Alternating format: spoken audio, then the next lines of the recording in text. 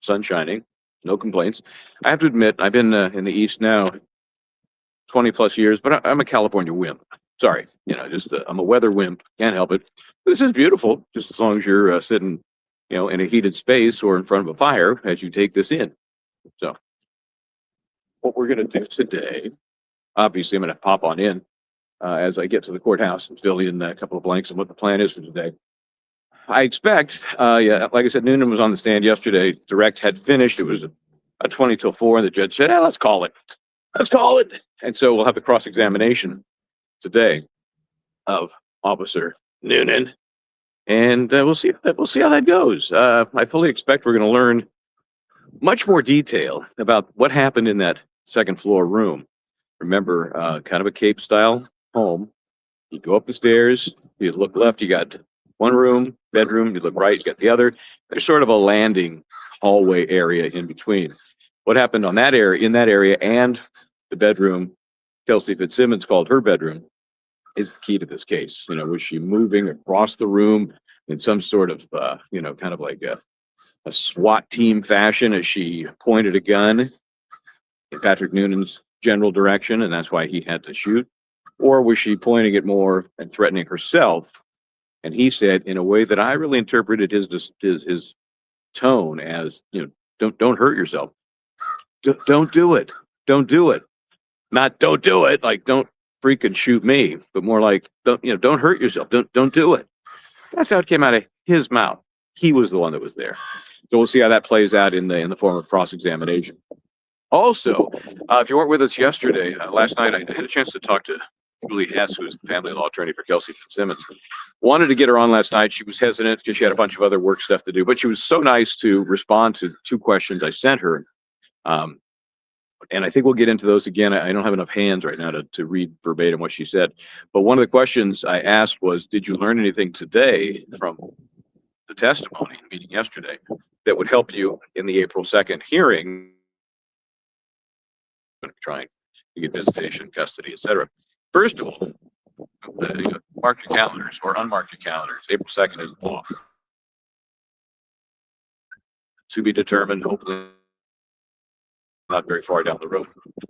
And she said she learned a lot, and not just from Justin. She, of course, didn't want to tip her hand, but was happy with what she did learn. And I saw her sitting there with her partner on the family law case, scribbling feverishly, filling in some blanks that maybe she didn't have answers to before yesterday's testimony. So that was important. Would be for the hearing that I thought was on April 2nd, but it's now been moved. And, again, a little more coy, but making it very clear that their plan is to walk out of court on that day, whatever that new date may be, with visitation / custody in hand. Now, she said, of course, it does assume certain things. The character behavior of Justin the alien, which has been talked about and memorialized in affidavits like the one she included in her motion. And also what happens here. I think we are all thinking acquittal. Though it is a bench trial, you never know what's going to happen. Maybe fewer variables than a jury trial, but still, nobody knows. So we also believe that if she is convicted, that there will be no time in custody, but that still could affect visitation and custody of her minor child because she'd be a convicted felon. So, of a dangerous, violent felony. So that's key. So we can't just leapfrog over this as much as we'd like to get to the more important, in terms of family and emotional connections, the more important connection between the little boy and his mom. So we got to see what happens here first. So I'm going to get on into court. I don't even know what time it is. Can somebody tell me what time it is? Hold on a sec. I'm going to check what time it is. I got a couple minutes. See if there's anything else that was going on that I thought was of interest from yesterday's party. Tim Bradle did speak a little bit after court. I went up and asked him as they were getting ready to leave. I said, "Are you going to have like an official little presser thing?" Or he said, "No." He and Martha Coakley both said, "No, probably not," which is fine and perfectly understandable. But Tim's a very friendly, gregarious dude, and so as he comes out, people are shouting questions at him, and probably of substance, what he suggested was that he thought the prosecution might rest today. So thinking about that, thinking about the witnesses we've seen so far, basically 2 cops and a brother-sister act. And what did you think about Courtney? What did you think about Courtney? Alien-esque, alien, female. What's a female version of alien? Anyway, that's a trippy chick, to put it in legal parlance. Just intense, man. So intense. Some people were suggesting like Wednesday from the Addams Family. I don't know. I think Wednesday from the Addams Family is a barrel of monkeys compared to Courtney the alien. Excuse me. Some people just. I'm just listening to some apparently excited person walking through the park. So I don't know what you think of her. She was pretty amazing. And when confronted with a misperception of how she got into the house that day, because she went to the house on June 30th. She's the one who grabbed the baby and bolted. She said, the cops let her in, and the video makes it very clear she let herself in. And she kind of stuck with that. Couldn't be shaken, which I thought was just downright odd. Anyway, so we've had only 4 witnesses, right? Yeah, 4 witnesses. Noonan, clearly the most important in terms of the he said, she said of this whole case, because that's what we got. Nobody can want those. And so he'll get cross-examined today. Who else would the prosecution bring on? I don't know. There might be another peripheral cop or 2 that has to do with the justification for the restraining order. I don't know. Maybe not. And the defense, we know, based on yesterday's opening statement by Tim Bradel, Kelsey Fitzsimmons would be testifying. And perhaps maybe Steve Fitzsimmons. I know he's excluded and not happy about it because he is on the witness list. But really, he put the video stuff in. Is that going to stay?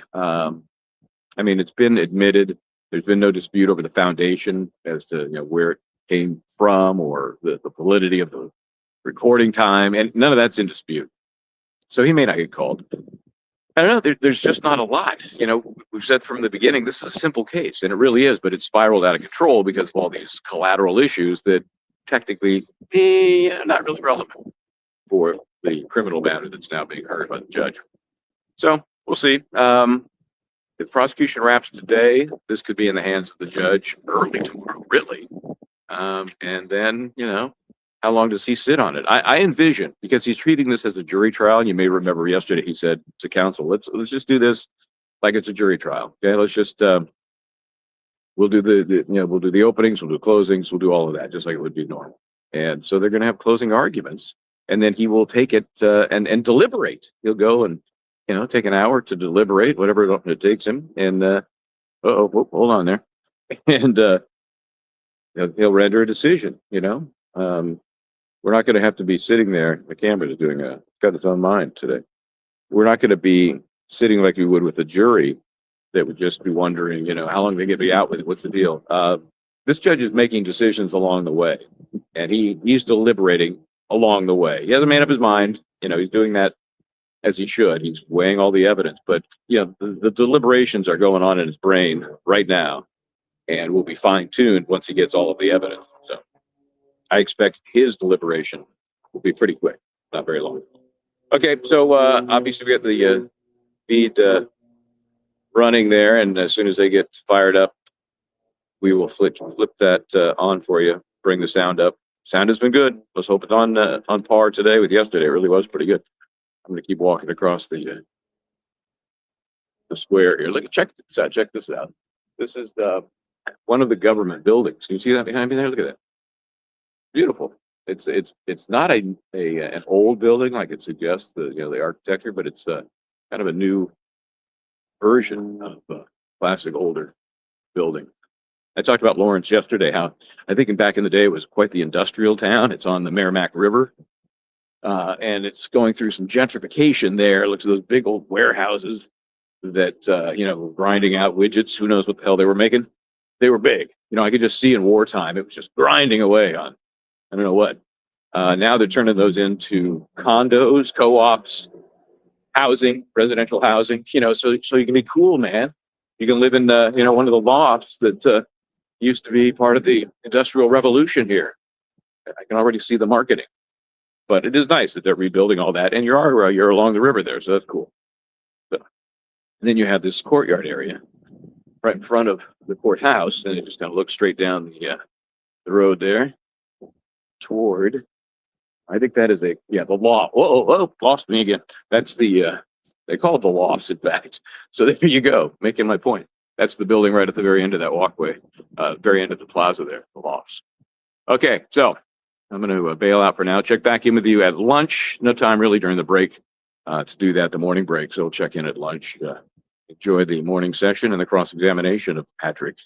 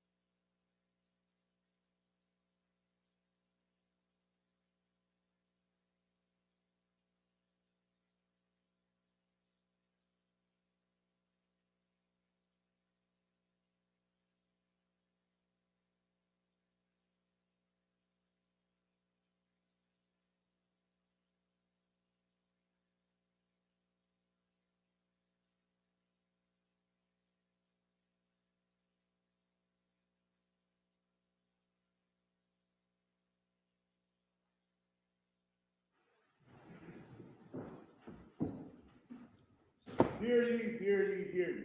All persons have anything to do before the Honorable Jeff Parker, Justice of the Superior Court, now sitting in Lawrence, within and for the County of Essex, draw near, give your attendance, and you shall be heard. God save the Commonwealth of Massachusetts and this most honorable court. The court is now open. Please be seated. Good morning, Your Honor. Good morning. March 24th, 2026, Courtroom 2, Lawrence Superior Court. The Honorable Justice Jeff Parker presiding. Calling the criminal matter of Commonwealth versus Kelsey Fitzsimmons, docket 2025, 77 CR 311, scheduled today for continued jury waive trial. Could counsel please identify themselves for the record? Good morning, James. Good morning. Good morning, I'm Maria Moyer. Good morning. Morning, Your Honor, Martha Cooley, representing the defendant, Kelsey Fitzsimmons. Good morning. Good morning, Your Mr. Honor, Timothy Fitzsimmons. Bradle, Kelsey Fitzsimmons to my right, and thank you again, my paralegal, Courtney Healy, to my left. Good morning. Okay, you folks can have a seat. And I want to apologize to everyone for running a bit late. I wanted to do some last-minute research on the motion for a view. And wanted to talk to you folks about it. So paper 88 is the defendant's motion for a view. And I guess at this point, is the defense still seeking the view? Judge, we haven't had any progress on the other end of it. Excuse me. At this point, I am satisfied with your discretion. If you would like a view, we'll do it. I did file a motion.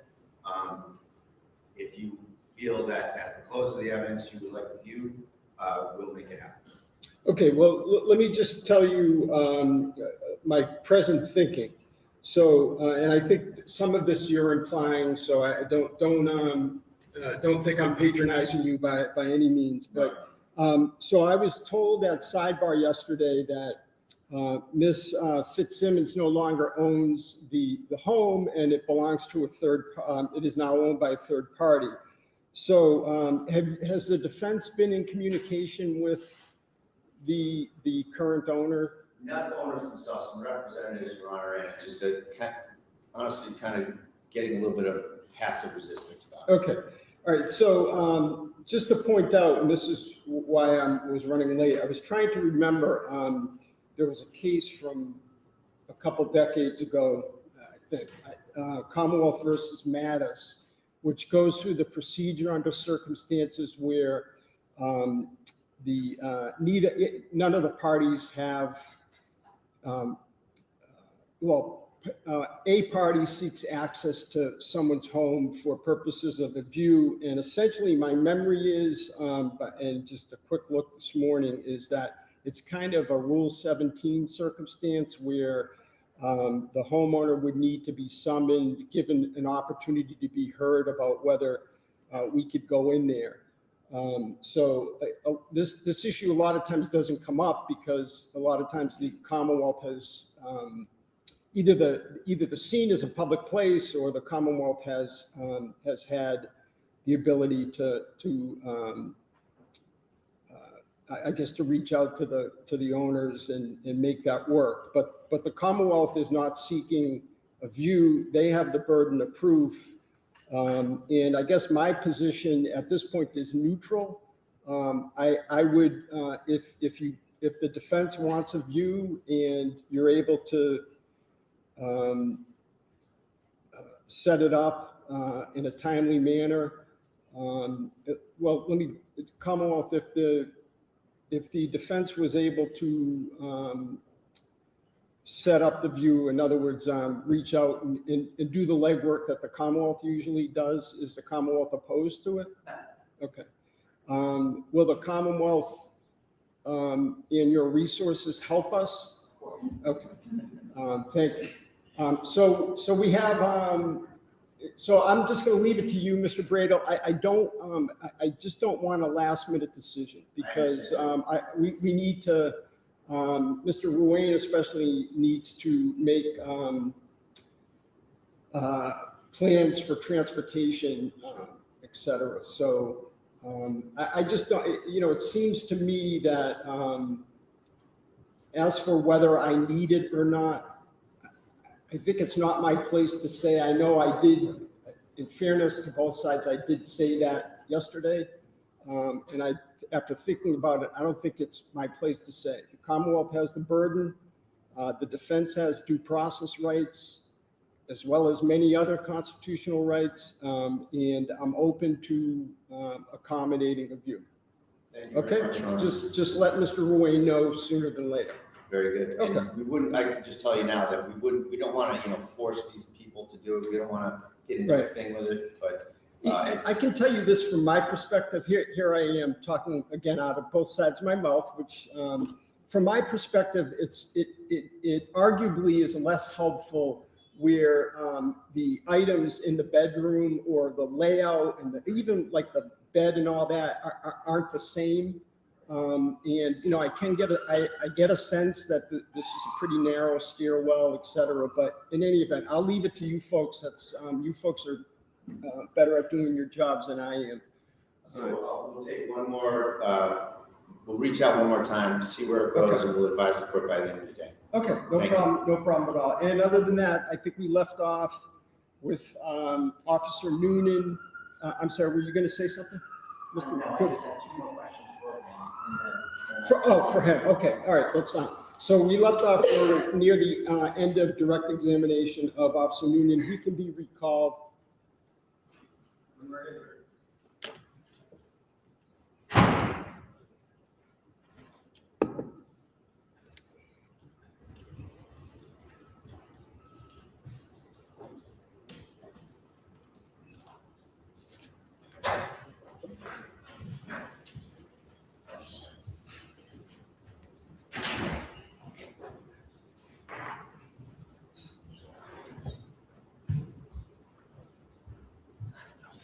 Just reminding you, Yes, sir. you could take the stand, sir. Good Just morning, sir. reminding you that you're still under oath from yesterday. Yes, sir. Good morning, sir. Good morning. All set, Mr. Gubitosi? Thank you. Sir, I just had a couple more questions for you. The firearm that you used on the 30th, what happened to it after you left the residence? So I secured the scene, and then once more officers showed up, they relieved me, and the chief had me walk with him to his car, and he took my firearm and he gave me his. You talked about Kelsey Fitzsimmons. Do you see her in the courtroom today? I do. Can you point to her and describe an article of clothing that she's wearing? She's wearing a sweater. May the record reflect she has identified the defendant. Yes, it may. Thank you. I have nothing else. Okay. Cross-examination.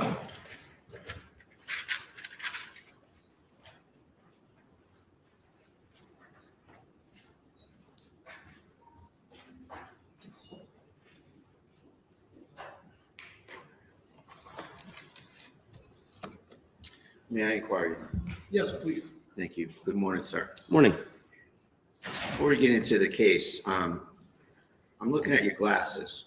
Hmm? Are those glasses AI recording type glasses? No, Okay, so you're not recording anything right now? absolutely not. Um, Let's go to June 30th at Kelsey Fitzsimmons' house. What time did you get there? I think right around 6 or 5:30, 6 o'clock. The upshot of that visit was that when you got there, you didn't secure the firearms, did you? No, we didn't. And you collectively, meaning the three of you, you brought the guy getting the restraining order to the person he claims he's in fear of, correct? I wasn't aware that Justin was en route. That was Lieutenant Daly when he made arrangements with Justin. So you're saying that I- was, sorry, finish your answer. Justin Ayala. That was that was not your part of this incident? No, it wasn't. Okay, and you're saying that, oh, sorry. Excuse me one moment.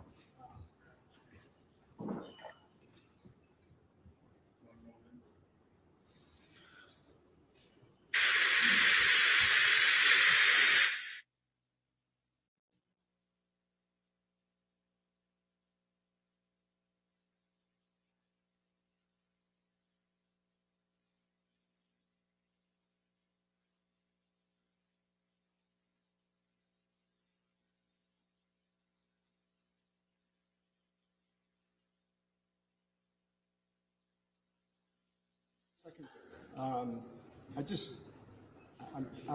want the jury box to be empty, so I just want to have the gentleman move. Sorry about that, sir. We'll make room for you.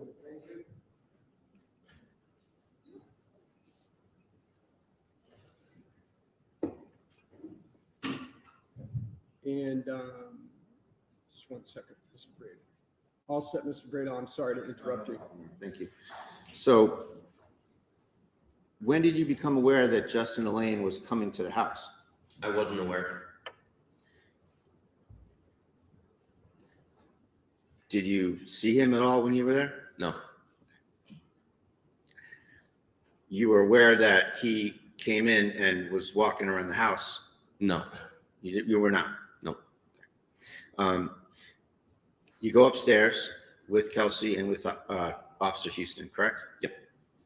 Officer Houston leaves to see who's coming in downstairs? There was an older woman that was causing a scene with Lieutenant Daly, and The question was, did Houston go downstairs? he did, to mitigate what was going on downstairs, is what my belief was.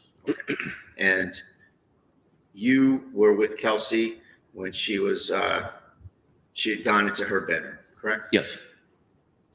Then you went down the stairs to see what was going on. No, You took some steps down the stairs, didn't you? I did not. Your testimony is that you stayed on that landing? Yes. Okay. Isn't it true you left Kelsey alone in that room for a period of time? No. You're serving an order on someone who's your colleague, correct? Correct. It's fair to say that this restraining order service isn't exactly going by the book, is it? And from my past experience, it is. Well, the guns are floating around out there. Actually, Kelsey had stated the guns were downstairs in the basement in the safe. I didn't ask you what she stated, did I? Continue. Thank you. So the guns are still floating around. You're serving a colleague. The guy comes to the house who's got the order. It's fair to say this isn't exactly a garden variety service of a restraining order, is it? That's inaccurate. It's inaccurate? Yes. Okay. And this is just another day for you? No, it's not. So in fact, you were working, right? Mm-hmm. Yes. You get a call from Houston. Yes. He tells you what the plan is, correct? Yes, he said that. I didn't ask you what he said. Okay. He told you what the plan is, correct? No. He asked me to meet up with him. He told you that Kelsey's ex-fiance got a restraining order and that you had to serve it, get her firearms, and get the baby, didn't he? Not on the phone, no. And you said to Houston on the phone, whatever he said to you, your answer was, sounds good, right? No. That's not what you said. I don't remember what I said to him. Okay. Well, that's what you told the grand jury, isn't it? Objection. Overruled. Misstating what he told the grand jury. Well, you can restate during redirect. We'll get to that. We'll circle back And on I all prefer this. that both sides show a witness what they're referring to when they're trying to. I will, Your Honor. Thank you. I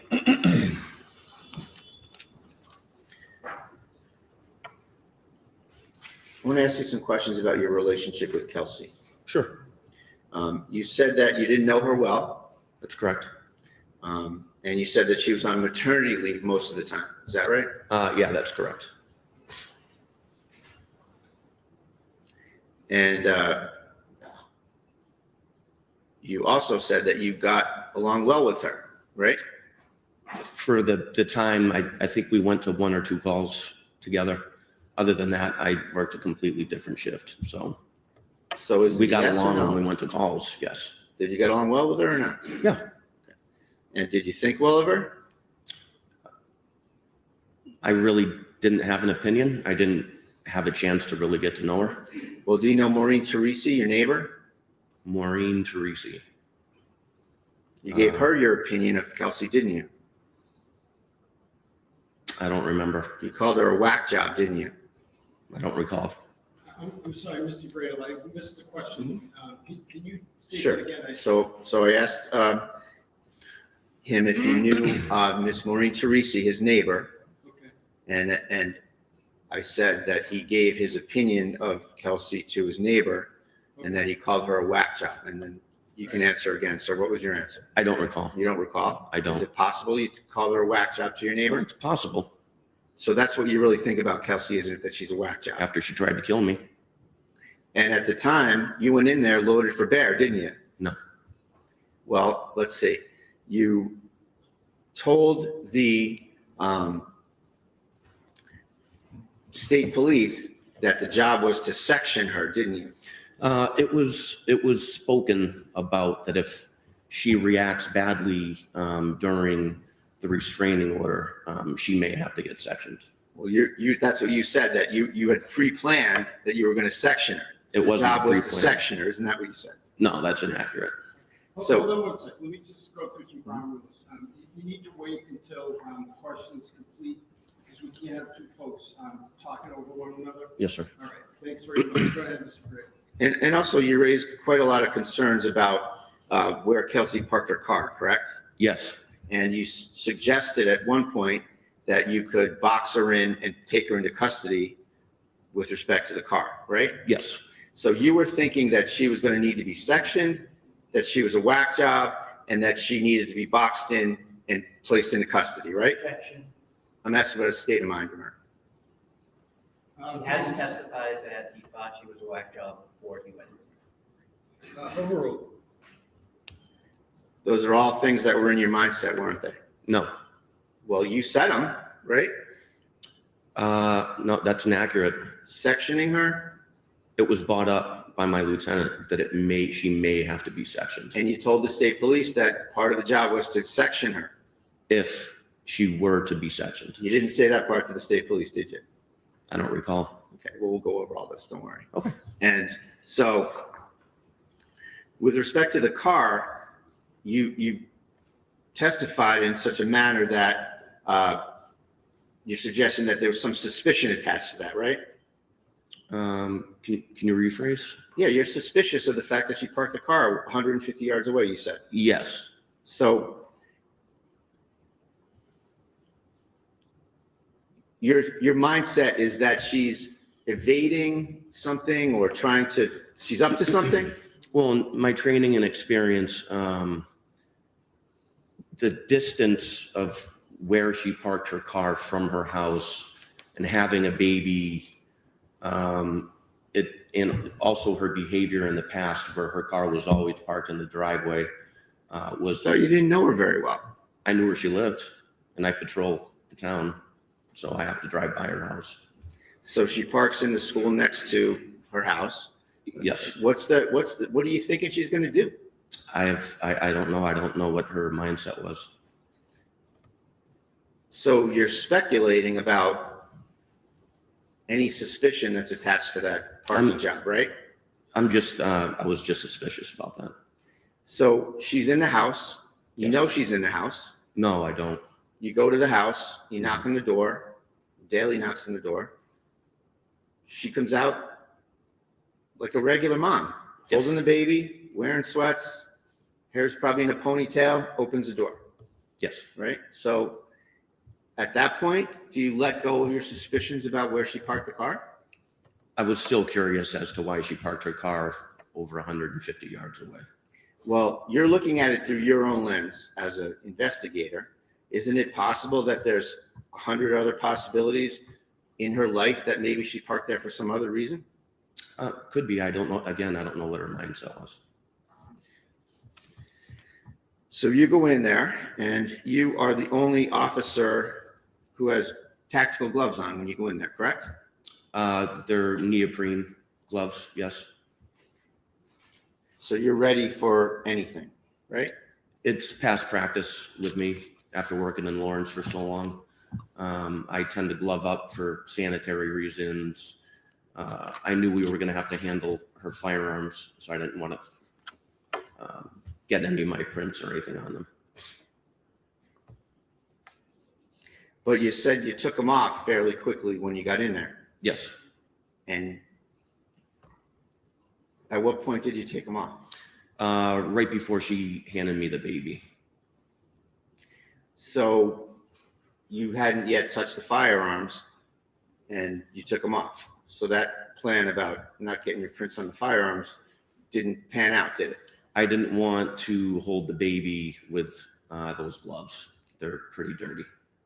And while we're talking about holding the baby, it's fair to say that Kelsey Fitzsimmons, with 3 cops standing there, had her baby, and she's the one that chose to give it to you. Isn't Yes. that right? You didn't ask for it. Daly didn't order her to give it to you. She, with whatever her mindset was, chose you to take her baby. Isn't that right? That's correct. And she chose you to take a bottle and feed her baby, right? That's correct. And then this is 5 minutes before you say she tries to murder you, right? That's correct. Now, you said that you felt that the baby couldn't be comfortable because you had your vest on. So it wasn't comfortable and you wanted to give the baby off to someone else, right? That's correct. A fair statement? Yes. Okay. Well, that's not what you said prior, is it? Well, I like to have my hands free as well. I don't like my hands tied up.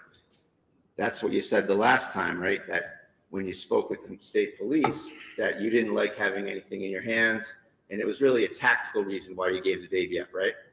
No, it wasn't a tactical. I just didn't want to be holding the baby. Isn't it tactical that you want to have your hands free to deal with anything you have to deal with at this? I want to have my hands free on every call. What's that I wrong have. with the word tactical? Why isn't that tactical? Can you rephrase that? What's wrong with the word tactical? There's nothing wrong with that. So why doesn't it apply? Because I said it? I'm sure it could apply. Objection. I'll strike that, Your Honor. Why doesn't it apply? I'm sure it could apply. Sure. So for tactical reasons, you gave up the baby, but that's not what you said here at this trial, is it? I don't recall what you. Can you rephrase that? I Well, don't- here at the trial, you said that the baby couldn't have been comfortable and you wanted to give the baby off, right? Yeah, that's correct. And you didn't say anything about wanting to keep your hands free for tactical reasons, right? It wasn't asked. You were asked what happened repeatedly, and you had every opportunity to talk about it, didn't you? Sure. And you left it out. Not on purpose. We'll see. Mr. Brado, comment like that isn't helpful, please. Sorry, Your Honor, motion to strike. You're moving to strike your own comment? I am. It's allowed. And that's very forthright of you.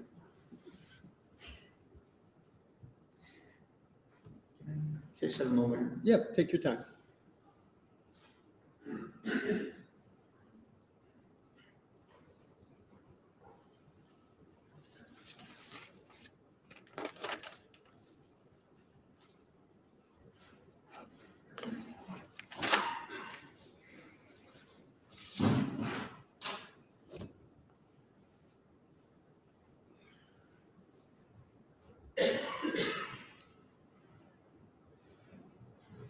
I asked you something about your grand jury testimony that we alluded to.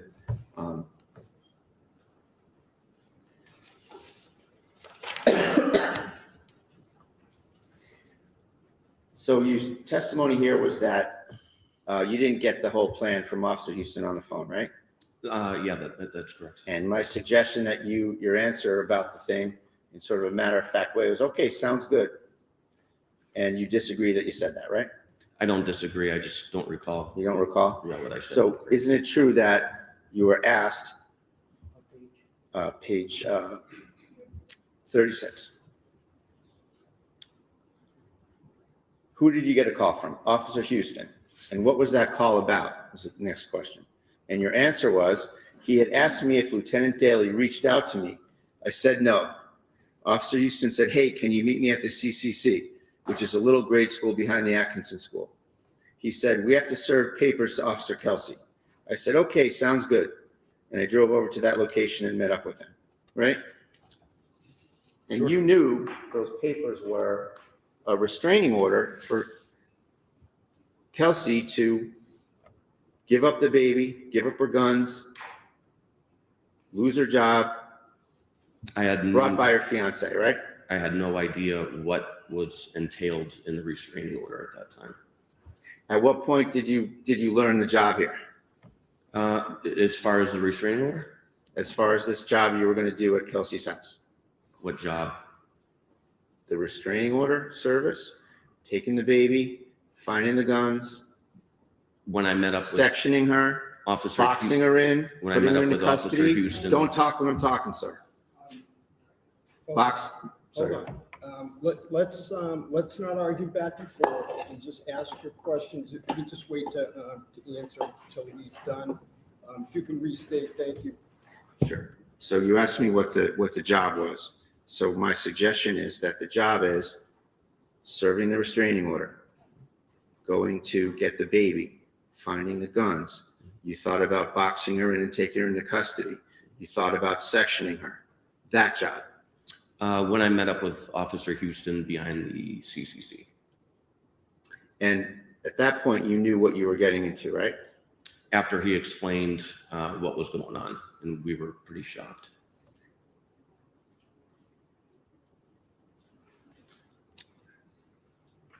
In all of the statements you've made prior to being here yesterday and today, you've never said that you were pretty shocked about anything, have you? I don't recall. You weren't shocked. You were treating this like a video game, weren't you? No. Well, your first answer is, sounds good, like it's any other day, right? As to meeting up with him behind the CCC. Yep, sounds good. See you there. Sounds good to meet up, okay.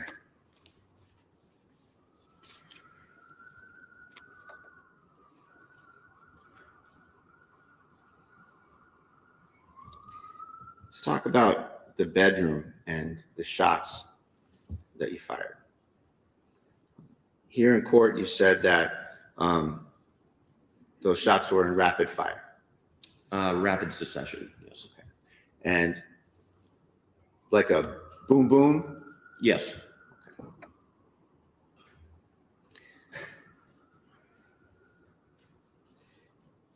No, that's not what you said to the state police, though, is it? That was 8 months ago, right around there. I don't recall. I said I shot twice, possibly. You told the state police that you pulled the trigger. This is 1232 in audio. You told the police that you pulled the trigger once. You said the word once. And then you said, I kept giving commands. And then you said, I pulled the trigger again. That's a completely different scenario than 2 shots in rapid succession, isn't it? As far as the time frame, I was trying to recall the event as best as possible. But, rapid succession, you pull the trigger, pull it again. Yes, I pulled it twice.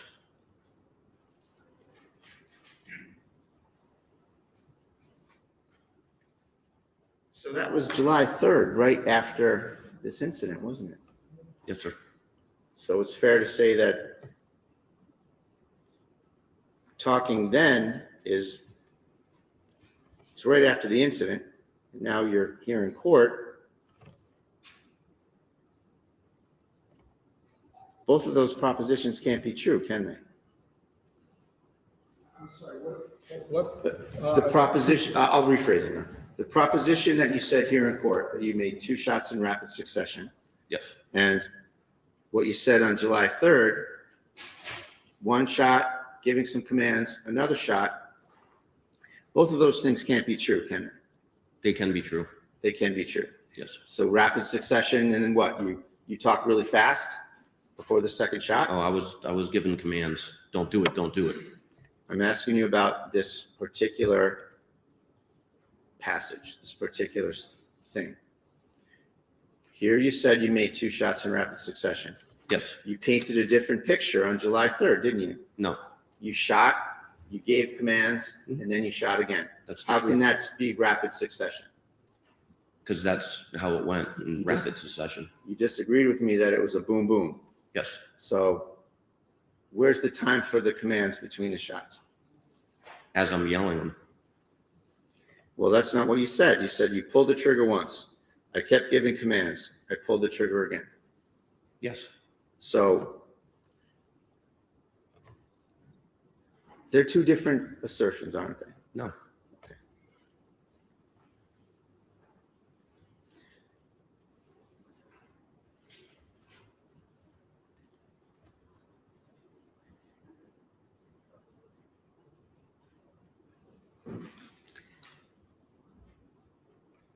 You gave a statement on July 3rd to the state police, right? A recorded statement? Yes.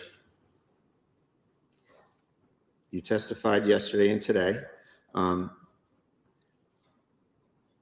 What was your preparation like for this case? To come in here and testify. I met up with Mr. Gubitosi, Attorney Gubitosi. How many times?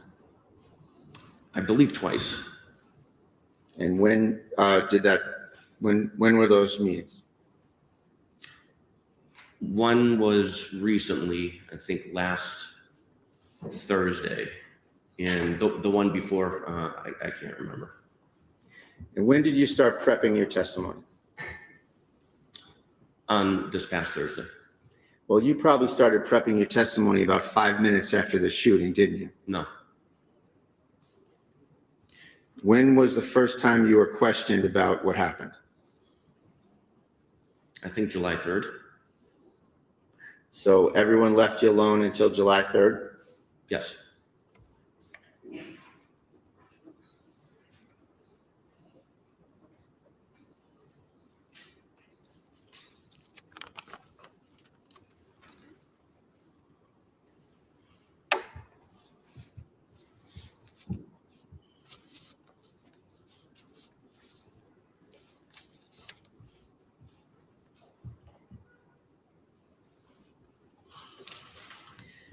When you were upstairs with Kelsey, she kept giving you things and asking you to take them downstairs, didn't she? That's correct. And she did that with Houston as well, right? Yes. So it's fair to say that she was trying to get you away from her, right? I don't know what her mindset was. I wasn't going to leave her alone. Sure, let me ask you a better question. The effect of that would have been, if you took things downstairs, that you would have left her. Yes, that's correct.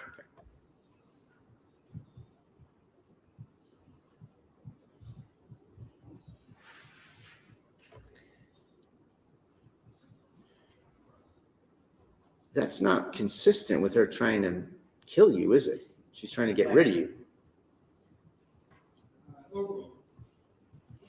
Can you ask that question again?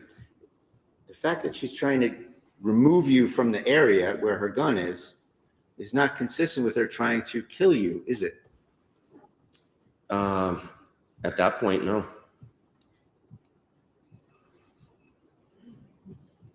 So let's get into the incident here, what you say happened. You say that Kelsey went into her bedroom after being in the baby's room, correct? Yes. She, you don't go in the room, right? No, I stayed at the very top of the stairs, right before the door frame. So it's fair to say you're on the landing, the top of the stairs, looking into the room. That's correct. And the room's got a lot of furniture in it, a lot of things everywhere, right? Yes. So you say that Kelsey has a change in her demeanor, right? Yes. She starts to shake and get upset, shaking uncontrollably, you said, right? Yes.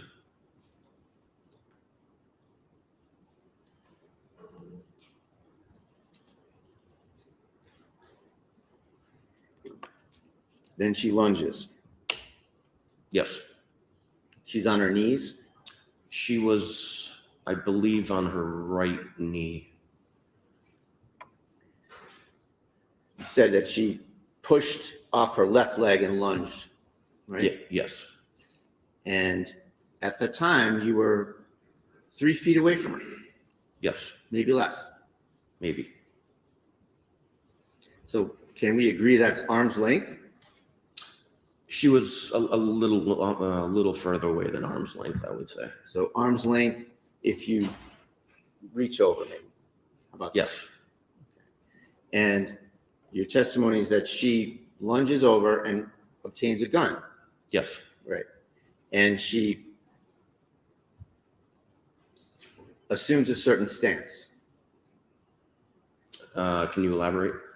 Well, you were there. What stance did she assume?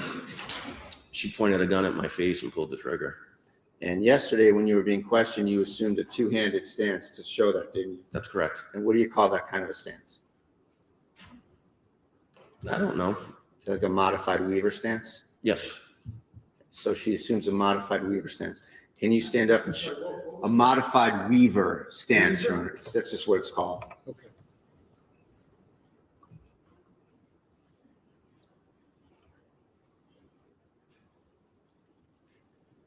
Can you demonstrate to us what a modified Weaver stance looks like? Do you want me to stand up and show you? Please. So are you asking him just in general? Just to or- show the stance in general first. Yes, Judge. Thank you. So she grabs it, comes up, pulls the trigger. And that's not, I don't think that's what he was asking you, but. So just what's the modified Weaver stance? What is it? Yeah. And what, can you describe it? What are you doing when you do a modified Weaver stance? Strong side. All right. So if I'm righty, this is my strong side. That's gonna grab the pistol, and I use my support hand to support the weapon. Are you righty? I'm sorry. Are you righty? I am. You can have some things. Thanks. And you're saying that Ms. Fitzsimmons had the gun in that kind of a stance? Yes. And how far was the gun away from your face? It was right outside of arm's length. So she's 3 feet away. She assumes the modified Weaver stance, so she's probably another foot or two towards you, right? She stepped to the left. I don't know if she stepped towards me. Well, your testimony was that she immediately lifted the gun to you and Yes. pulled the trigger and tried to shoot you right in the face. Yes. So the gun didn't go off. No. And there she is with the gun there. The guns didn't go off, and you're within feet of her and the gun that didn't go off, right? That's correct. And you didn't just grab her, did you? No, I was in complete shock. And then she started backpedaling immediately and trying to tap and rack that weapon. Right. So your testimony is that Kelsey goes from a wounded bird shaking uncontrollably to a female movie action hero, doesn't she? Those aren't my words. That's your description of what happened, isn't it? I didn't describe that either. in So those words. she gets the gun. She tries to murder you in the face Yes. 5 minutes after she has her feed her baby. Yes. She pulls the trigger, nothing happens. Yes. It went click. She stands up, right? She was already standing.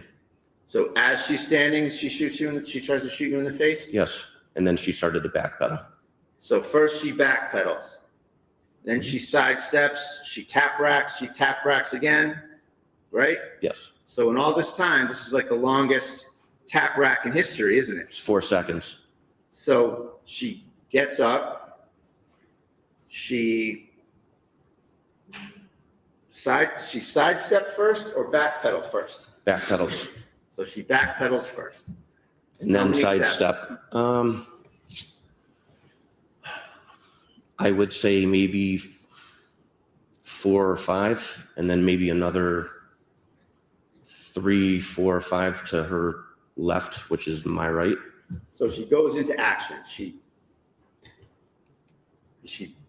tapping the magazine and then racking the gun while she's moving around? Yes, she's a well-trained police officer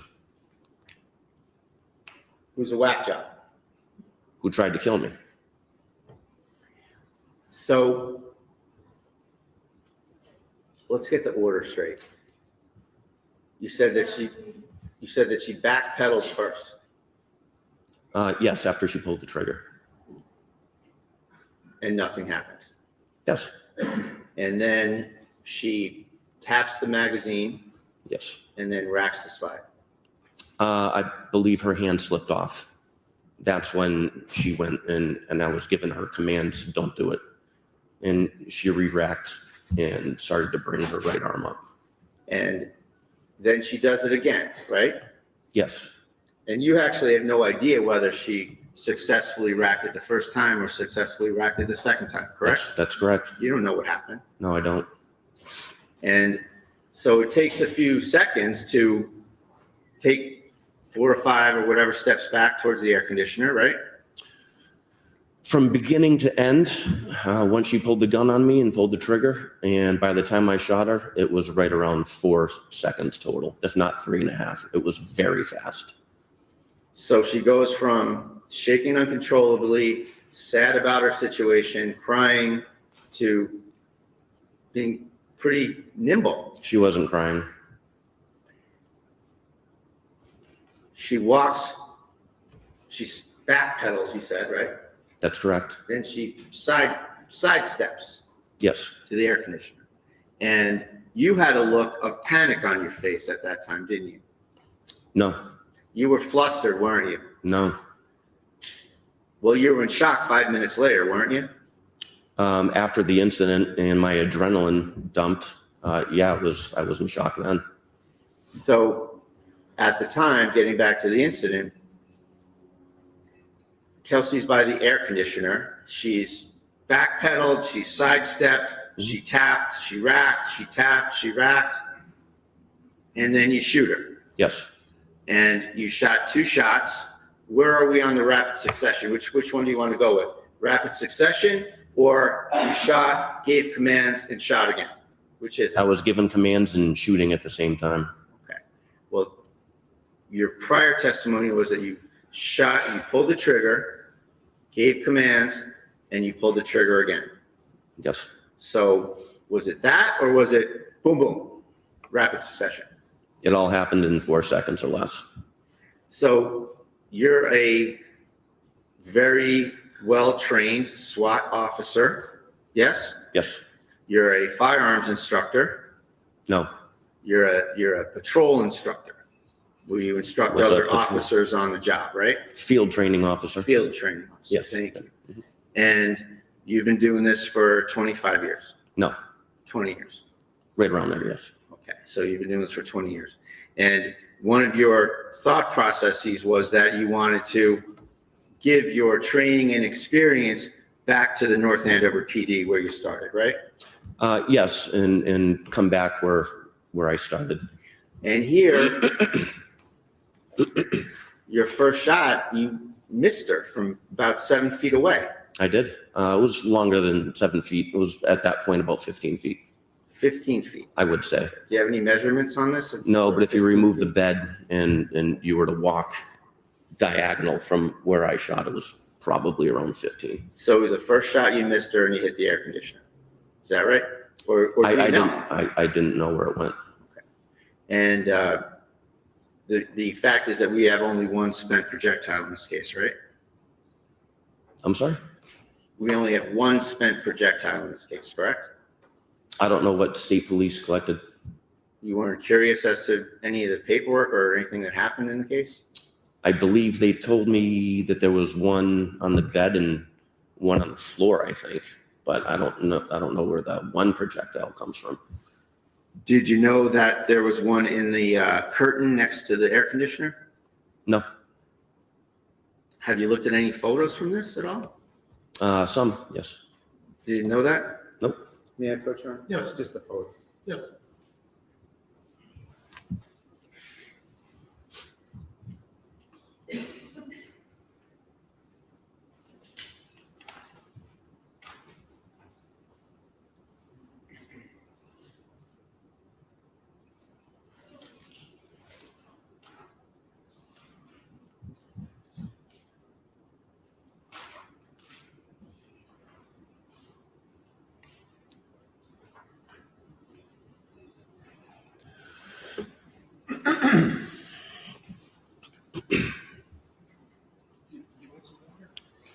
have some?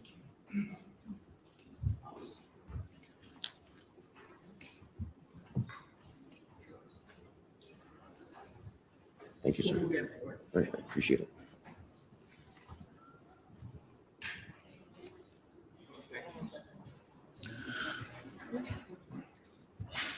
Thank you. I'm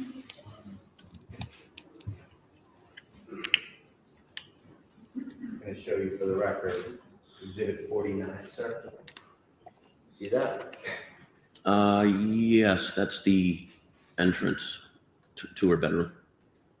And is that a fair and accurate depiction of kind of the stuff that was there at the time? I didn't see any of that at the time because I was facing forward. That's at a completely different angle. Well, that's the area where you say that she lunged to, right? There, yes, that would have been my left. Now, at some point, there was a safe there, wasn't there? A green safe. I have no idea what was there. Didn't you speak with Officer Core at the scene? Yes, I did. And Officer Core, you said that you ordered him to do something. You remember that? I did. You ordered him to take the gun and get it out of there? Secure it. And what were you doing at the time you ordered him to do that? Rendering aid to Kelsey Fitzsimmons. So you're over by the bed. He would have had to go in that area to get the firearm and secure it, right? So I placed the firearm. You can't see the right side of the door frame.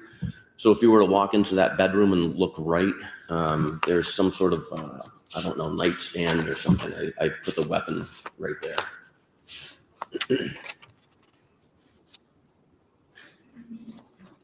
I'll show you Exhibit 75. Is this the? Oh, it's the white. Yes, that's it.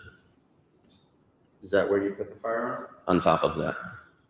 Now let's just go. That's exhibit what? 75, Your Honor. Thank you. So let's talk about who touched the firearm. So Daly picks up the firearm, right? Yes. And the firearm was under Kelsey's leg, correct? I don't know where it was. I was covering down. I know he flipped her over and found the weapon. I don't recall where it was. Okay. You heard, strike that. So your testimony is that Kelsey's racking the gun, sidestepping, backpedaling, tap rack, and at some point she points the gun at you, right? Her arm started to come up towards me. Okay. So it's fair to say that she's back again, like we said earlier. She's starting to do this, right? No Weaver stance. Okay, so one hand. It was. Is that the FBI crouch? What do you call that? Is that A one-handed. it's not called the FBI crouch? I've never heard that term. Okay. So she starts to point the gun at you. So we agree then that the gun is out in front of her, right? It was in the upward position. It was coming up towards me. When I fired my second round, I saw her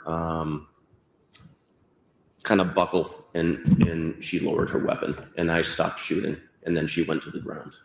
You hit her in the chest and she goes flying back and lands on her back, right? She didn't go flying back. She landed on her back, correct? She went down to the ground. I don't know which way she went. I think she crouched over. Well, you knew she was on her back, didn't you? I don't remember. As far as that goes, that's kind of a blur. So the idea that she's got the gun out in front of her, she falls on her back. If the gun's underneath her, is this some sort of a magic gun? I don't know where you're getting at. Doesn't it make sense that if the gun is out here and she receives a force of a 9mm bullet pushing her back this way, how does the gun get all the way behind her and under her leg? I have no idea. It's the way she fell. So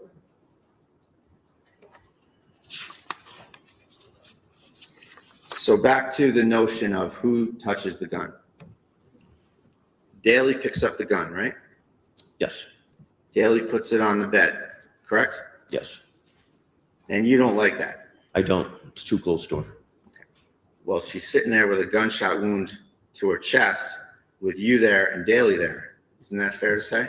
Yes, So then you touch the gun, right? I do. And then you move it to the white shelf, bookshelf. Yes, And then Core arrives. And Yes. then you tell Core to grab the gun and secure it, right? I do. And then Core has it. Does he take it into the hallway? Maybe. I remember just focusing my attention on Kelsey. Sure, understandable. So you're focusing on Kelsey and you're giving her first aid. Yes. Well, Lieutenant Daly was starting to work on her. Well, is it fair to say that at first you still had your gun on her, but then you helped with the first aid? Yes. Okay. Afterwards. So that was your primary focus, was once you felt that she was not a threat to you on your testimony, you started to assist with the first aid, right? Yes. And you and Daly are rendering first aid, and then Core comes, right? Yes. Yes. And you say, get that out of here, secure the gun. Yep. Make it safe. Okay, so it's fair to say that Core does that, but your attention is not on what he's doing, it's on rendering first aid, right? That's correct. So you don't have any knowledge or observation of what Core did with the firearm, right? No.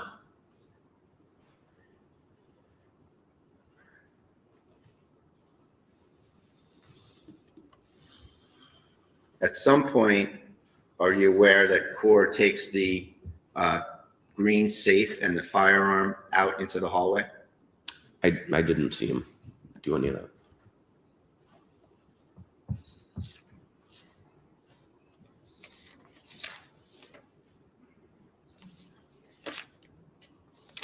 I show you Exhibit 51. Do you recognize that? Yes, I do. So Exhibit 51 is the left side of the door frame where you say that Kelsey lunged, right? That's correct. Is that how it looked when she lunged over there? I didn't see that when I was in the hallway. Do you know anything about that shoebox with the orange lining? I have no idea. Do you remember seeing that chest with the brown leather trim on it? I thought it was an end table when I walked out of the room. Do you think that the gun came from any of those areas there? With how quick she grabbed it, I think it came from that box, but I don't know.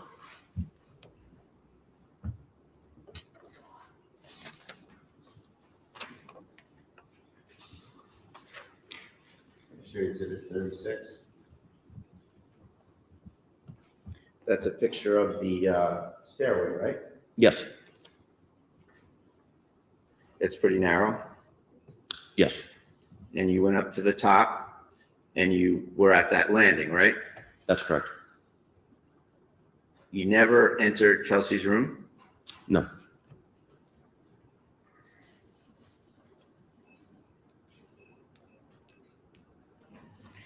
So you said that you were shocked that Kelsey was quickly grabbing a gun and putting it in your face? Yeah, absolutely. And you, that she'd gotten the drop on you, right? Yes. And at that point, you feared for your life, you say, right? Absolutely. And you panicked and you shot her. No. Well, you missed her from just a few feet away. It's hard to shoot a moving target or anything moving.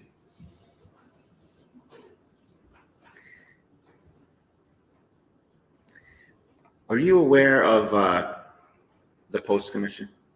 Yes. And you know that the Post Commission has issued regulations that are in the Code of Massachusetts Regulations. Yes, And you know that it's prohibited to use deadly force on a person who is exhibiting a danger only to themselves. absolutely. And you knew that on June 30th, 2025, didn't you? I've known that since I graduated the police academy in 2006, or even before. Right. And you went in there thinking that Kelsey was dangerous and had guns and you might get into it, right? That's inaccurate. And that's why you had your gloves on, isn't it? No, You were ready to get wet. no, I'm sorry, ready to get what? Get wet, Your Honor. And that's when you had to adjust the narrative, isn't that true? no, So you're gonna maintain that you got into a gunfight with somebody who was your colleague, right? yes, Who had just given you her baby to feed 5 minutes earlier yes, of her own volition. yes,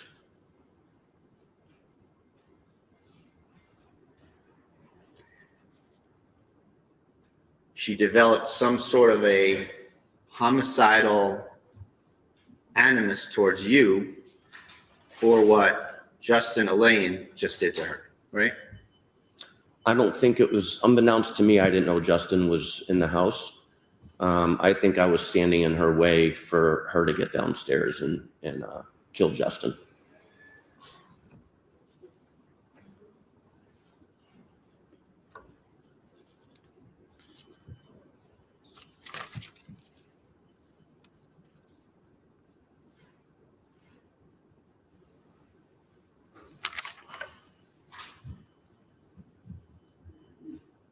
I assume this is in hindsight. Hindsight, yep.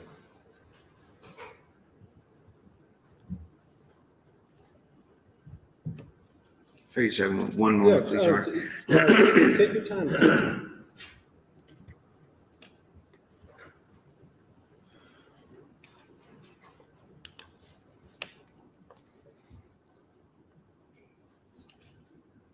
Did you have a taser?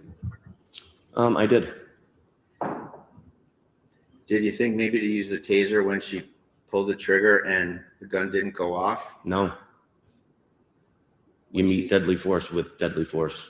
She's 3 feet away from you? Yes, Could have just grabbed her, couldn't you? no,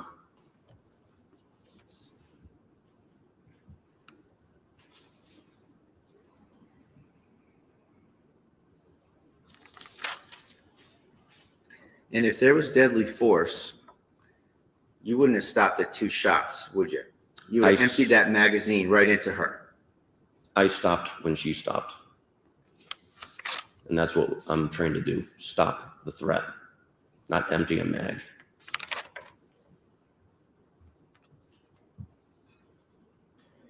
What were some of the things that she asked you to bring downstairs? I think there was a basket of books, and I believe some clothes. I think she put them in a car seat. What did you say to her when she asked you to bring them downstairs? I said, we'll deal with that later, and I put them down.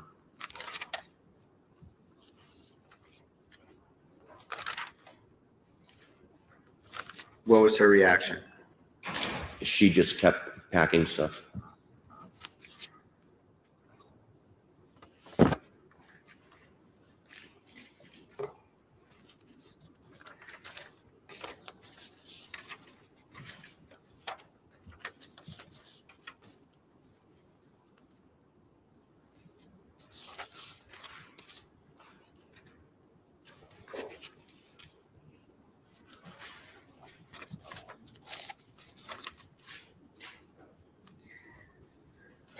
So you said that you were, you'd started your career in the North Andover Police Department, correct? That's correct. And you left for the Lawrence Police Department in what year? 2011. And then you were on the SWAT team from 2019 to 2024, correct? That's correct. And that you left North Andover to get a faster pace, right? What do you mean by a faster pace? Busier. Are you talking about when I left North Andover to go to Lawrence, or? Yes, A busier atmosphere, more action. more calls for service, More what, I'm sorry? calls for service. Calls for service. I wanted more experience. And you were there for how long? In Lawrence, Yeah, from 2011 to 2024. 2024, you go back to North Andover, correct? Yes, And you said that you wanted to bring your training and experience back to where it all started, right? yes, Meaning you wanted to offer officers at North Andover the benefit of your training and experience, correct? correct. You said that you only have 10 years left, getting older, a slower pace is what's needed, right? Yes, So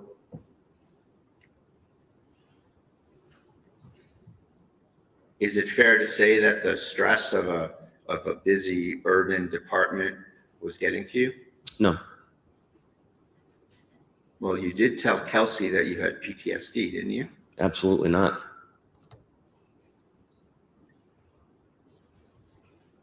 So slower pace, and you just wanted to grace the department with your training and experience, correct? Yes, Is that right? yes,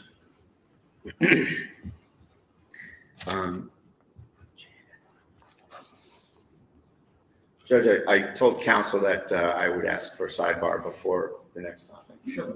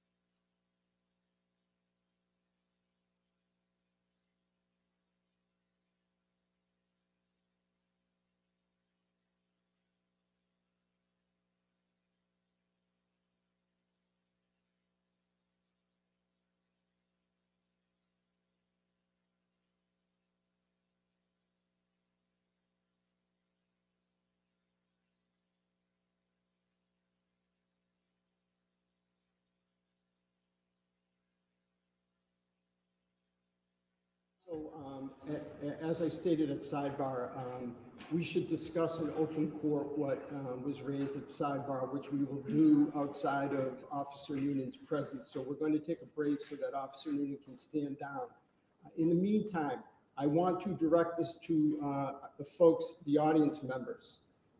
In case you weren't here yesterday, you should know there should be no recording, audio, video, photographs by anyone at all other than our couple of media representatives that have expressed permission, okay?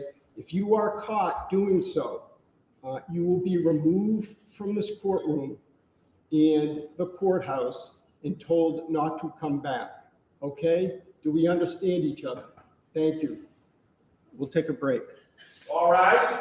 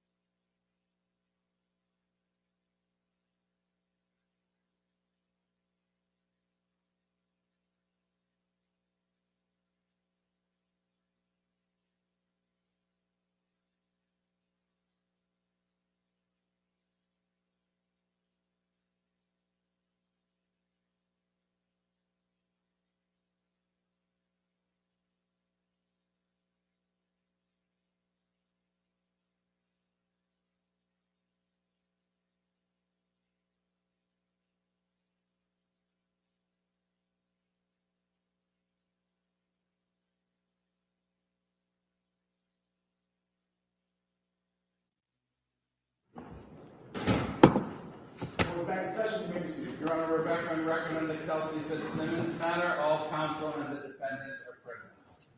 Okay.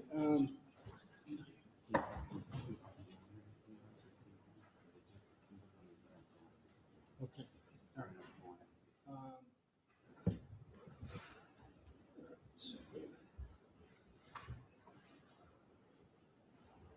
All right. All right, just for the record, Officer Noonan is not in the courtroom, correct? No, Okay, and Mr. Bradle, do you have additional counsel sitting with you? Yes, thank you. I want to introduce my attorney, Julie Bass. Okay. They're attorneys that are working with us in the probate court. And I wanted to ask if it'd be all right if they were up here because they've been assisting us with various factual matters. Would that be all right with the court if they sit here? Commonwealth, you take a position?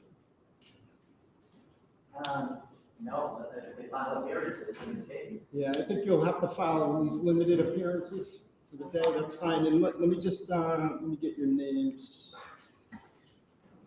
I'm sorry, your names again? Julie Hess, Hess.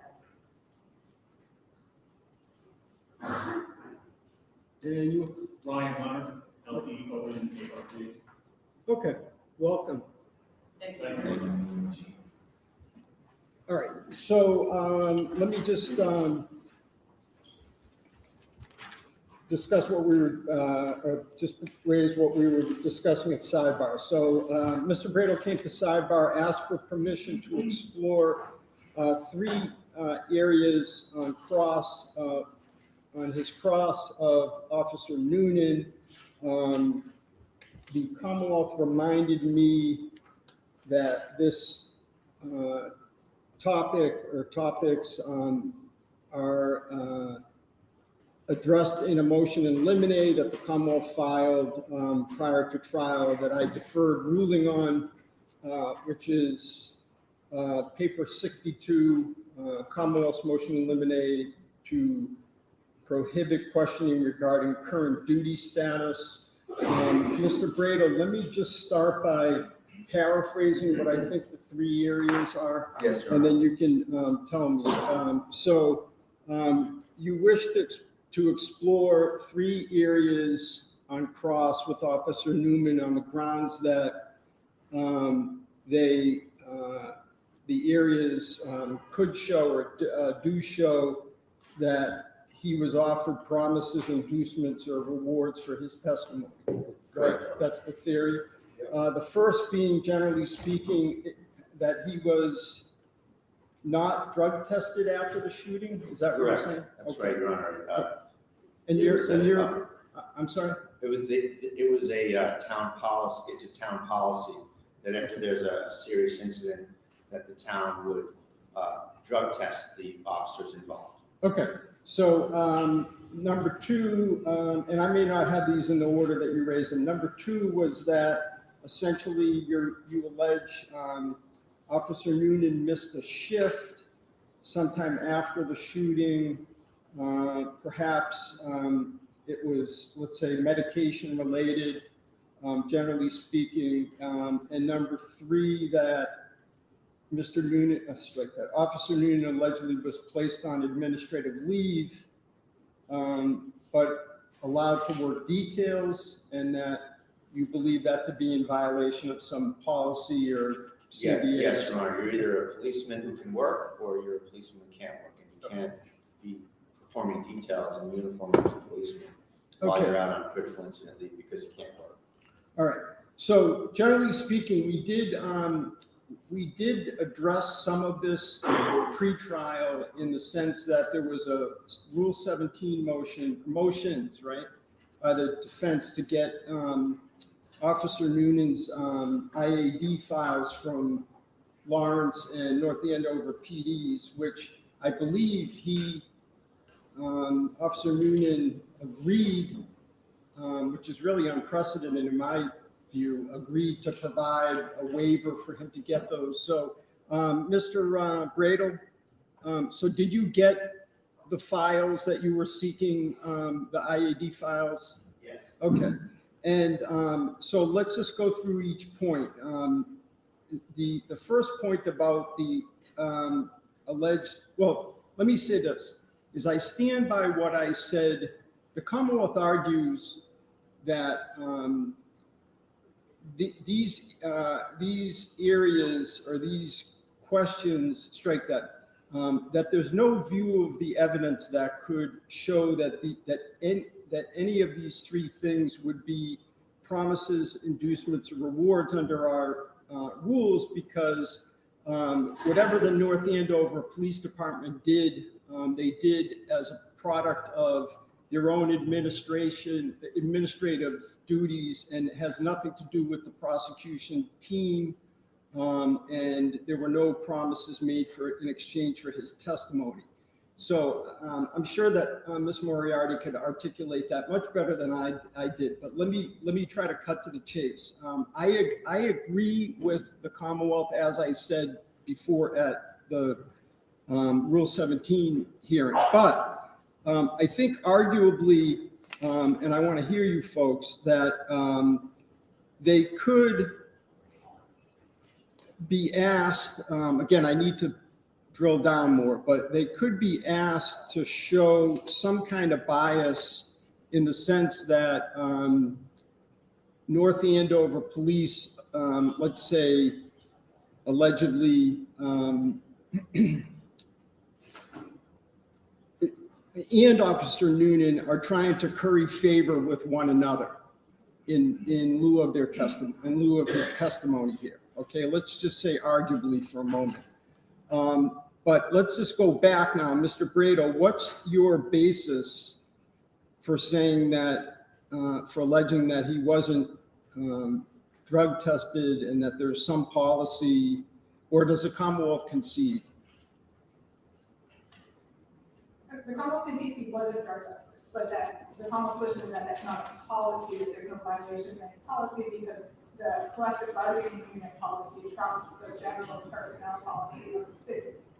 And so, in that way, there's no potential promise reward. Can I put something else? Yeah, please. I didn't write it in my paper as I'm Sure. reading it. I think, again, it's both a promise reward and inducement. Officer Nunan provided grand jury testimony and a recorded interview to the Commonwealth days and then in August. And all of these incidents happened well subsequent to that. I understand. And there's no claim that Officer Noonan has substantially changed his testimony from what he stated in grand jury or what he told the police on July 3rd. So again, there's no plausible showing or consideration in exchange for his testimony that has been remarkably consistent since July 3rd. What do you say Did to she say that? remarkably consistent? Yes. Okay, so I don't think that's really the issue right here. No, it is, because the Commonwealth raises a good point. So even Can I on take a even crack on, at well, the even other on- side of it? No, even on my theory, and just give me a moment. Sure. Even on my theory that arguably, let's say that each side, again, not the Essex DA's office or the prosecution team under Rule 14, but let's say the police department and Officer Noonan are trying to curry favor with one another. Ms. Moriarty does make a valid point that there still needs to be some showing that he's changed his story. Sure. I know that's a familiar topic that we all use in this area. Oh, they didn't change their testimony. That's not this, and here's why. This is a reward. It's after the fact. They're giving him rewards for his cooperation, to keep him happy, so he does well, so he's economically enriched, so he's treated nicely, and it's a reward. That's why that doesn't apply here, Judge. He is being rewarded for his continued cooperation. It's not the typical one that we often deal with. No, but let me just push back on that. So he's cooperative, but does his testimony, but he gave, I think this is what I heard, is he gave a recorded statement to the state police a few days after the shooting, right? So he's being rewarded for cooperation, what, for doing his legal duty, that is, show up when he's summoned to testify in open court? I think the fact that there's a legal duty attached to someone testifying doesn't eliminate the fact that you can be rewarded for what you're doing. You can get special treatment outside the rules. And I think that goes to the heart of cross-examination, where if someone has a rule made up just for them, that they can be a cop on a detail, but they don't have to be on the schedule because they're out on leave because they can't perform their job. That's a remarkable, unprecedented, in my research and investigation, an unprecedented accommodation. Well, is it unprecedented or is it legally binding part of the CBA? No, it's in violation of that. Okay, so I don't, go ahead, Ms. Moriarty. Judge, I'm frankly less concerned about this issue where you're the backhander.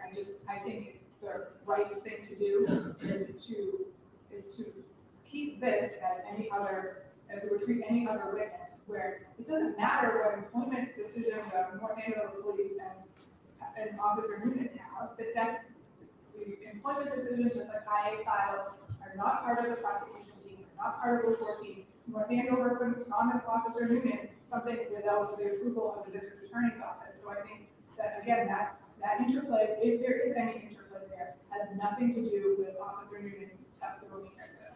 Okay, but Mr. Gradle says that this absence of drug testing was in contravention of the CBA. I don't think he hasn't brought forward the CBA. He has no basis to ask you questions.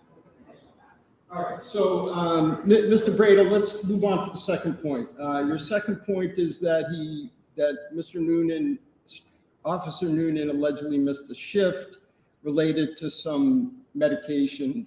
Let's leave.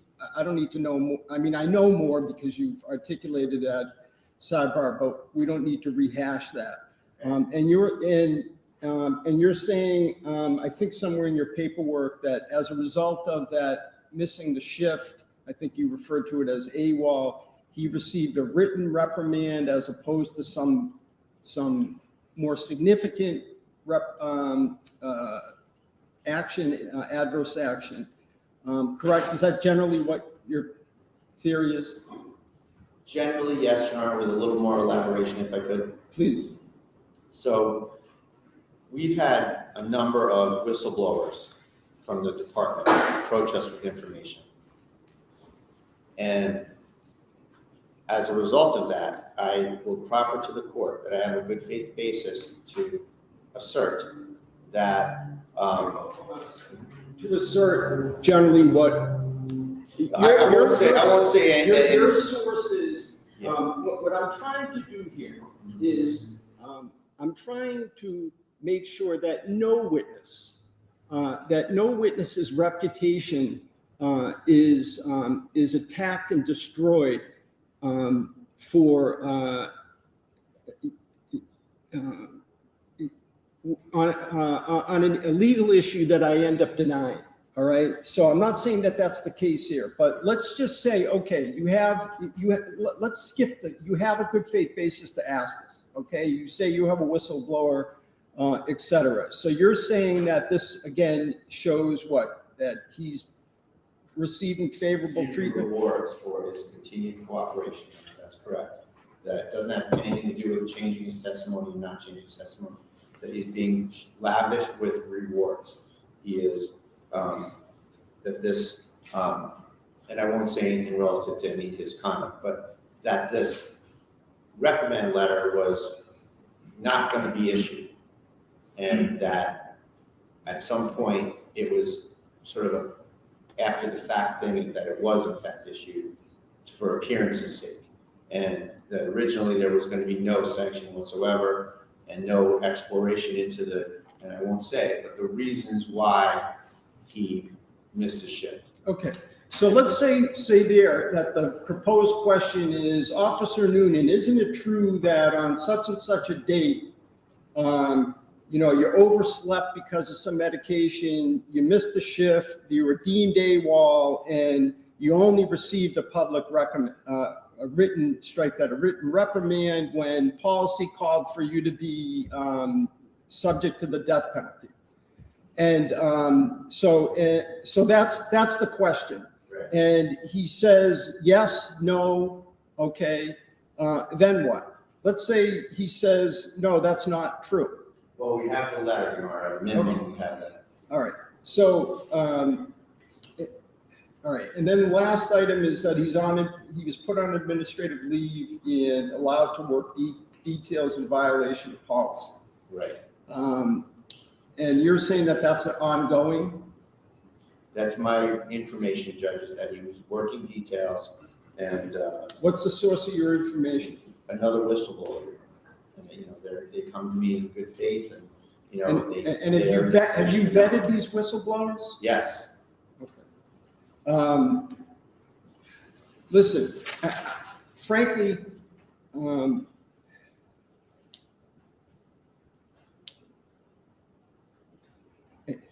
if this was a jury trial, and I realize I'm talking out of two sides of my mouth again, because I said yesterday we're going to treat this just like a jury trial. If this was a jury trial, this would be an easy decision. The decision would be not even close on your proffer, denied. The objection would be sustained. I'm going to allow one question each as to each of these areas. Mr. Brado, you'll accept whatever the testimony is under oath to that answer to that question. I'll just remind you, because I'm reminding you, I'm really saying this for our audience, not you personally, but I'll just remind counsel that questions of witnesses are not evidence. The evidence is their answers. So that's what will be used or could possibly be used in your closing argument. I'm going to allow one question each as to these areas, and you'll have to live with the answer that is provided under oath. Okay? Yes, sir. Okay. And do you need to speak with Officer Noonan about this before he returns Commonwealth? Okay. All right. So he may resume the stand, Officer Noonan.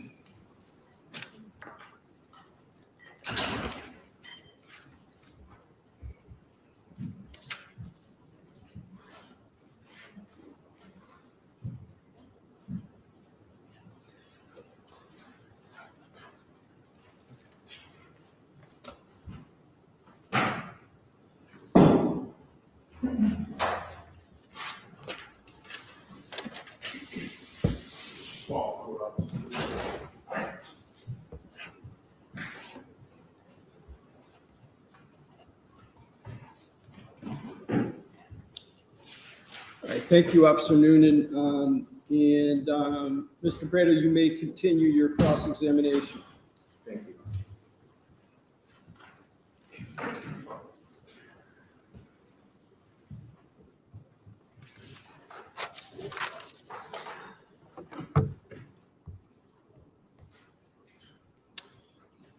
Sir, I want to ask you some questions about some of the treatment you've gotten by the North Andover Police Department since this incident.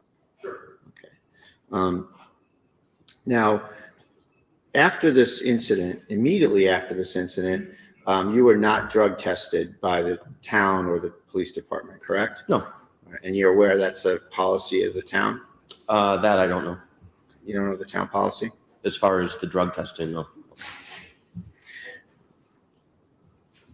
Now, you also are on critical incident leave right now, or word to that effect, right? Yes.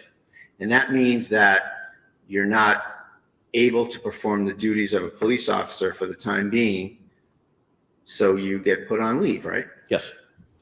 And yet, at the same time, you're being permitted to work as a police officer on paid decals. Isn't that true?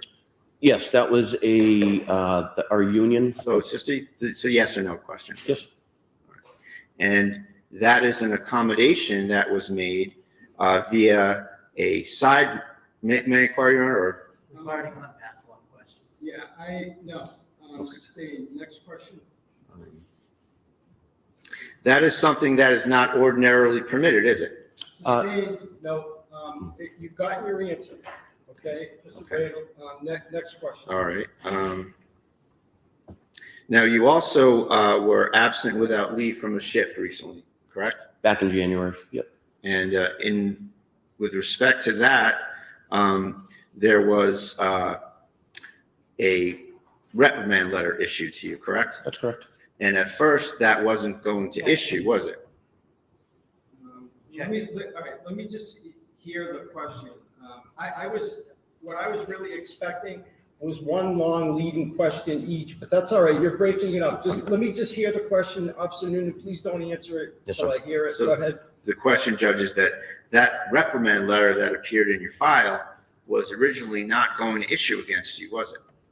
All right. That's the question? Yes, Okay, and you're going to live with the answer? yes. All right, yes or no? If I have you're- I have no idea. I was just called in one day to sign it. Okay, So I have no idea if it was or it was not. all right. So, Okay, that's all I have, Your Honor. Okay, all right. Thank you. In that area, you're not done with cross, right? I'm assuming that you're. In that area, Okay, right, all in thank you. terms of rewards, Judge, yes, that's all I Thank you. have. Now, I want to circle back on a couple of things. You gave a recorded statement to the state police on July 3rd, correct? Yes. And we talked back and forth about your belief or your expressed intent to section her, and you said that wasn't the case, right? Can you ask that again? Yeah, you Kinda- said I'm that kinda there was confused. discussion about sectioning her, but that wasn't your thought process, or you didn't know about her or whatever, right? When we discussed it, behind the school, it was brought up that she may not take this well. She may have to get sectioned. She was sectioned prior. So So here you're saying that it was a speculative possibility. Is that fair to say? it could have been a possibility depending on how she took the restraining order, respectfully. Judge, if I may, I'd like to play a recording from the state police Okay. interview from July 3rd. For impeachment purposes? Yes. All right, any objection? Okay, sure. We should probably, we need to mark it for ID at least, unless you're seeking to admit it, but let's take it a step. I'm back. just I'd be playing a prior inconsistent statement, Judge, for. Okay, so we're gonna have to mark it for ID. I don't, do you have a mechanism to be able to do that? Is it on a thumb drive or something that can be marked?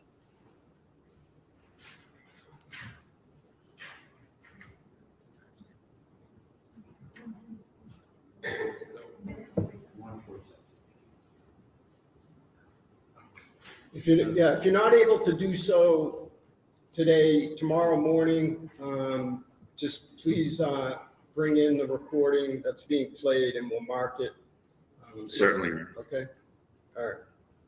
Once had just taken out a restraining order and we were there to serve it, confiscate her firearms, and then we were going to section her. So that's what you said on July 3rd, that we were going to section her, right? Yes, So at the time, you had it in your head that she was someone who needed to be sectioned, right? if that's what I said in the statement, then yes. In other words, somebody who was mentally ill and a danger to themselves or others, right? Yes. And that never panned out, right? No, it didn't, Because she was shot in the chest and went to the hospital for 53 days, right? because she tried to kill me.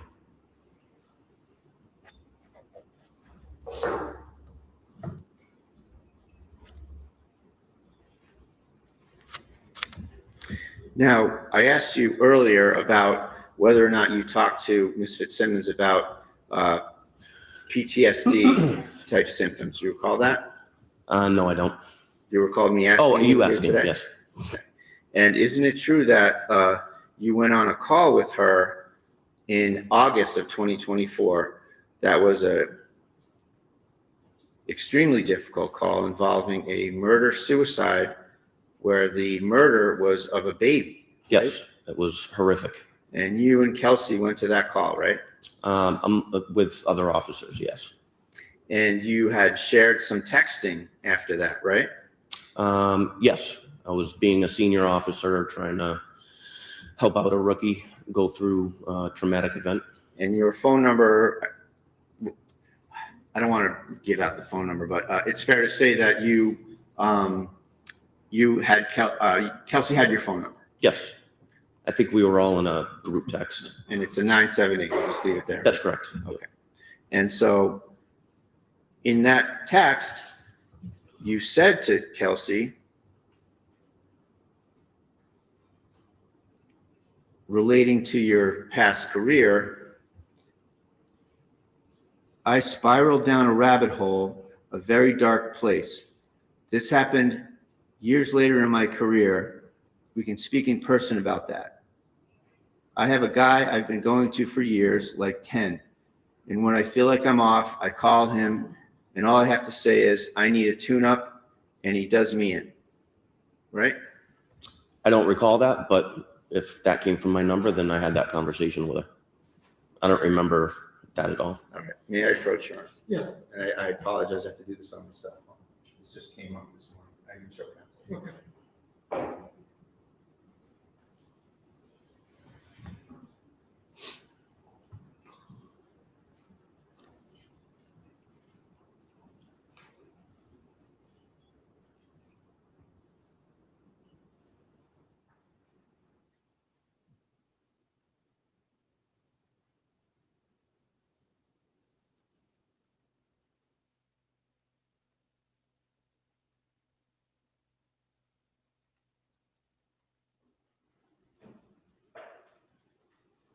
May I approach you? Yeah. So I'm going to show you some of these two screenshots, first of all. First of all, that's a contact, and that's your phone number, and it says Nunan, right? That's correct. Okay, so this is the text I want to show you. Which one? This one right here. Yeah. And you can scroll up and down if you want, but this is the black part is you, and the blue part is Kelsey, right? You can get some context. Wait, I'm in blue? Kelsey's in Oh, blue, Kelsey's and in you'd blue. be in black, yeah.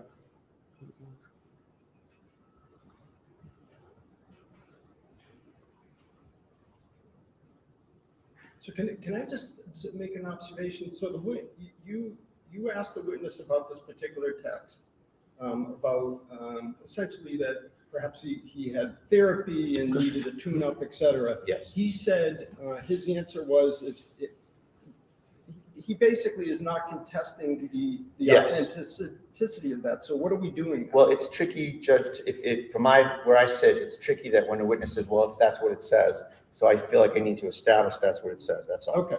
And Fair so, enough. and I think I can leave it there. Officer, is that what it says? What I suggested? It does. And so we agree that you communicated that to Kelsey? Yes. And we can agree that that's pretty personal stuff to share with somebody that you say that you didn't know very well, isn't it? Again, senior officer, she's going through a lot. I was just trying to be there for her. And that was one horrific call. And we agree that that's something that can create very profound bonding between officers when you have a common tragedy that you have to deal with. Yes, but you move on. You go back to work.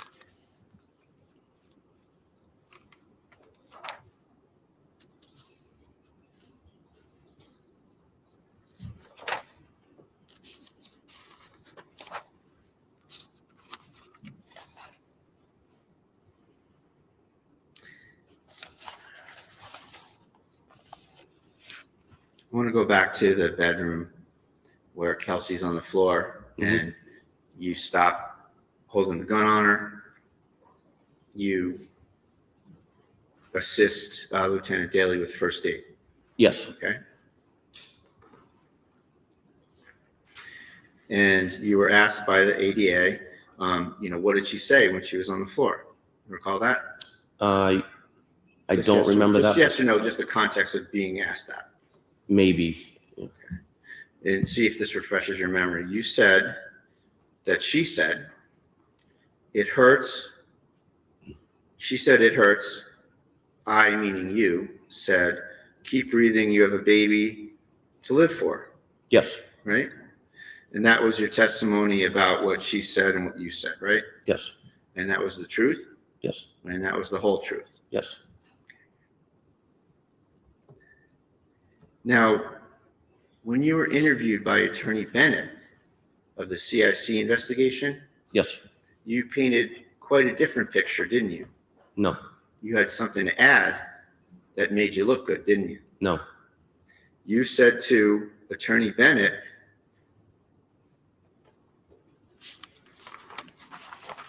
if I could have one moment, Judge, I just want to get this exactly right.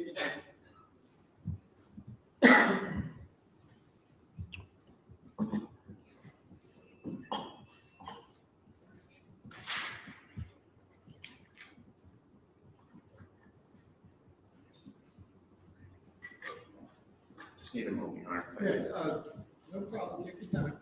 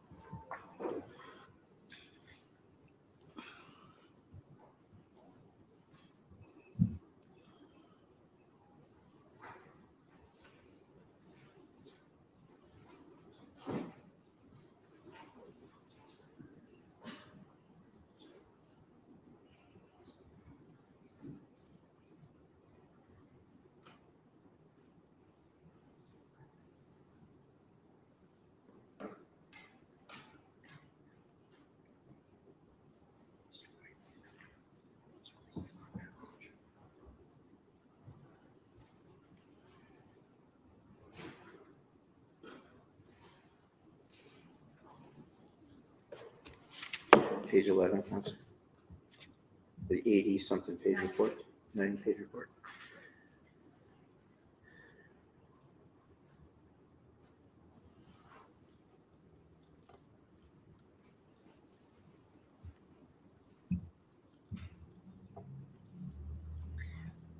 With respect to the CIC report, you did say the part that she was saying it hurt. I told her to just keep breathing. Do you recall that? Sure. You have a son, you know you want to be here for your kid. Does that ring a bell? I didn't hear that. I'm sorry, you have a son, you know you want to be here for your kid. Okay. You said that to Mr. Bennett? If it's there, yes. Then you added something quite memorable that you didn't say here in court. Isn't that correct? You tell me what's in it. I don't know.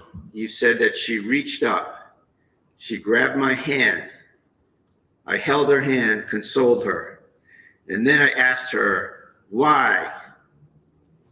And she stopped talking and just literally just looked right through me, death stare.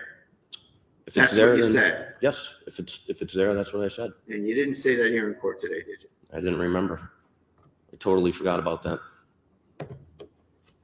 You forgot about something like that. Mm-hmm. Nothing further, Your Honor. I'm sorry, no more, you're done? Yes. Okay, redirect. So I'm going to show you what's been previously marked as exhibit number 57. Is that a better picture of that Yes. area that you put the gun, Yes. that officer court took? Yes.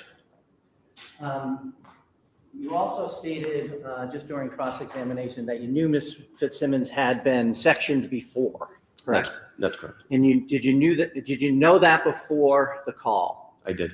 Okay. And did that factor into how you were assessing the situation in the house? Yes. Did that factor into the team, you, Houston, and Daly, about the fact that you were never going to take your eyes off her? That's correct. Counsel had asked you about the first time you making a statement about what happened was July 3rd, correct? Yes. Did you tell anybody what happened before that? Before I didn't July? hear that. Oh, sure, I'll say it again. Counsel had asked you whether you had, the first time you made a statement about what happened in the room was July 3rd, correct? Yes, Okay. Did you tell Officer Corr what happened? I did. Did you tell Lieutenant Daly what happened? I did. Did you tell Officer Houston what happened? I did. What did you say? I said she tried to shoot me. Thank you. Nothing else. Objection, Judge, that's hearsay, and it's, I have a motion to strike. Okay, it's overruled. Do you have recross? No, Your Honor. I'm not, just to be clear, I'm not, Mr. Bradle, I'm not, I did not allow that last statement in for the truth, just for a state of mind, Thank you. and to rehabilitate as well. All right, no further questions for Officer Noonan from either side? I take the silence as a no. Thank you very much. You may step down, and Commonwealth, you can call your next witness. I'm sorry, before sidebar, before Well, Mr. Parks. Before the witness departs, oh, you were almost out of here. You didn't move quick. You didn't move fast enough. All right, yeah, we can go to sidebar.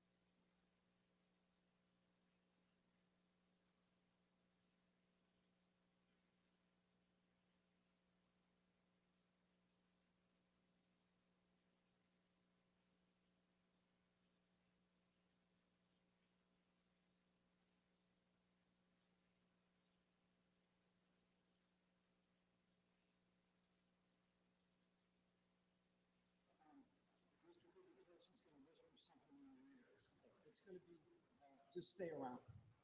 Okay, thanks. Go ahead. I don't have to say it. Thank you. And Commonwealth, you can call your next witness. Stephen Core.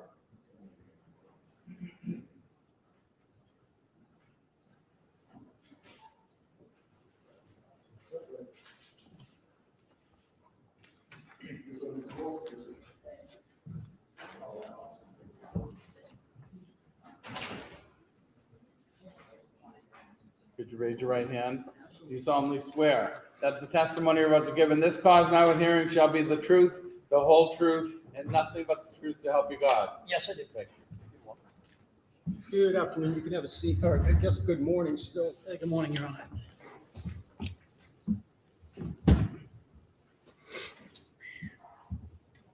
I may. Yes, please. Sir, in a loud, clear voice, can you please introduce yourself and spell your first name and your last name? Good morning. My name is Officer Stephen Core. Stephen spelled Steven. Last name is Core, Corrr. And what do you do for a living, sir? I'm a police officer with the town of North Andover. And how long have you been doing that? About 15 years. Okay, what are your duties and responsibilities now? I'm on patrol 4 to 12 shift. We respond to everything, 911 calls, domestics, motor vehicle accidents. If somebody calls the police, we answer. Okay, I'm going to turn your attention back to June 30th of last year. You were working that day. Correct. Okay, at some point in the early evening, did you get a call to go somewhere? Or did you get a call that you decided to respond to? There was a call, we had several officers involved in a document service. Okay. I was assisting another officer at a time with an arrest. Okay, and the document service was a restraining order? Correct. Fair to say that was being served on Kelsey Fitzsimmons? Yes, Okay, did you know where she lived? I do. You did? Yes. I'm sorry, I was about to say I didn't hear your answer, but he repeated it, so you knew where she lived. I do. Yes, correct. We're having trouble hearing the gentleman too. If you could Oh, I'm try sorry. to- Excuse me. Thank you, sir. Sir, you said you were on another call, correct? Correct. Whereabouts was that? It was down the road on Waverly Road up by the cemetery. At some point, did you receive information that necessitated your presence at Ms. Fitzsimmons' residence? After I had cleared that call with another officer, I had saw on the control board of my cruiser that they were getting out at that residence. And I started floating that way prior to receiving radio transmissions. Okay. And before you got there, did you receive another transmission? I did. Okay, what was that? I believe it was Lieutenant Daly had called off, and in the background, it was just a woman screaming and him saying shots fired. Okay. And so did you head that way? I did. When you got there, was anybody else outside when you got there? There was another person in a small red car that had pulled up next to me as I had gotten out. I spoke with her briefly about somebody running down the street with a child. Okay. Had you seen that person running down the street yourself? I did not, no. So what did you do after you stopped? After I stopped, I grabbed my med bag and I radioed up to Lieutenant Daly. I said, where are you, sir? And he answered me on the radio, said, upstairs. I think he said upstairs. Had you ever been in that residence before? I have not, no. Okay. So where did you go? I went in the porch on the left side, went in through the front door. I could hear a female screaming. I think I went inside and asked her, where are they? And she said, they're upstairs. I went upstairs. And there's a weird kind of layout of the house where you come in the front door and the stairs are right behind it. Okay. Now you said the woman screaming. Was that the woman downstairs was screaming? Woman downstairs, a living room, family room on the left, yes. Okay. You went upstairs. Correct. When you got upstairs, what did you see initially? I got upstairs, there was a landing way with a left exit and a right exit. There was two doors. I could hear commotion on the right side, so I entered that doorway. Okay, and who did you see when you entered that doorway? I saw Lieutenant Daly, I saw Officer Noonan and Officer Houston. Okay. What were they doing? They were performing first aid, rendering aid to Ms. Fitzsimmons. At some point, did Officer Noonan ask you to do something? He did. What was that? He pointed right where his hand had been, and he said, secure that firearm. And I had looked down, there was a firearm sitting on I want to say a white-looking bookshelf. Okay. Was that near the door? Correct. I can't find that picture right now.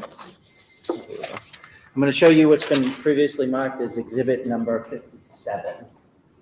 Do you recognize that? I do, yes. And what is that? That was where the firearm was located on top of the white-looking bookshelf. I guess it's not a bookshelf, but So this is the room you're in, correct? correct, And this is the door you went in? correct. And is this the area where the gun was? That's where the gun I saw was, yes. Okay. And so you didn't know anything about the gun at the time, whether it was loaded or not, right? No, I did not. Okay, so what did you do? I had gloves on at the time. I picked up the firearm. There was a small black box on the bed. I saw that was an open box where I could store the firearm because I knew paramedics and fire department was going to be coming in that room. It's not a huge room, so I wanted to get it out of the way so it wouldn't be trampled, wouldn't be disrupted or anything. I took the firearm. I looked at the box. There was nothing in it. I kind of did one of these motions to make sure there was nothing in it, put it down. I dropped the magazine out of it. And what does that mean, dropping the magazine? I hit this release button on the side of the firearm. It takes out all the bullets that are in the magazine. Okay. Bullets stay in the magazine. The bullets are in the magazine, correct. And then after that, I racked the slide, had it sideways, and I emptied a round out of the chamber into that box. Okay, so there were a magazine with a number of bullets in it. Correct. The one round or bullet was racked into the chamber itself, correct? Correct. And then did that go in the box? That went inside the box. And what did you do with the firearm itself?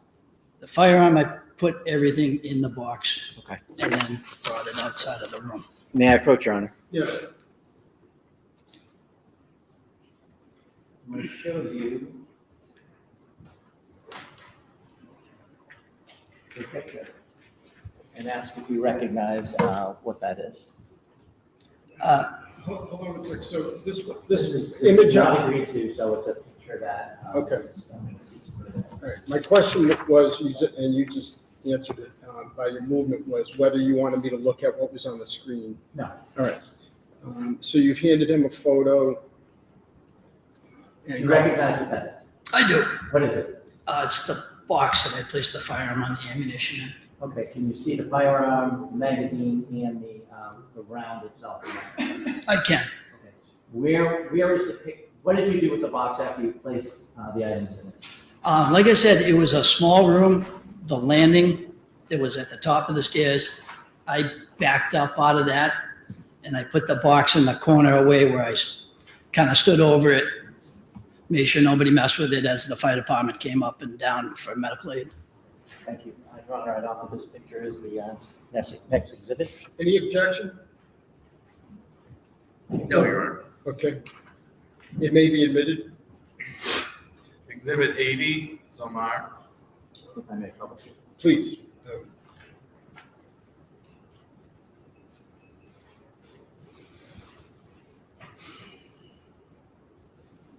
Is that in the position where you had placed the box itself on the landing? Yes.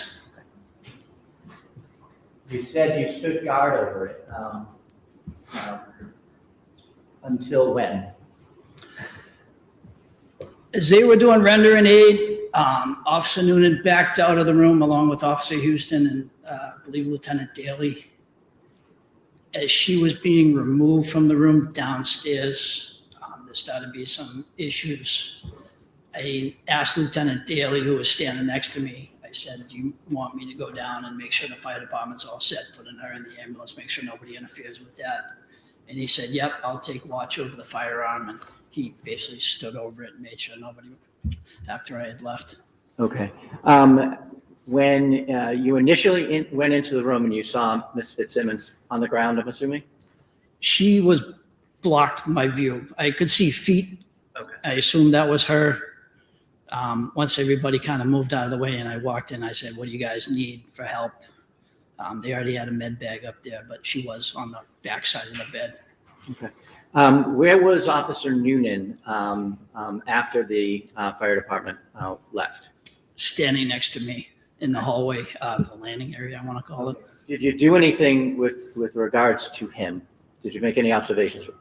I asked him if he was good. It's basically me making sure he's okay. Adrenaline's rushing. As I came up the top of the stairs, there was a little glass door on the left, and it looked like there was like a pinhole through it. I thought he might have been shot at, so I asked him, "Hey, did she get a round off on you?" And he basically, I don't know. Objection to your sitting. Overruled only because it's been admitted and it's of marginal relevance. Just to explain the scene. Sure. Nothing else. Cross?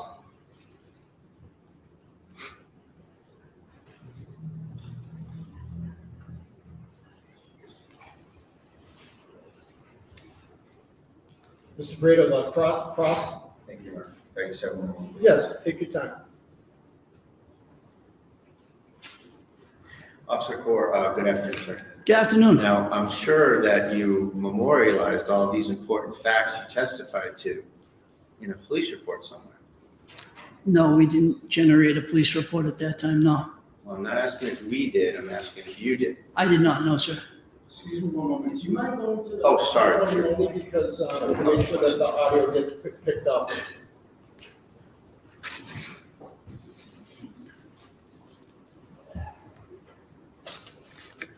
everything you testified to was not memorialized by you in a police report, correct? No, I did not write a police report, no. Now, also, you weren't interviewed until 30 days after this incident, correct? Interviewed by who? By the state police.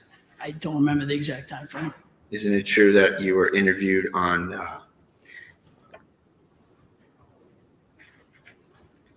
July 30th? I don't know the exact date. If that's what you say it is, then I assume you're giving me correct information. I appreciate that. You were also working with Officer Noonan, correct? At the time- I work in that with him as a time interval? coworker. Did you work with him in that time interval? From when the incident to the happened to 30th? July 30th, July.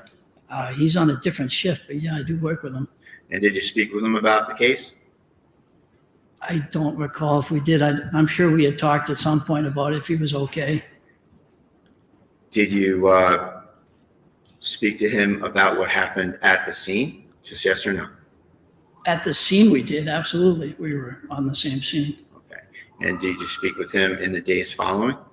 I couldn't tell you. I'm sure we at some point talked. And what about prior to your state police interview? I'm sure we talked at some point. So you spoke with him at the scene, spoke with him probably shortly after, and spoke with him prior to the interview as the interview approached. Is that fair to say? Yes. Thank you very much. Nothing further. Anything you got? No. Okay. All right, thank you, officer. You may step down. You're welcome. Thank you. Commonwealth, you can call your next witness. Thank you, Your Honor. Michael Bonasaro, please.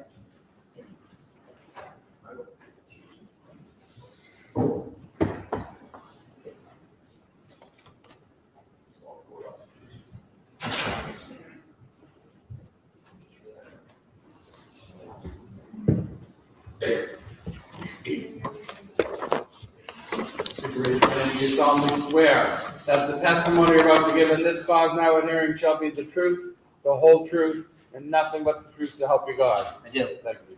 You may have a seat. Just pull yourself up to that mic. Thank you. May I? Yes, please.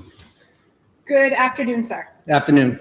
In a nice loud voice, if you could please state your name and spell your first and last name for the record. Sure. My name is Detective Lieutenant Michael Bonasoro. Last is spelled Bonasoro.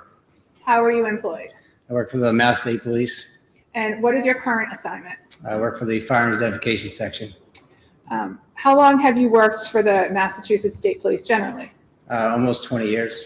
If you could give us a brief recitation of your assignments within the State Police? All assignments are what I'm doing now. Start from when you graduated from the academy, briefly. Okay. All right. So graduated academy in 2006. From there, was on the road for a few years, transferred into the Firearms Identification Section, stayed there for approximately 12 years, transferred out of there, went to the Narcotics Inspection Unit for a year and a half, went to the duty office for a few months, back to the Narcotics Inspection Unit, and then to Firearms Identification Section again to work as the executive officer and now the unit commander. And so how long has your current assignment with the Firearms Identification Unit been? Since I've been back, a little over 3 years. What does the Firearms Identification Unit do? So we have many responsibilities. So we respond to crime scenes, preserve the evidence, document the scene. We do microscopic comparisons of fired bullets as well as discharged casings. We attend autopsies, we destroy weapons, and we do functionality of weapon certifications. How many troopers are assigned to your unit statewide? There's a total of 18 of us assigned statewide. And what are your responsibilities as the detective lieutenant in charge? So I look at training, make sure we're up to accreditation standards for lab protocols, making sure all of our protocols are in line with the current definitions of Mass General laws. I look at different aspects of how we respond to scenes, how we collect evidence, how we interpret evidence, looking at the definitions of firearms, ammunition, semi-automatic pistols, rifles, shotguns, assault weapons, different stuff like that. It's more of a managerial role. We're looking at making sure everybody has the training that is required amongst them and authorizing them to do the casework when they have achieved all of their training. And fair to say that you still, from time to time, respond to scenes yourself? Yes, so as of right now, we're down a few supervisors, so I took on the role of going to these more high-profile scenes to observe my other ballisticians, collect evidence, as well as do some of the hands-on work myself. Can you briefly summarize some of the specialized training you've received over the years with respect to firearms? Sure. So when you go into the firearms identification, it's a 2-year apprenticeship program. You work with other senior ballisticians. You're looking at casework, seeing how to do the casework, making sure it aligns with the protocols that we have documented. You're doing test fires of weapons, numerous weapons, analyzing ammunition, magazines. You go into armors courses, you go into different conferences to look at the field of tool marks and seeing how these tools are making these markings and how they're transferring over to these discharge casings and projectiles. So it's an ongoing process of different trainings here. It's training from other examiners, see what they've discovered in the field and making sure up to date with all the standards. And the armors courses that you've gone to, have you gone to numerous with respect to the common gun manufacturers in the United States? Yes, I've gone to several rifle, shotgun, firearm armors courses. Can you estimate how many weapons you've examined over the course of your career? Hundreds, And how many weapons have you test fired? over hundreds of them as well. And do you also have the opportunity to examine ammunition as part of your work in the firearms identification unit? Yes, looking at the components of ammunition, yes. And one of the components of ammunition is projectiles? Correct. And you've examined estimate how many projectiles over the course of your career? Thousands, And how many scenes have you responded to? hundreds of scenes. And have those been both fatal and non-fatal shooting scenes? Yes, Have you conducted and participated in the microscopic examination of ballistic evidence? yes, several. Approximately how many times? I would say over 100 cases. And have you had the opportunity to testify in the courts of the Commonwealth? Yes, several courts. And if you could name a few of those courts. Middlesex Superior District, Suffolk Superior District, Worcester Superior District. And today you're in Essex. Yes. Before I ask you specific questions about the case, I just want to ask you some general questions about how firearms work and how ammunition works. Can you explain the components of a live round? So you have several components. So you have the casing that encompasses everything. You have the powder that's inside of it, and then you have the projectile, and you also have the primer. So you need all these components to make ammunition.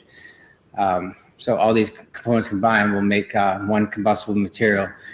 You'll have what's called a firing pin. It'll strike the primer. Primer will ignite the powder inside of the casing, which holds everything together. Once the gases build up from the burning of the powder, the projectile will leave that casing.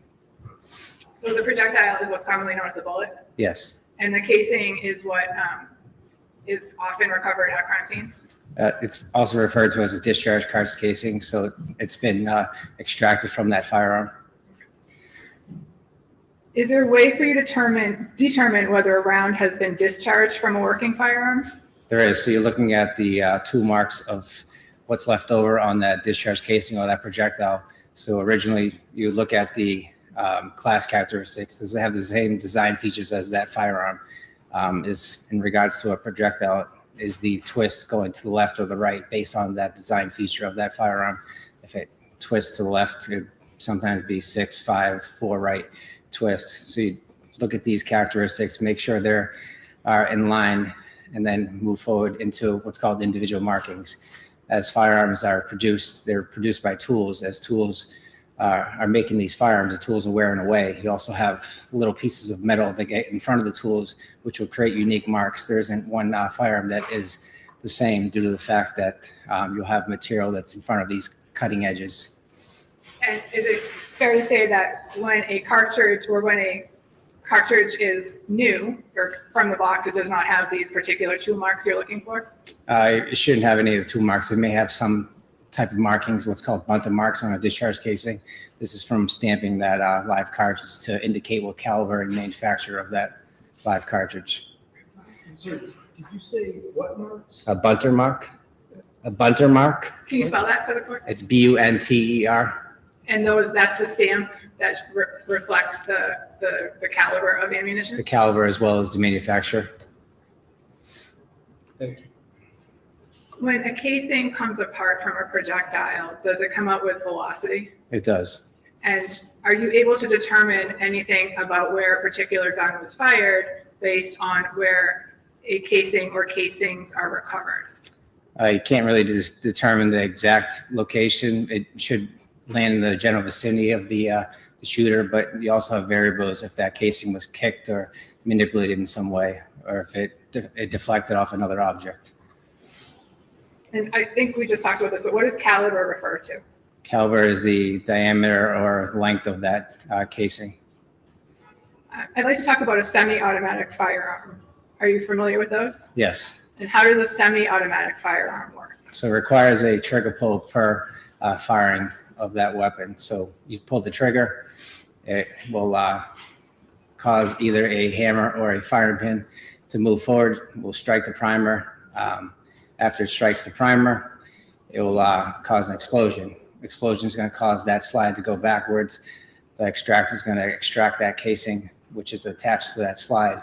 It's going to hit what's called an ejector. The ejector is going to extract that discharge casing out of the ejection port, and it's going to continue the cycle. This slide is going to move forward now because it's under spring tension. It's going to pick up that other live cartridge that's in the magazine well and load the next live cartridge. But does the user have to do something first before they are able to pull the trigger and have a projectile fire? So they would have to load either manually or with a magazine. So a live cartridge has to be inserted into the chamber. And does the slide, or does the slide have to be pulled back? The slide has to be racked to the rear, yes. Okay. And so the slide has to be racked to the rear just one time before the shots are fired? Yeah, so you have to essentially cock the firearm.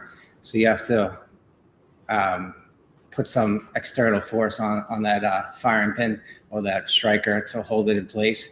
When you pull the trigger, you're going to have that transfer bar or that trigger bar, whatever you want to call it, will actually drop. Will engage that trigger bar or that striker to move forward and move past the aperture, which is the circular portion, and right in front of the primer that sits in front of the chamber. So all these things have to happen, but initially you have to have a cocked firearm for it to happen. So you have to load that live cartridge and put some external force on that slide to cock it. And is cartridge synonymous with magazine? Cartridge versus magazine. So a cartridge would seat in a magazine. So the cartridge holds the projectiles or casings in the magazine? Yes. Okay. And what part of the gun is the magazine? So it's an external piece that's inserted into a magazine well. So a user would take the magazine, enter a cartridge which contains the bullets, and then seat it in the handle of a semi-automatic weapon. So the person would load the ammunition inside of the magazine. The magazine will have a spring tension as well as a follower on top. That spring tension pushes that live cartridge to the top of that magazine at all times. That live cartridge is stripped by the slide or manipulated by putting that live cartridge in the chamber manually, but ultimately you do have to cock that weapon to fire it. I'd like to direct your attention to June 30th of last year. On that date, in the evening hours, did you get called to go somewhere? I did. Where did you get called to go? To a residence in North Andover. What information did you have when you arrived? Information I had was there was a police-involved shooting, which required a supervisor to attend the scene. And that's why you went? Yes. Okay. What time did you arrive? I don't recall exactly what time. It was in the evening hours. Did anyone else from your unit respond? Yes, I had a trooper, Chris Pierce, as well as trooper Andrew Valeri. And the three of you responded from the firearms identification unit? Yes. And what was your purpose on scene? We wanted to document the scene. We wanted to inventory all personnel that were involved in the shooting, whether they fired or not, to inventory their weapons, to account for all live cartridges. And again, is that standard procedure for an officer involved shooting? Yes. When you responded, who was on scene? There was several detectives from the Essex County Detective Unit, as well as Andover police personnel. North Andover police personnel? North Andover, yes, Mike, sorry. Were you directed to a particular part of the house? I was. There was a particular part on the top of the stairs where there was a firearm located in a safe, as well as a bedroom where we recovered a 2 discharge casing as well as a projectile. And did you or someone from your unit or someone from the state police take photographs that evening? Yes, we had crime scene services photograph the scene.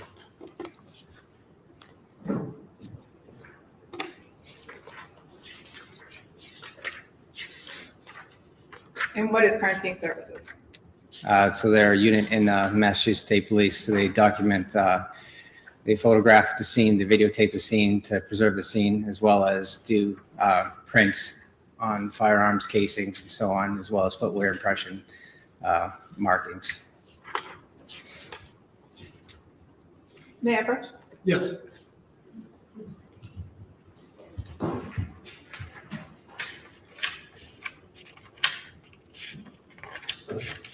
Sir, I'm showing you 9 photographs. I just asked that you take a look at those and let me know when you're done.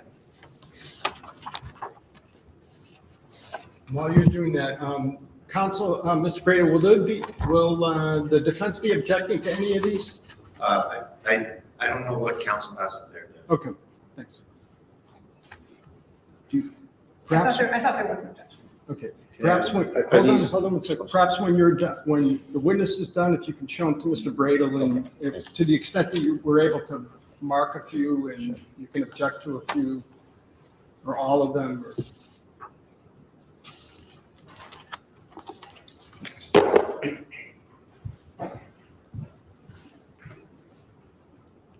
Take your time, Mr. Bradle.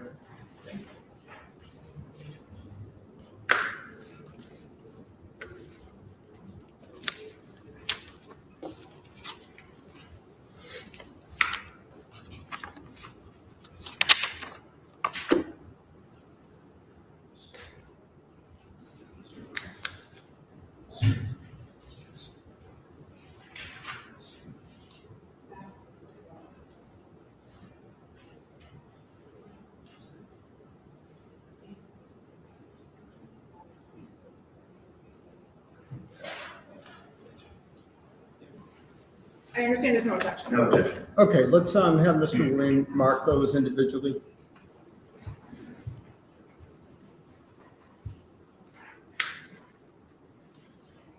You said there were 9? Yes, sir.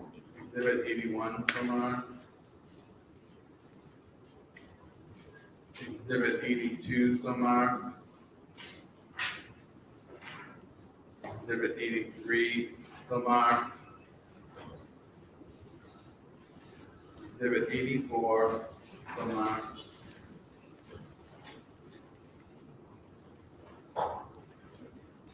Exhibit 85 somewhere. 86 somewhere.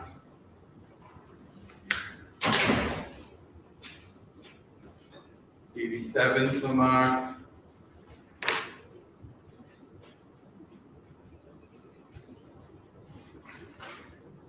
88 somewhere. 89 somewhere. Thank you. May I publish, Your Honor? Yes, please.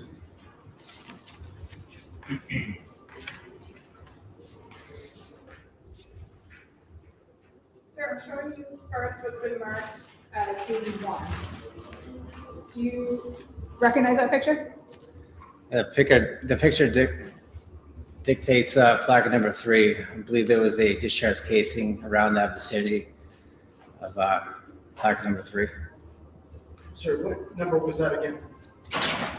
81. 81, thank you.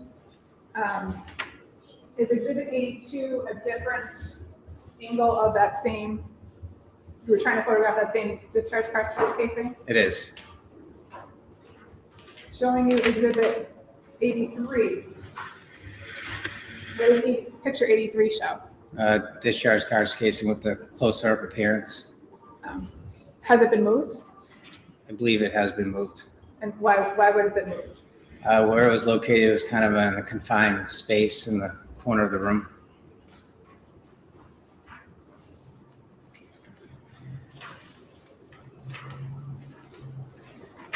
Showing you exhibit 84. Do you recognize exhibit 84?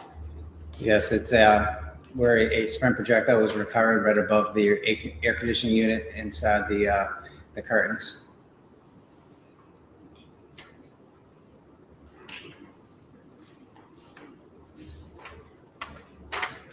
Exhibit 86. I'm sorry, can you just give me one moment? Just catch up. Do you need the picture? Yeah, do you mind putting that back on?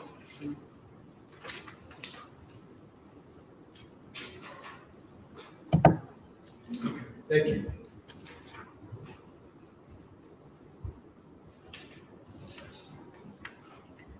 What does picture 80, exhibit 86 show? It's a close-up picture of placard number 4 of that spent projectile that was recovered in the curtains. And showing you exhibit 87. What does exhibit 87 show? The projectile from placard number 4 that was moved for a close-up photograph. So it's taken from the air conditioning unit and moved for this photograph? Taken from the curtain and moved on, I believe, the bed, taken a photo of it.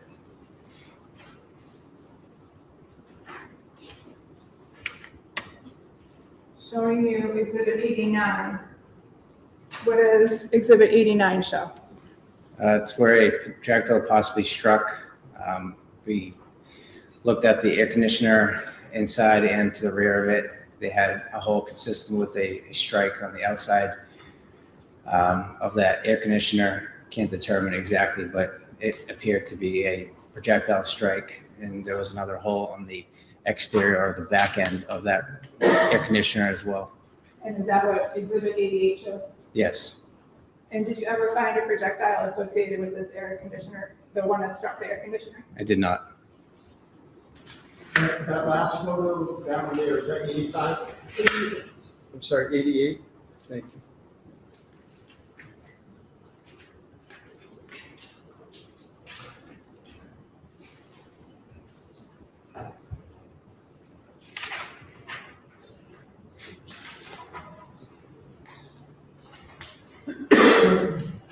Detective Lieutenant next showing you exhibit 76.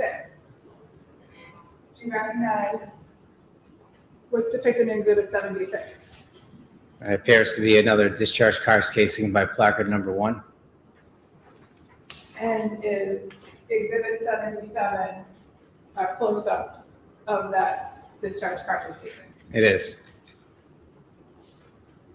And what did you do with the discharge cartridge casings and the spent projectile that you recovered from the scene that night? So all pieces of evidence were documented, where they were located by placard number, the time of location, who recovered that evidence, and any particular features of that discharge casings, the head stamps or bunch of marks. So you collected the evidence and documented it, fair to Yes. say? And is it, in summary, fair to say that you recovered 2 discharge cartridge casing and 1 spent projectile? Correct.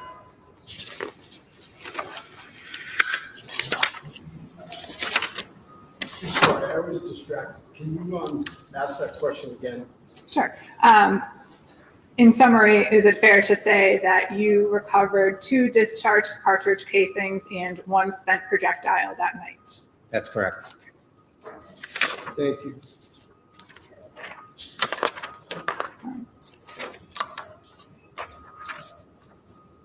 Did you continue your search of that bedroom? I did. And what else did you recover from that bedroom? I don't believe there was anything else from the bedroom other than the 2 discharge casings and the projectile.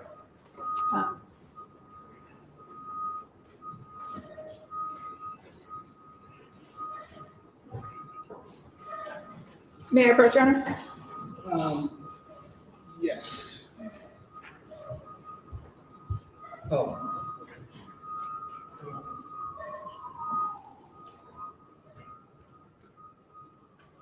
Let's, we'll take a 5-minute recess. All rise.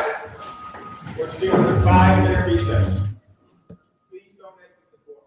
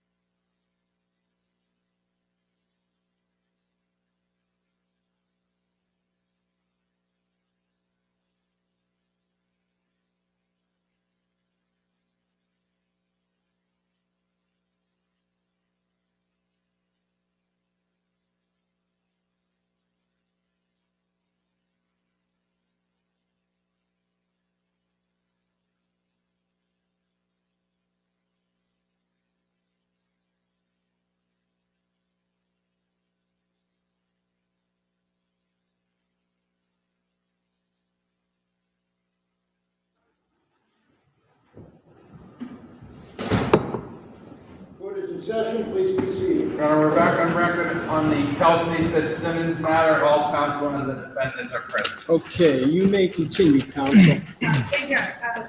Detective Lieutenant, is it true that you took possession of a number of firearms the night of June 30th, 2025? I did. And whose firearms did you collect? There was 2 North Andover police officers' firearms and another firearm that was recovered at the top of the stairs at the residence. And the 2 North Andover police officers, was that Tim Houston and Patrick Noonan? Yes, And did you also inspect Lieutenant Daly's firearm on scene? I did. And what did you determine with respect to Lieutenant Daly's firearm? He had, Well, I'm sorry. This almost only happens in Lawrence. But the window's open over here, which is what we need for, because of our HVAC, but I'm having trouble hearing. Do you mind closing that?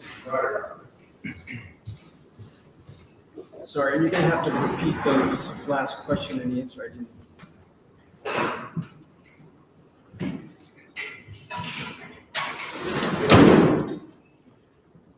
Thank you. Okay. Can you repeat that? I think so. Sir, what was your finding with respect to Lieutenant Daly's firearm? he had 1 magazine, so he was fully loaded. There wasn't any unaccounted for rounds of ammunition. Okay. Wait, I'm confused because I thought you took Officer Houston and Officer Noonan is what I wrote down, but is that? Fair to say you took Officer Houston's firearm and Officer Noonan's firearm? Correct. And did you take Lieutenant Daly's firearm? I did not. Did you just examine the number of bullets in his magazine? Yes, Well, she's leading because the judge was distracted by the outside noise, so, and I'll allow you to do so as well, Mr. Prater. So overruled, all right, so now I understand. Thank you. And sir, I'm next going to ask you if you recognize what's shown in Exhibit 10. Yes, that is the firearm at the top of the stairs, as well as a magazine with numerous live cartridges in it, as well as 1 loose live cartridge. Is this the loose live cartridge here? It is.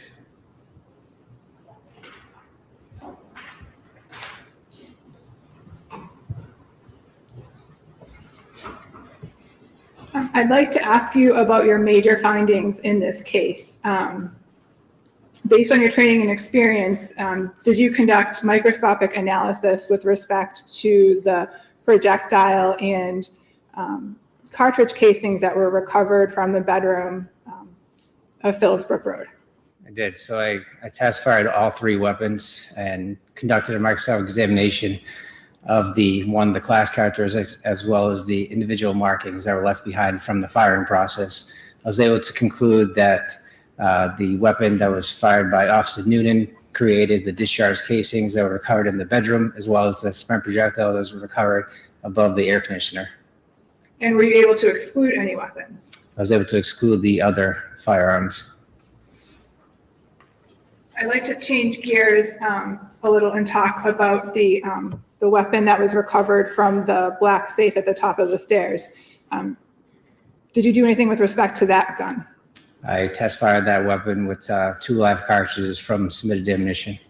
And what was your conclusion? That weapon did not fire the discharge casings as well as the projectile that was recovered. So the gun from the black safe was also excluded from the discharge casings and the projectile that were recovered from the bedroom? Correct. But did the gun operate? It did operate, yes. Was there any problems with its operation? There was no malfunctions. Did you bring with you today a box? I did. And what is contained within that box? I believe it was that Glock firearm that was in question that was recovered at the top of the stairs. Is that box packaged in the standard way that the ballistic unit packages firearms? It is. if you could open the box and explain what is in the content, what's contained within.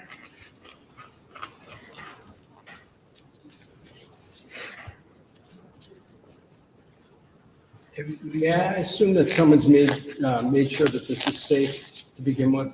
I'll do it again, Your Honor. Okay. All right, we have a trigger lock that was provided later. We have the firearm in question. It is safe and empty. There's nothing in the chamber. The slide is locked back to the rear. There's nothing in the magazine well. The weapon is safe and empty. Also, contents of this is you have the 2 magazines that were recovered from the vest that were downstairs on the first floor of the residence. You have the magazine that was recovered in the safe. It was originally loaded with 16 live cartridges. And you have 2 test fires that are conducted using that live ammunition from that magazine, as well as the single loose live cartridge that was recovered in the safe. Are you going to ask more questions about that? Because I couldn't keep up. Or should I have them repeated? No, I will ask. Okay, thank you. But in the meantime, may the box and the contents be marked for as an exhibit? Yeah, let's. We're gonna have to do them individually. I don't want the ammunition to be with the firearm. So let's do that, Mr. Ruane. And also, any objection if he puts, Mr. Bradle, if he puts the trigger lock on there? No, Judge. I don't know, are you able to even? Object to the meeting either for this. I don't object to any meeting for this kind of stuff. I would ask that we just wait to put the trigger lock on certainly before it's submitted. Sure. Thank you. How about we do the gun in the box and then the rest we can mark, tag individually? Sure.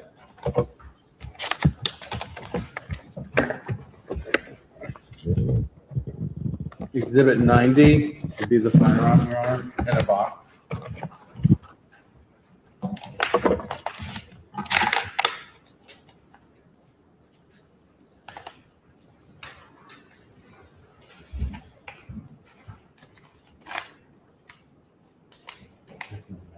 Yeah.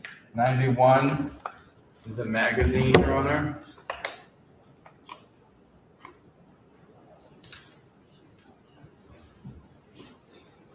92 is also a magazine, Your Honor. Is it with the ammunition? Yes. Okay.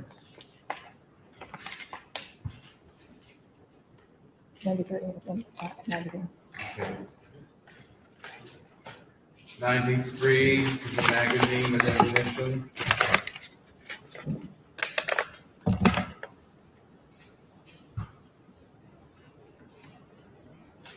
Live round.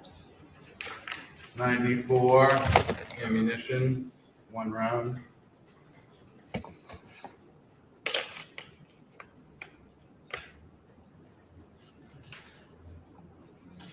Test fire. 95 test fired ammunition. 96 test fired ammunition.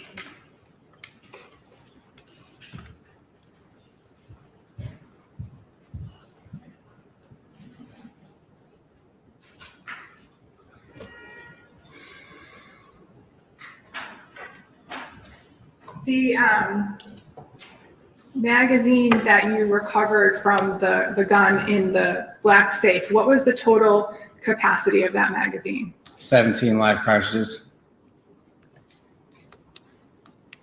And is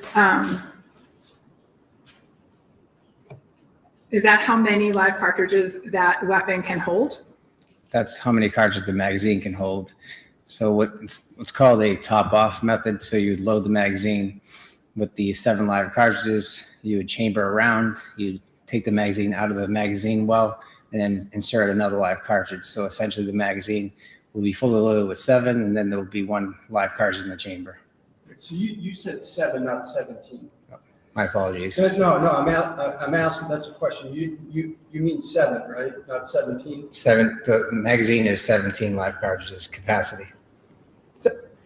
17 17. is the capacity. Okay. 17 is the capacity for the magazine that was recovered from the black box. Correct. And so when you add an extra round, what's the capacity for the weapon itself? So we'd call it 17 plus 1, so essentially 18 live cartridges.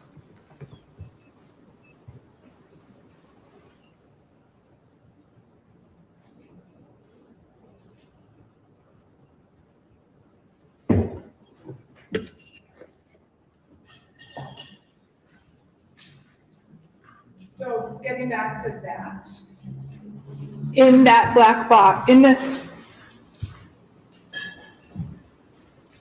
I'm showing you Exhibit 80.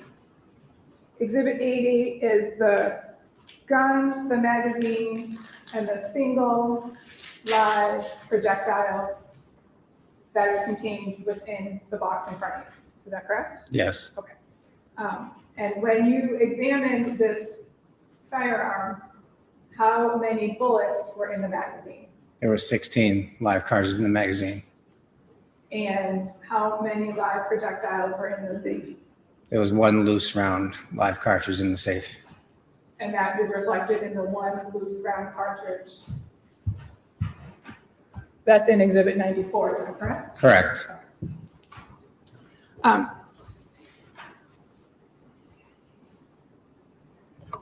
Are you familiar with the term dry fire? I am. What's that mean?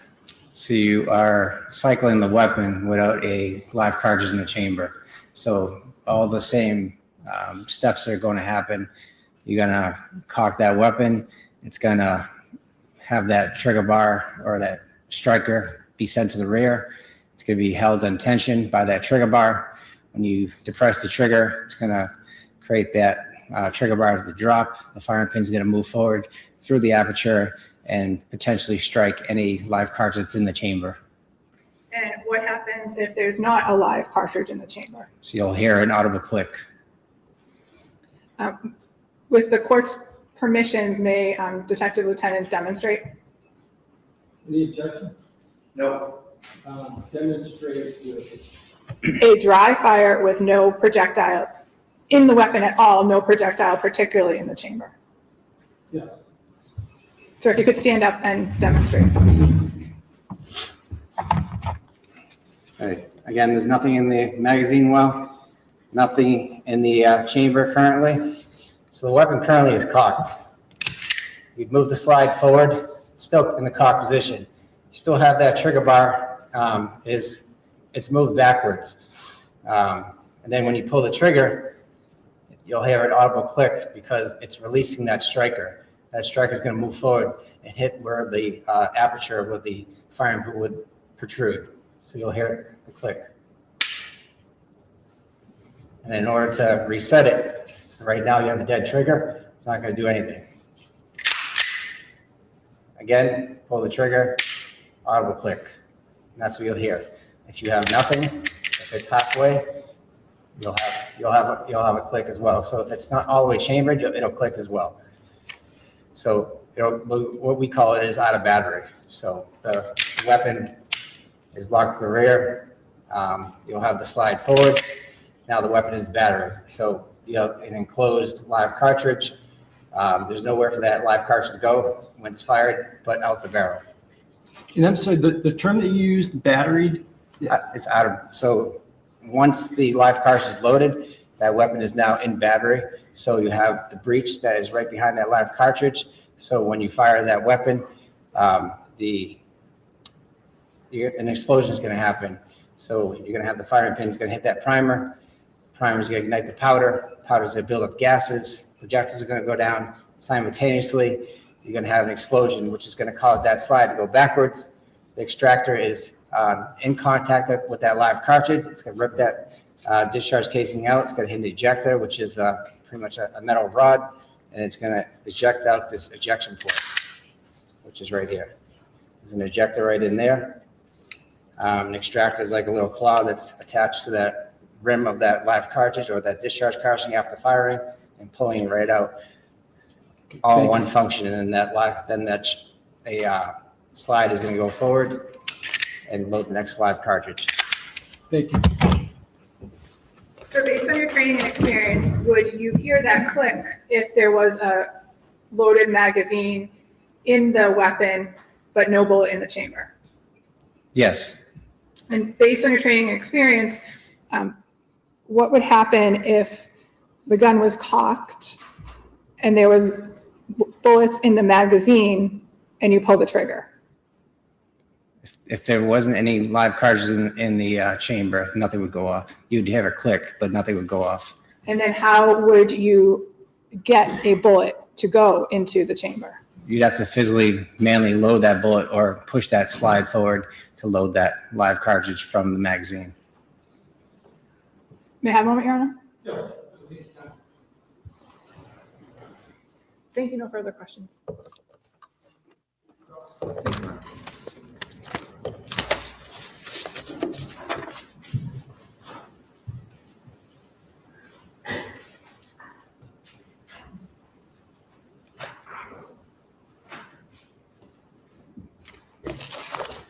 Hello, sir. Afternoon. Lieutenant Detective Bonasaro, do I have that right? Detective Lieutenant Bonasoro. Bonasaro, nice to meet you. We have never spoken before, correct? Correct. So what's a head stamp on a cartridge? It's the indicator that tells you the caliber and the manufacturer. Was that something that you took note of for all the cartridges in this case? Yes. And and you can look at any of your reports if you like, or anything you need to look at, you can just let me know. Or you can just go right ahead and do it. Do you have your reports with you? I don't have them with me, no. Okay. And let me know and I can show you. In this case, relative to the spent projectiles that you recovered and the loose round you recovered, did you check the head stamps of those? All head stamps were recorded on all evidence, yes. And they're on your ballistics worksheets, right? Yes. And if you need to look, just let me know. All the head stamps for all these cartridges were the same, right? I believe so. It was Hornady 9mm. Yes. Okay. And so, just out of an abundance of caution, I don't want you to believe so. I want you to look and just tell me. Is that all right? Yes, that's. I'm pretty sure I'm giving you everything. And if I don't, just let me know.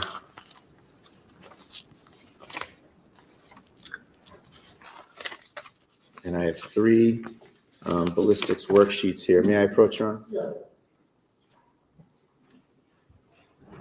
I'm going to show you those. Take a look. Take all the time. And then, just so I'm clear, Mr. Brady, the question is whether all the ammunition recovered had the same head stamp? Yes. Okay, Correct, thank Your you. Honor. So with respect to, actually, I should qualify that a little more, Your Honor. Sure. The question was, the 2 spent projectiles and the loose round, do they all have the same head stamp? The 2 discharge casing as well as the loose live cartridges all have the same Hornady head stamp. And I apologize, and you just corrected me. I said spent projectiles. That's wrong, isn't it? Correct. So I should rephrase that, Your Honor. The 1 live round, live cartridge, and the 2 shell casings all had the same head stamp. Correct. Thank you. And I said that right that time, right? Yes. All right. I'm just going to retrieve those from you. Sure.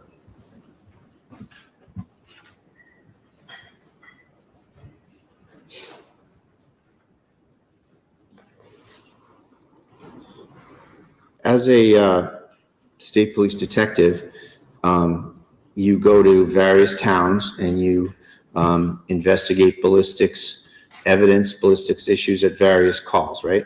Yes. And oftentimes you get there kind of well after the fact of the incident, right? Correct.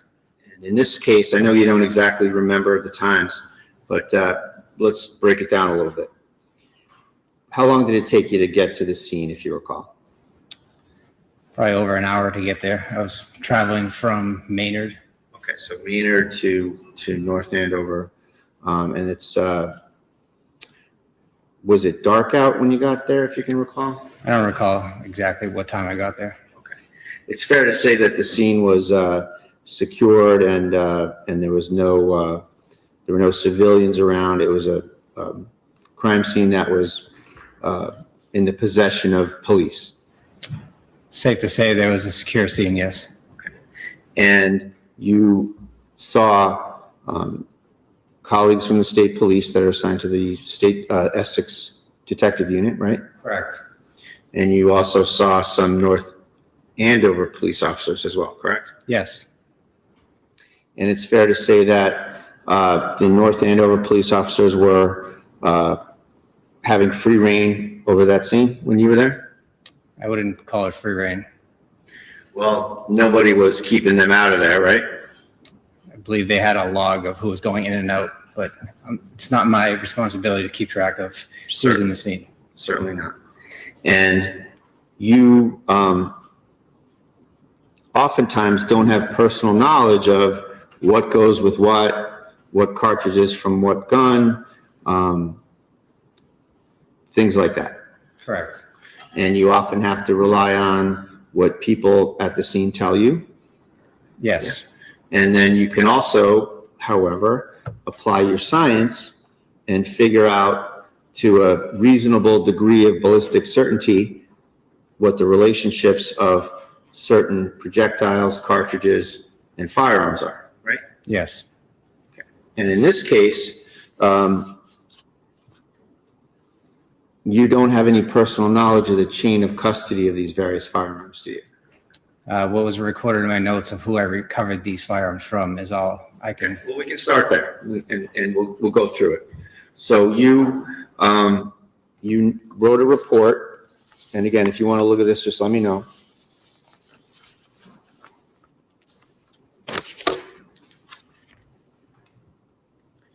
You wrote a report that involved 3 Glock firearms, right? Yes. Okay. And actually, it might be quicker, Judge, if I give him one of these, so I don't have to keep going back and forth with that.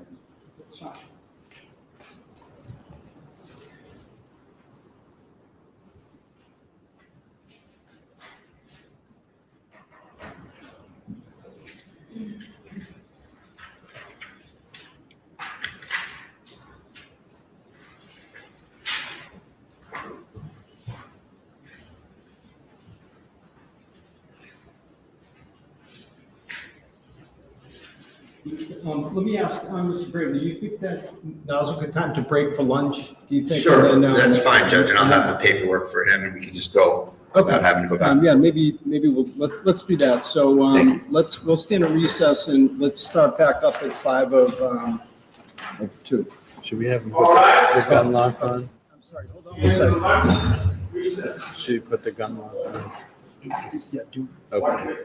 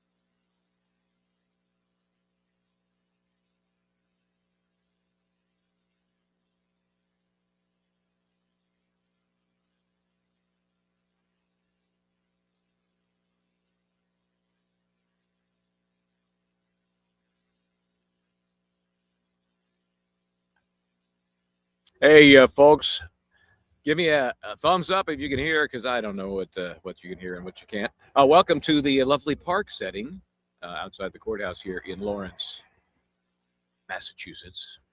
And I could probably throw a rock and hit New Hampshire from here. It's that close. We are in the extreme kind of north, the most westerly edge of the state, where they're hearing the Kelsey Fitzsimmons matter. Thanks for joining for the lunch hour debrief. You know, I always think over what happened over the previous witness or two and the back and forth. And before I get to my notes, which are, of course, voluminous, the one moment that was so important, so impactful, that got audible gasps from the folks in the gallery was when Patrick Noonan offered a little something. He offered that he thought, he had a theory, that the reason Kelsey Fitzsimmons was trying to kill him, and we know that's what he believes because it's like an auto response from him.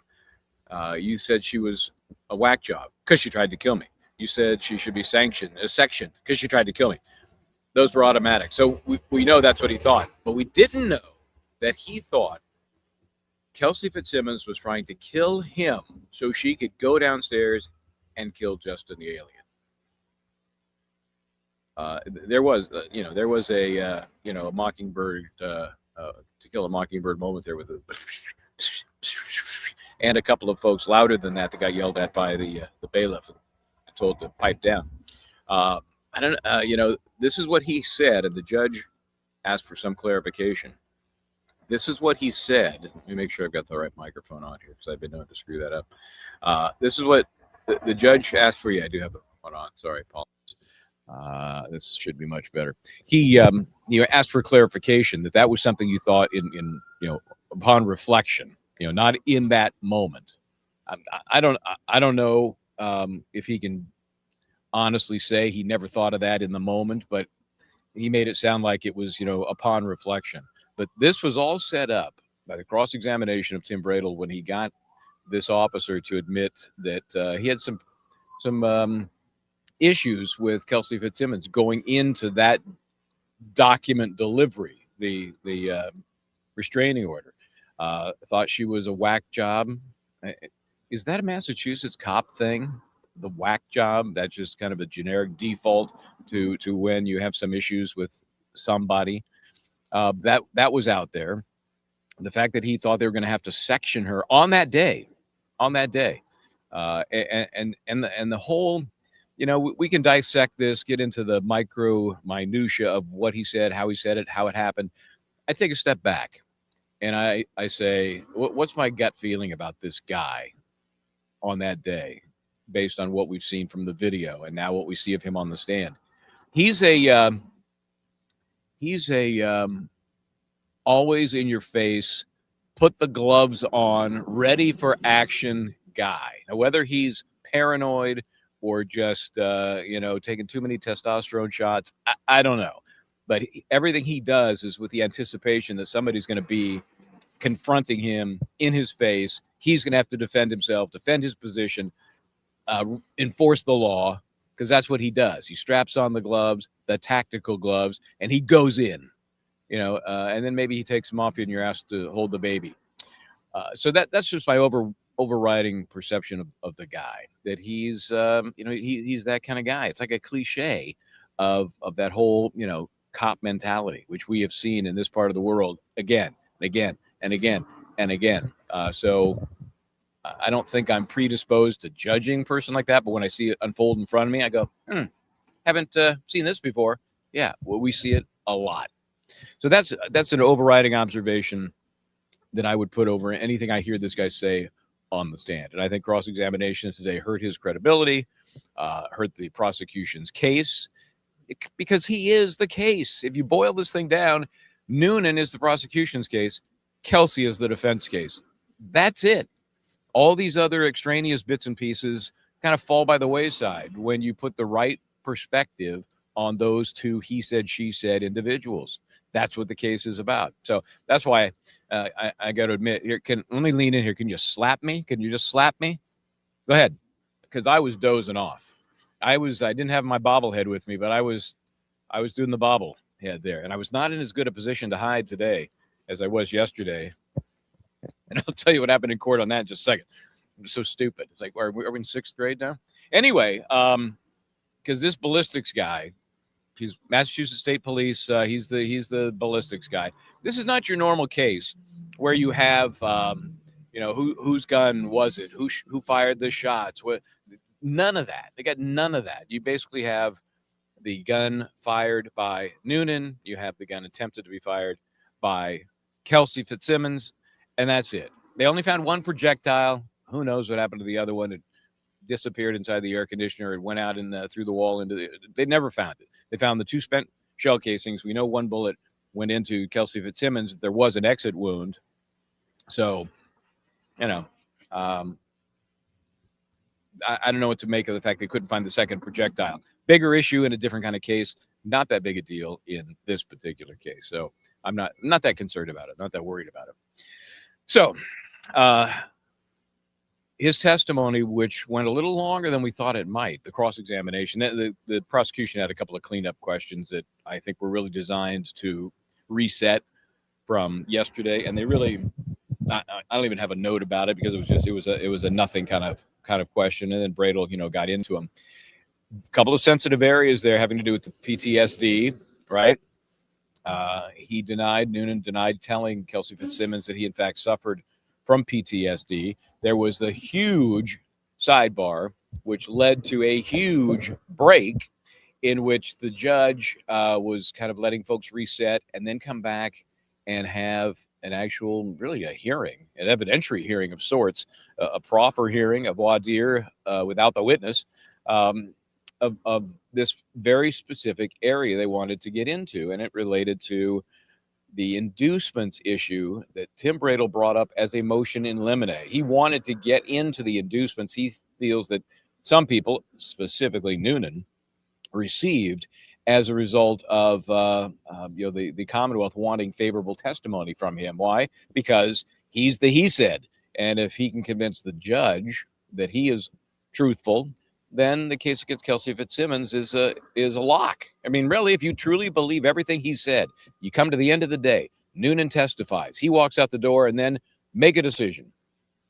You either have to totally discount everything he said, or you convict. And at the end of the Commonwealth's case, which I thought was going to be today, I don't know now, since we're diddling around with the bullet guy, and I would assume that Houston is going to be called, since they went to the effort to bring Corr in, Corr. I spelled that wrong. And he really didn't have much to bring to the mix either. This guy was called to the scene, got in the driveway at or about the time that the shots fired radio call went out by Daly. And he could hear screaming from inside the house, which apparently was Lauren Page, Kelsey Fitzsimmons' mom, who I saw today. She gave me a big hug. They're very frustrated. She and Stephen Fitzsimmons, and of course, Will Page, her husband, stepfather of Kelsey Fitzsimmons, they're sitting out in the hallway.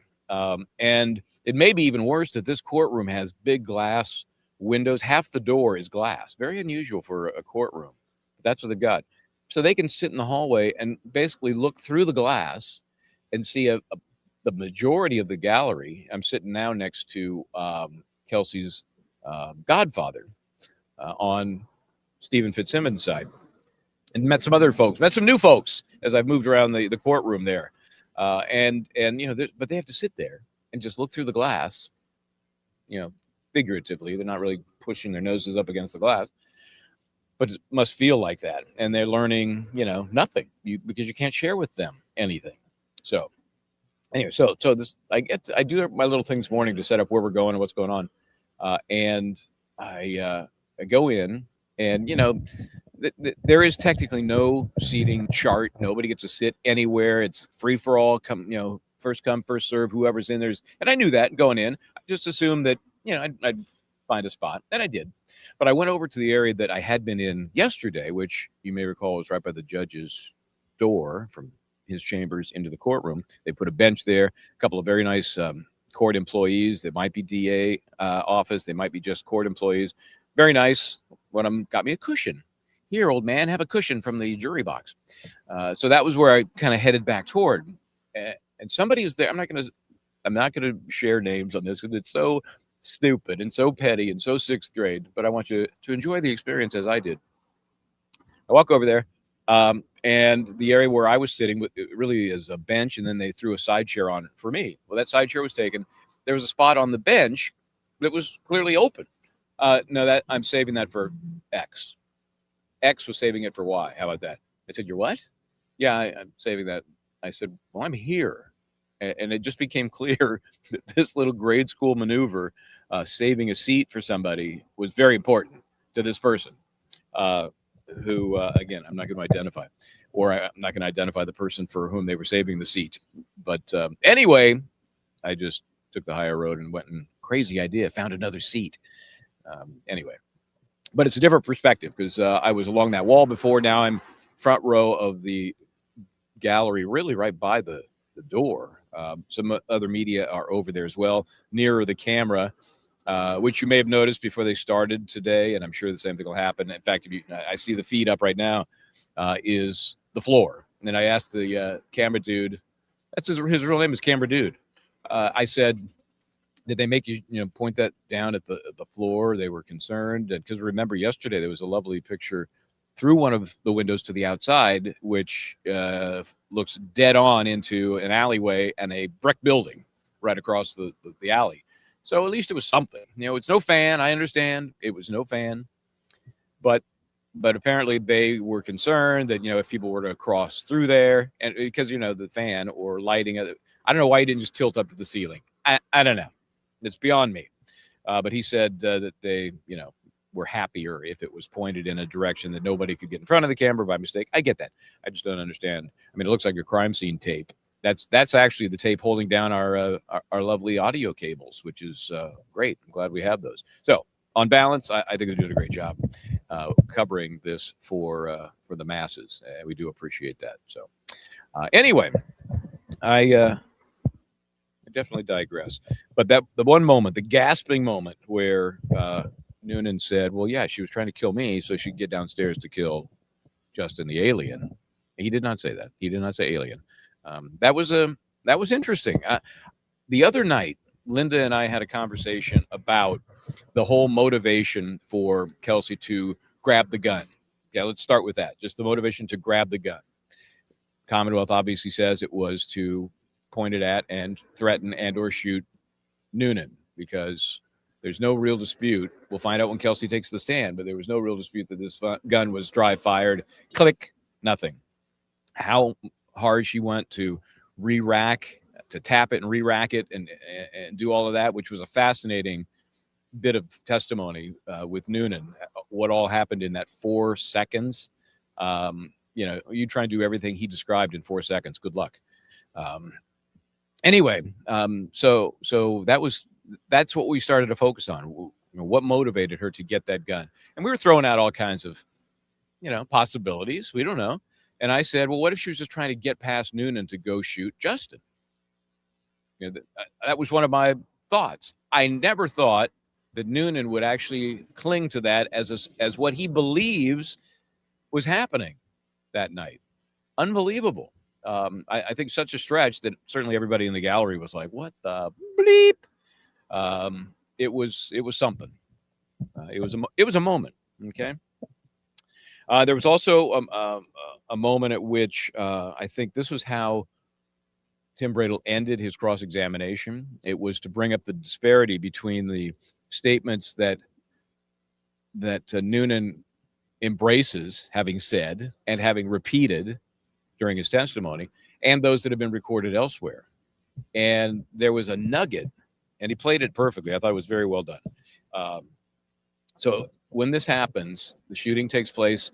Noonan goes to Kelsey Fitzsimmons, because it's like, oh, shit. I have to feel no matter what else is going on, you fire a gun, you shoot somebody, there's a certain, oh, shit, moment, especially if it's somebody you know. How well he knew her, very disputed now with all the different stuff that's been coming in. Were they just passing, like in the hallway, how you doing? They shared this murder-suicide with a mom and a young child, but he made it sound like, but he's sending her text saying that, hey, sometimes I go down a dark hole and I got a guy I've been seeing for like 10 years. I just call him up. And I mean, that stuff I'm not sharing that with somebody that is an acquaintance, as he's described their relationship. But anyway, so the gun goes off. She goes down. Disputed as well about how that biomechanical activity took place. She says it hurts. And he says, keep breathing. You have a baby to live for. Okay, that part pretty much undisputed. Well, remember, there was this independent report done.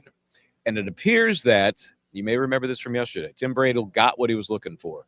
There was a request, third-party request, although call it a third party, I don't know. There was an independent investigation done by the police department. So is it truly independent? Is it truly a third party? I don't know. But up to this point, up to yesterday morning, Bradel asked for that report. It's an 80-page report. They got the report. Inside it were excerpts of statements made by various individuals. They didn't have those statements. Well, we don't have them. We haven't seen them. Don't know what you're talking about. And he was stonewalled until yesterday. And he had to either threaten to or actually issue a subpoena. As of today, he says he has them. So I believe it's from those statements that he got the information he used at the end of his cross-examination with Nunan. Okay, now remember, here's the undisputed part. She says it hurts. Keep breathing. You have a baby to live for. He gets out the CIC report, this 80-page report, and now apparently has the statements that were used to draw parts of that into the report. And here's what he's added. She reached up, grabbed my hand, asked why, and then when I'm sorry, I'm not doing a very good job of this. Sorry. She reached up, grabbed his hand, right? And he said, why? And she just kind of checked out, like no longer engaged. And then he said, and looked at me with this death stare. Now that's pretty dramatic. That's it was a dark and stormy night kind of stuff. You don't forget that. But on the stand today, he said that. I don't remember that. It didn't come up in just recounting the story, which makes it weird. Because how would you not? And that is so dramatic. That is, if true, unforgettable. All right. Oh, speaking of unforgettable, there he is. Hey, let's see that new sign. You got a new sign you made there? Scott McGinnis, look at that. Free Kelsey Fitzsimmons. Okay, there you go. Michael, you hungry? You want a slice of pizza? You got some pie? I'm not asking you to go get anything, but if you got something laying around, I might. No, I'm gonna go right now. If you're gonna go, a little slice of pepperoni. All right. Yeah, thanks, man. I will gladly pay you Tuesday for a slice of ham. Oh, it is Tuesday. Wait a minute, that doesn't work for those fans of Popeye.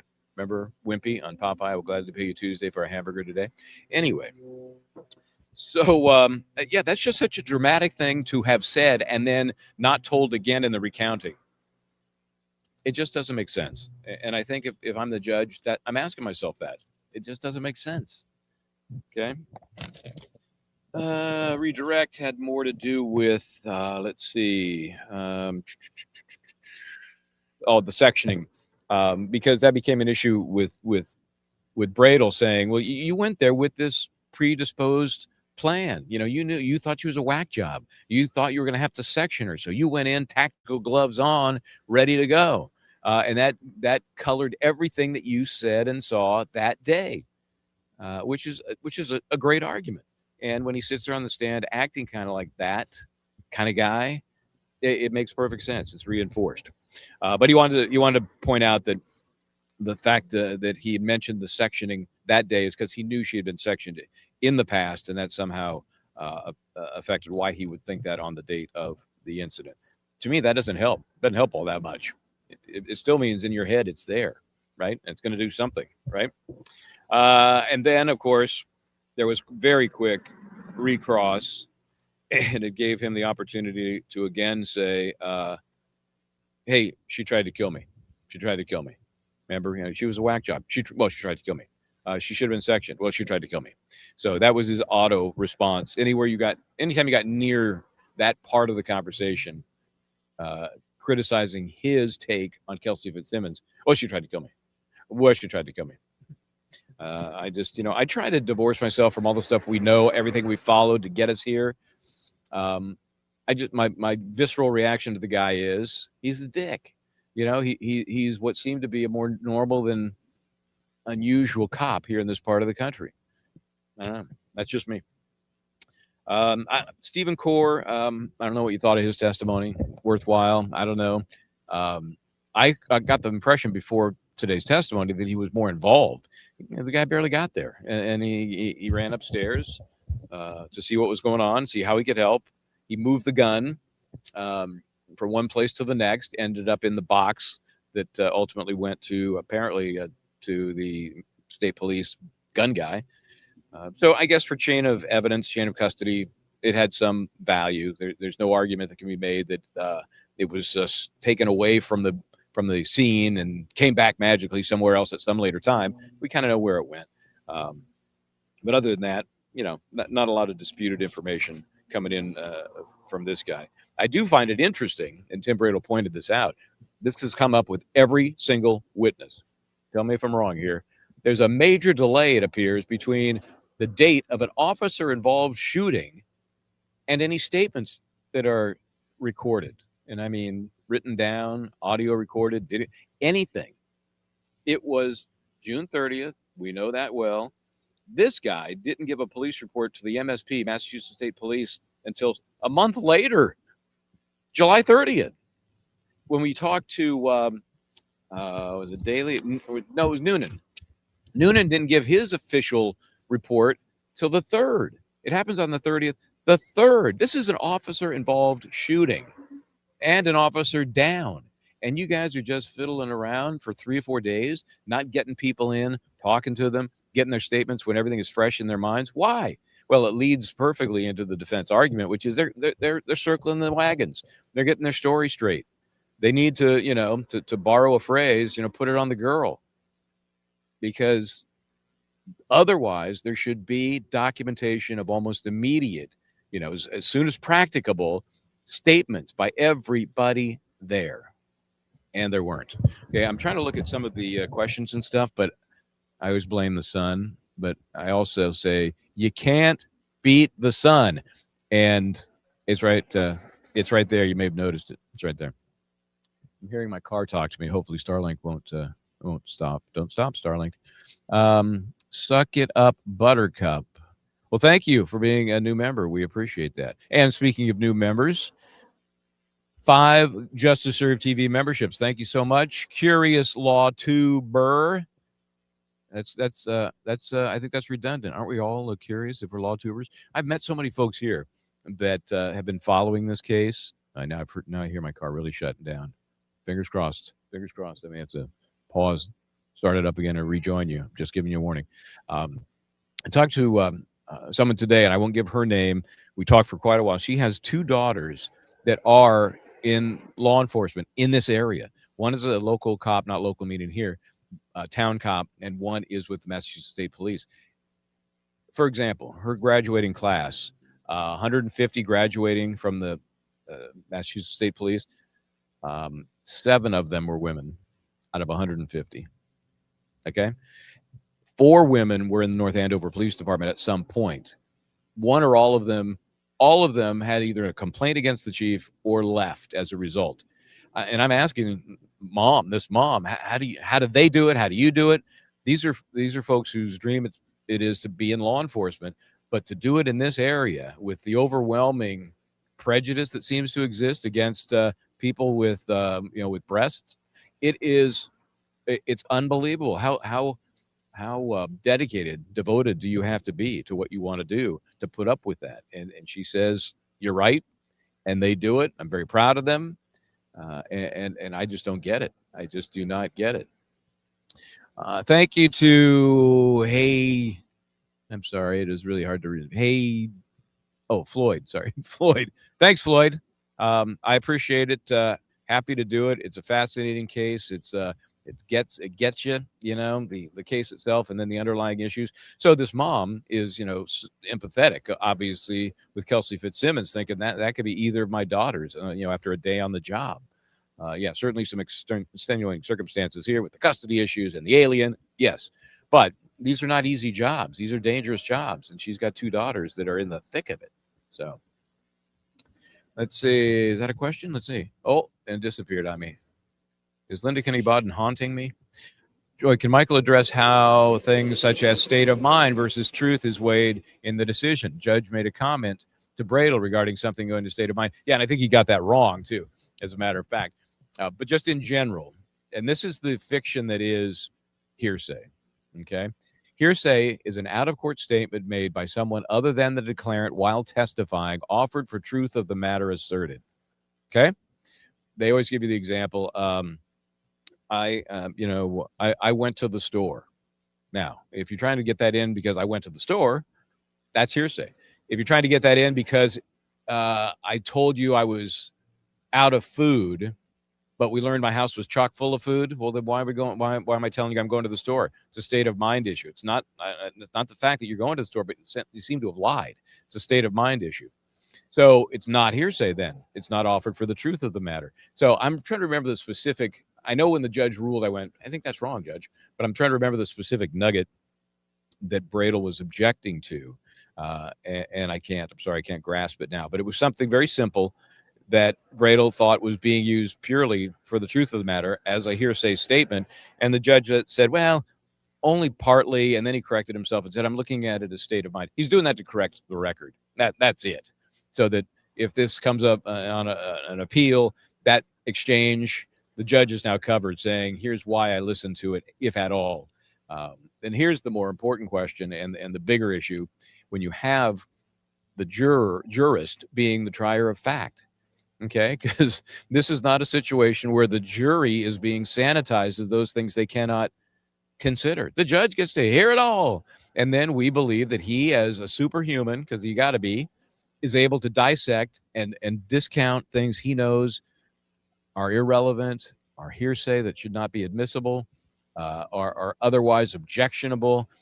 But he's heard them. He's heard them at sidebar. Every time he has a sidebar, and there's an argument back and forth, like there was earlier today, a long one, and that had to do with what was going to come in about Nunan's inducements, and we'll get to that in a second. That's all in the judge's head. You know, this is not like Severance. You know, this is not live Severance where he's able to beep boop boop boop in his brain. You know, he goes down in the elevator, one part of his brain is active, he goes up in the elevator, the other part of his brain is active. He cannot make that severance. So we're relying on him, his loyalty to his oath, his trustworthiness, his brain, his urge, we hope, to do the right thing, that he can't be swayed by things he knows should not be in front of him. It's Herculean. It's Superman. It's fiction. I don't think a human can do it. I just don't. But in this case, I'm glad to have him hear the defense case, because I think the overall impressions are favorable to the defense. Let's see what else we got here. Hold on. Hey, okay. Address how things. Oh, did I just do that one? I did. I missed that. Sorry, I missed that one. Sorry. There's another one. How does Michael think the trials? I'll tell you. You remember, my theory is always the same. The trial never looks worse for the defendant the further you get into the prosecution's case, right? So if we believe that the big ammo has already been entered into evidence by the prosecution, how does the case look? You know, maybe they'll have Houston come along. I don't expect any experts in the case. There may be some mental health expert on the defense side, not sure yet. We do know that Dr. Zeisel has been named and he appeared a couple of hearings ago when some of his issues were discussed. I personally have not heard enough to convict. I have not heard anything that gets me beyond a reasonable doubt. And, again, I'm looking at Nunan. He's the man. And I just don't believe his description of what happened in that room, in that hallway. Remember, he never went in the room. He stayed in the hallway, which they're calling the landing. I'll say it again, and I apologize as a real estate professional. I think in terms of a style of a home, and it comes to my brain immediately. And we'll talk about the view, too, in a second, or lack of view. It's a cape. You go up that little tiny staircase, you get to the top, and it's either hard right for one bedroom, hard left for another. If you have a fancy cape, there's going to be a bathroom dead ahead of you in between the two bedrooms.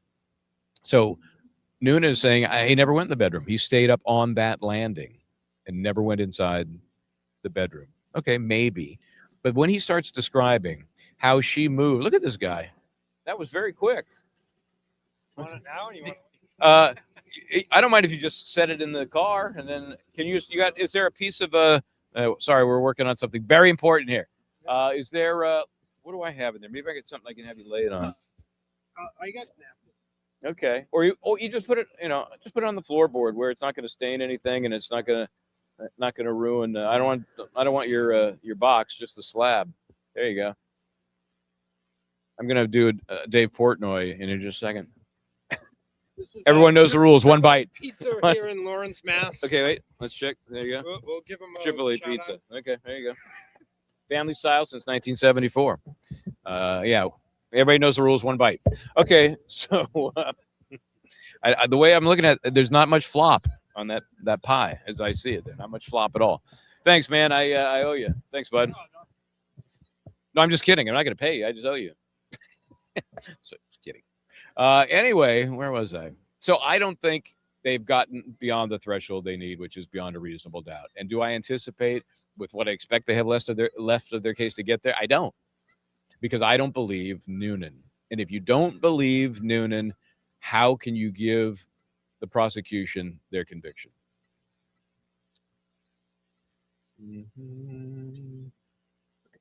Definitely, yeah, definitely. I think he was actually emotionally hurt as well as his testimony being hurt. He didn't want to get into these issues that Bradel brought up. Clearly, the PTSD, very personal issues, not so much the interaction with that case, with that call, as they would describe it, and the interaction with Kelsey Fitzsimmons, but just that, he went into, the whole text about him having issues over something in the past. We don't know, and I'm not sure we need to know, but that doesn't support his macho image. This guy is like, hey, I'm putting my gloves on because I got to go take a pee. I mean, the guy puts his gloves on for everything because he's ready to rumble in his mind, whatever that means. And so I think that hurt him as a man. His testimony was damaged because some of the stuff he says and re-says on cross isn't consistent.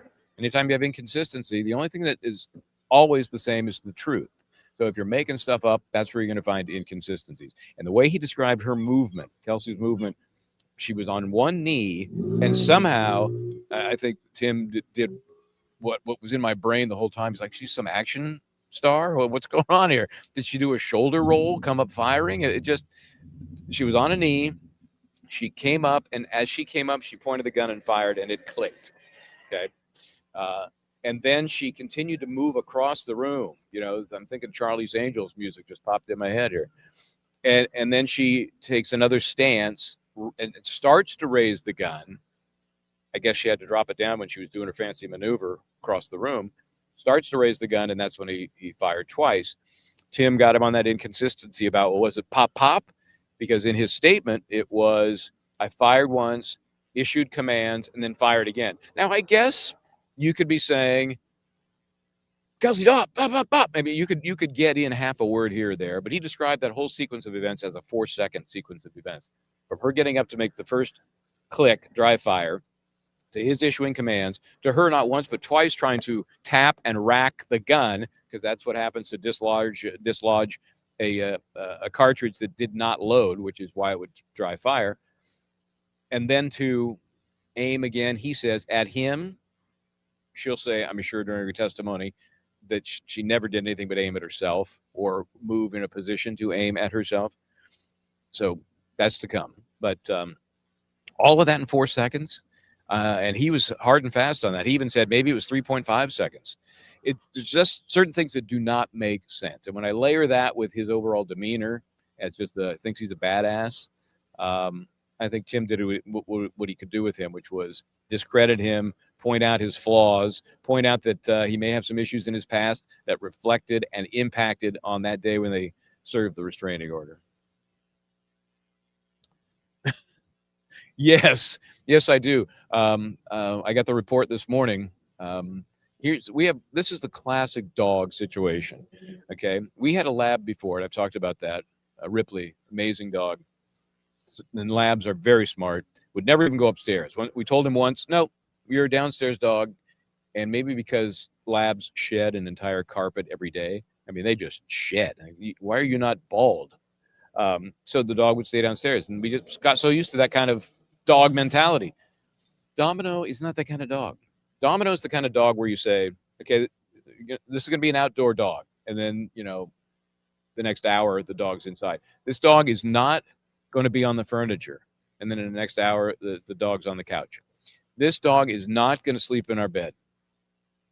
Anyway, so that means your wake-up time is the dog's wake-up time. And he's still a little whacked out. Maybe it's daylight savings time. He hasn't quite figured it out. But he likes to get up long before I would ever want to get up. And that's today he surprised my wife because, I'll get up and put him out, whatever. Sometimes I can sneak back and go to sleep for a little bit. But she got the early wake-up call today.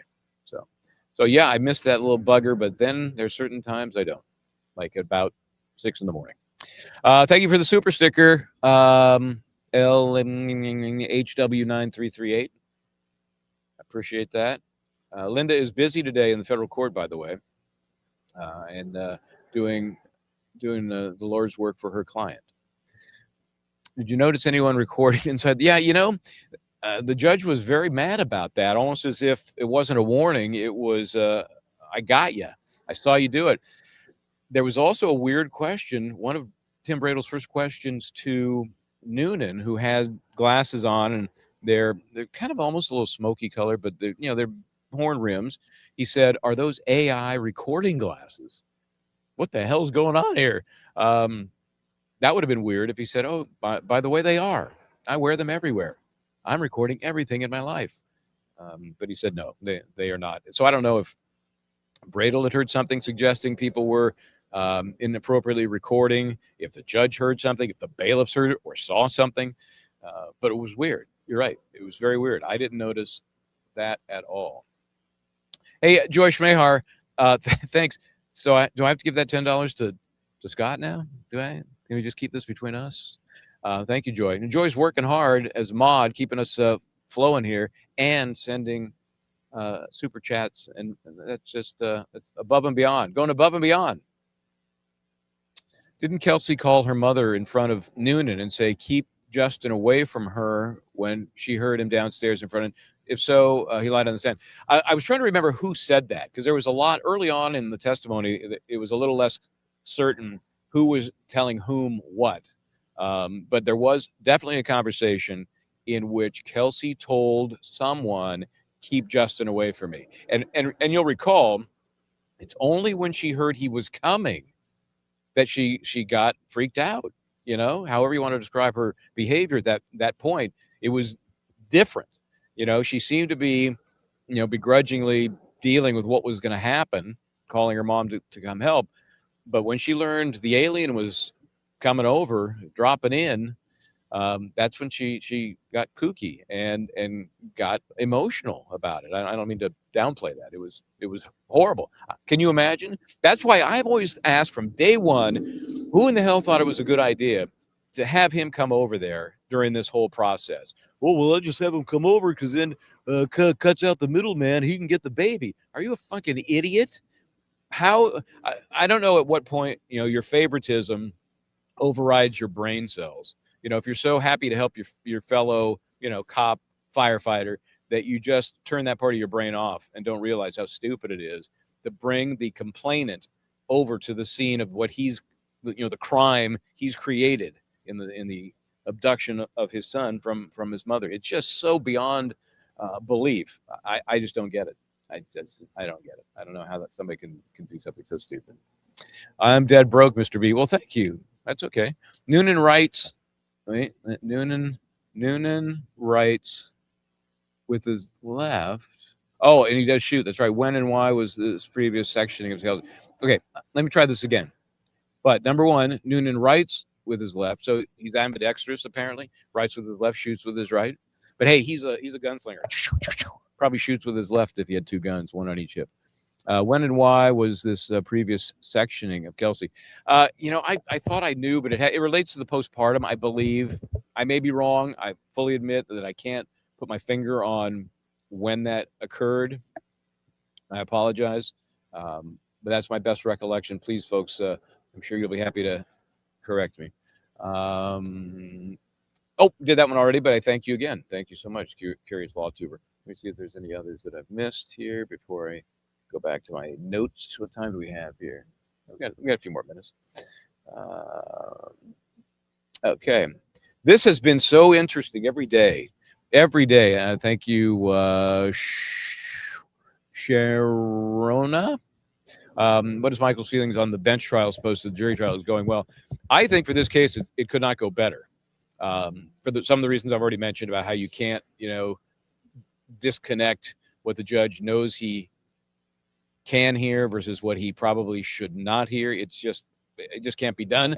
But when you have a case that is really so devoid of evidence, it's he said, she said, as I've said a billion times, then it really comes down to the credibility of those witnesses. And I have no problem putting my faith in Judge Karp for that purpose. I think he's a down-to-earth kind of guy. He admits his foibles at times, like, I know I'm talking out of both sides of my mouth. Well, yeah, you are. Refreshing that you would admit that. Because he is that, when you hear him say something like that, that's him wrestling with his role as not just the trier of the law, but the trier of fact. Because he has to kind of wobble between those two, and it's a difficult thing to do. But I think it's going as well as it could. I think that Bradle's getting a little more latitude than he might if it were a jury. You heard the judge earlier today say when it came to those the questions, let me get into this too before we run out of time, the inducements issue. 3 questions he was allowing Bradle to ask after that long break and that open argument in court. But he said, if this were in front of a jury, not a chance we would get into this. Not a chance. So he is, by allowing it in, saying, I can sift through this bullshit. I can take from it what I think is important to my fact-finding, decision-making on that level, and throw out the rest. To me, that was a very telling moment in this trial to say, maybe the judge is the best guy to make a decision here. So let's talk about the inducement issues. You'll remember Bradle brought that motion in limine to introduce, and again, motions in limine sound like limiting because it's Latin. Technically, that's what it means, just the translation. But you can also use it to give the court notice of something you want to get in to evidence. In this case, Bradle wanted to get in the fact that he believes Noonan was given, favorable treatment. Why? Because they want favorable testimony. Commonwealth wants to help stick it to the girl. And so how do you do that? Well, maybe we bend the rules a little bit. Bend the rules. First of all, like I said, it's ridiculous. There weren't all these reports done immediately after an officer-involved shooting. That's insane. Let's set that aside for a moment. One of the 3 things he could talk about, and he could only ask one question, but the judge gave him a little bit of flexibility here. First question was, were you drug tested after the shooting? Answer, no. Now, all of the policy manuals, even the CBA, the collective bargaining agreement for the cops, says you got to be drug tested if you're involved in a shooting. And even not the guy pulling the trigger, most everybody there, for purposes of determining what their observations were or weren't. Were they good? Were they bad? Were they affected by substances? Justin. Sorry, he's a firefighter. Not important then if you're totally stoned, if somebody's trying to put your house out. So that was the question there, and it was no. I never took a drug test. Okay. Number 2 was the Flexerol issue, and the magic word Flexerol was never uttered in court, but it was in the original motion. And what happened was, and it was also in some underlying documents, for whatever reason, Noonan was on Flexerol, and that's, I know there's so many. Every time I get into drug stuff, people are yelling at me, that's not what it's for. I digress. The physician's desk reference, the PDR, I don't know it by heart, but I've looked at 1 or 2. We were talking last time about the drugs that Kelsey Fitzsimmons was taking, and one of them is Ativan, which I would describe in part as a mood elevator. People are like, it's not a mood elevator. And then I would say, look, it's a CNS depressant, central nervous system depressant. So is alcohol. So is Halcyon. So is Xanax. So is Versed. All of those. Okay. Alcohol. Get it? It's a mood elevator in the sense that it limits your inhibitions. Think of it this way. People were telling me, no, it's not. It's an antidepressant. Okay, wait a minute. If I'm depressed and I take an antidepressant, is not my mood elevated? Is that not the purpose? So get off my back with that. Okay, so Flexeril, quite often given for sore muscles. It can help you sleep. It has a drowsy side effect, even if you're not taking it to sleep. Bottom line, he crashes out, falls asleep, and misses his shift, which would be, something you should be punished for. They didn't get into the Flexeril, but he missed a shift. He gets a reprimand letter. All Bradel was able to get out of him was that there was a reprimand letter in his file, but he couldn't get him to admit that that was not the original plan. What he wanted was, no, they said there would be no reprimand, and then bingo, some point later, because it looks better, there is a reprimand letter. Well, Bradel didn't get that out of him. All he got was, I don't know. I don't know if there was going to be one, not going to be one. All I know is one is there. So, didn't get a lot out of that. Right? Well, what was the third? I forgot what the third was. I got to take a look. I mean, after all of that break, you would hope that he could have gotten maybe a little more, out of it. This is another situation in which I think what he did get was more impactful on the judge than it would be on a jury. The third thing was that he is on administrative leave. I think they call it, they have a certain name for it. Let's see. Critical incident leave. Critical incident leave. That's bad. Doesn't sound bad. It generally means that you're not at full strength. You shouldn't be getting any jobs. Well, doesn't mean it's unpaid leave. But on top of that, they were giving him duty assignments. Why is he getting duty assignments if he's on critical incident leave? Well, because it's favorable treatment, just as the late reprimand letter was, just as the don't take a drug test on the day of the shooting was. All of those are inducements, rewards to get the testimony you want from the most pivotal witness. Okay, there you go. That's my take on that. And I think Bradel did a good job. Again, I think it's more impactful with the judge than it would have been with the jury. Just looking here to make sure I didn't miss anything. I think I got most. Wait a minute. Oh, wait a minute.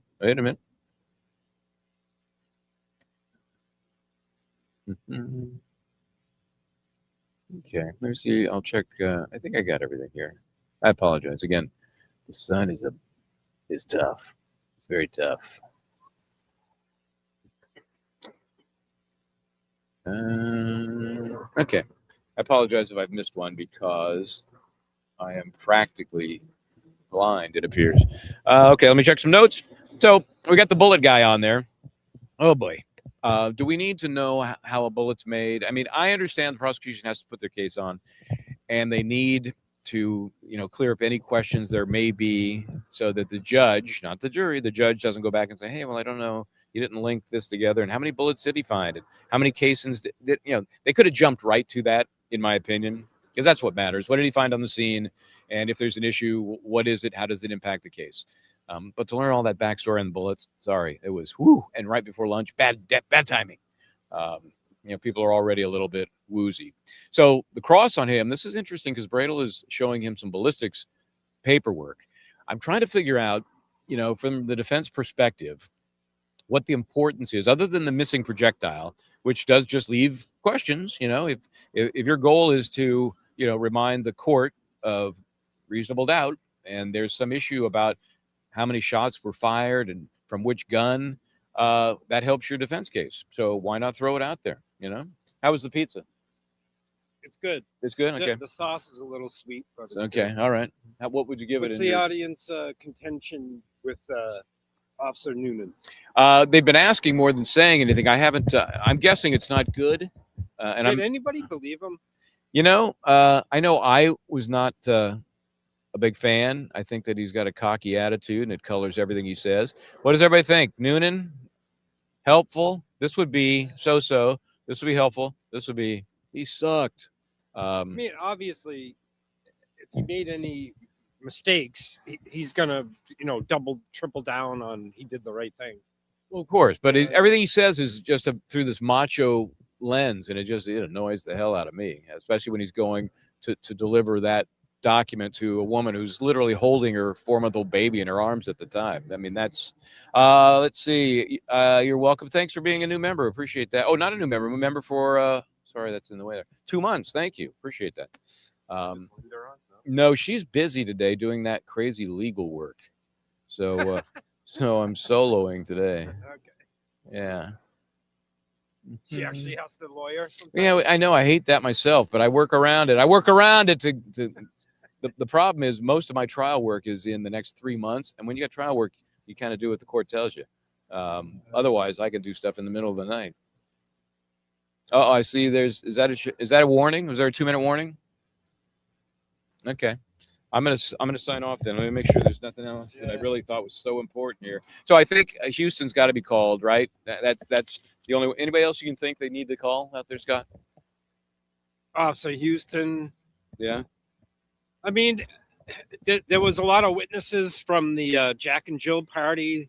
I know that's not going to be happening now. Nope. They talked about it to the degree they're going to. So It's kind of like the same power play they made in Karen Reed when they try to bring up Aruba. You know what I mean? That's what the sisters, the Sullivan sisters. No, the DAs like to bring up all the drama in front of juries, but there's no jury here. So Judge Karp isn't listening to the drama. Yep, that's a good point, and that'll hopefully minimize where we go with this. We'll see what happens with Bradle's Cross as he wraps it up with the Massachusetts State Police bullet guy. Do we have a feed up somewhere? So I want to make sure we're not missing anything. Do we have a feed? Somebody want to share that screen so I can make sure. I don't want to be stomping on anything. Anyone home? Hello? Anybody home? Hello? Anyway, still says court's in a lunch break, but I don't know. Oh, I'm seeing the yellow line. I'm calling the body bag line. How come when I'm out here, oh, there it is. Yeah, I want to see that. I just want to make sure everybody knows. There it is. You don't have to rush off. We're not missing a thing. But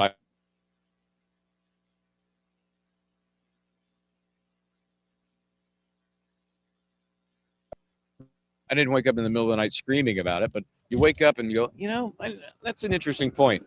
Justin, the alien, testified he heard Noonan say, Kelsey, no, don't do it. 2 floors, he's in the basement. That's different than even a floor because it has very few openings for sound to come through. It's got to basically come through the one door down the stairs. But he heard that. He is an alien. The guy has unbelievable hearing. So just a late observation on that. Okay, take me away. I'm going to get out of here. What we'll do is I'll come back. I may do it on the fly, so I don't set up, but I'll do it on the fly walking back as I did this morning. A couple of quick thoughts. Set up tonight, 6 o'clock. Ashley Willcott will be on. The judge will be on. We'll talk about what's happened in the case so far, what needs to happen from here. And she can definitely give us some very interesting perspective on, hearing the case as a judge. Because as a family court or juvenile court judge, that's really what you do. So we'll talk about that. I talked to a couple of people today. We're going to get on as guests at some point. But important note on the family law thing that was on April 2nd. Julie Hess told me that's been moved. Technically not yet moved, but the one on the 14th, which is the Tim Bradle protective order, that has to be erased, obviously.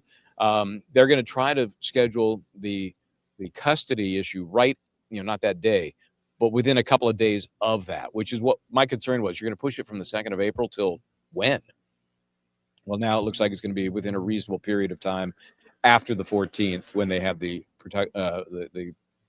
hopefully the removal of the protective order that's been keeping Kelsey away from the boy. So, okay, I'm seeing some activity there. I'm going to leave you alone and see you after court is done.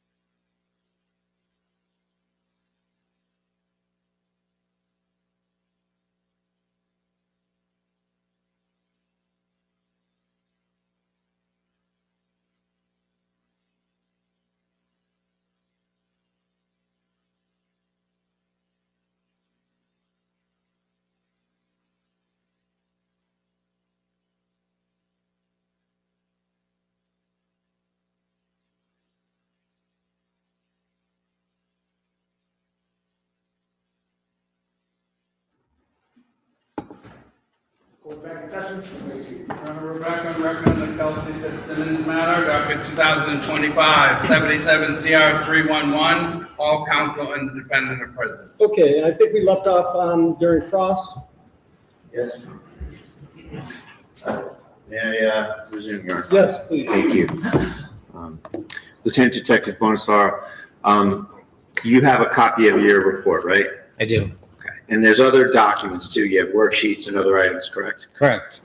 So if you need anything, just let me know and we can share anything you need, okay? Okay.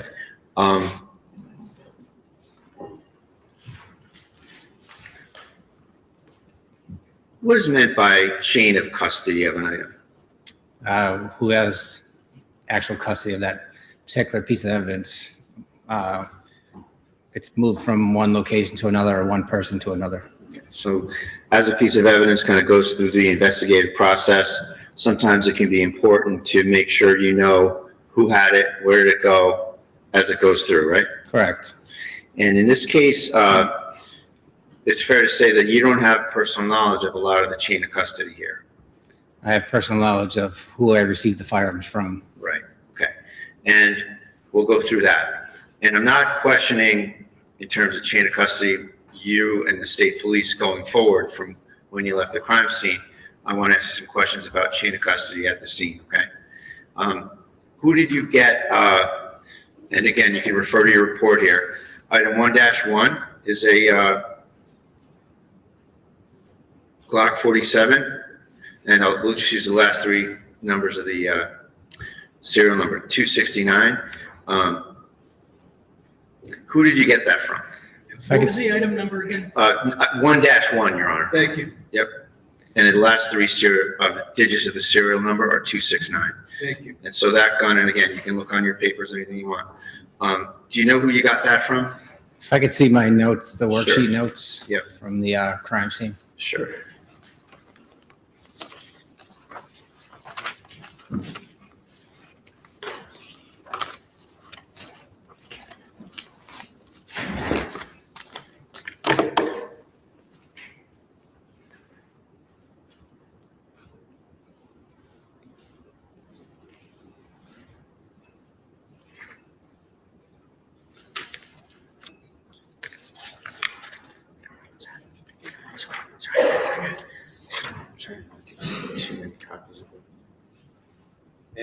Yeah.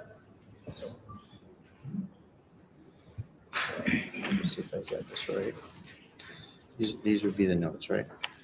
And this is just another copy of that report. Yes.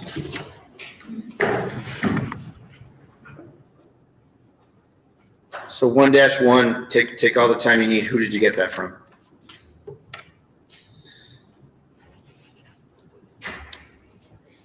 It was received from Detective Lieutenant Michael Davis.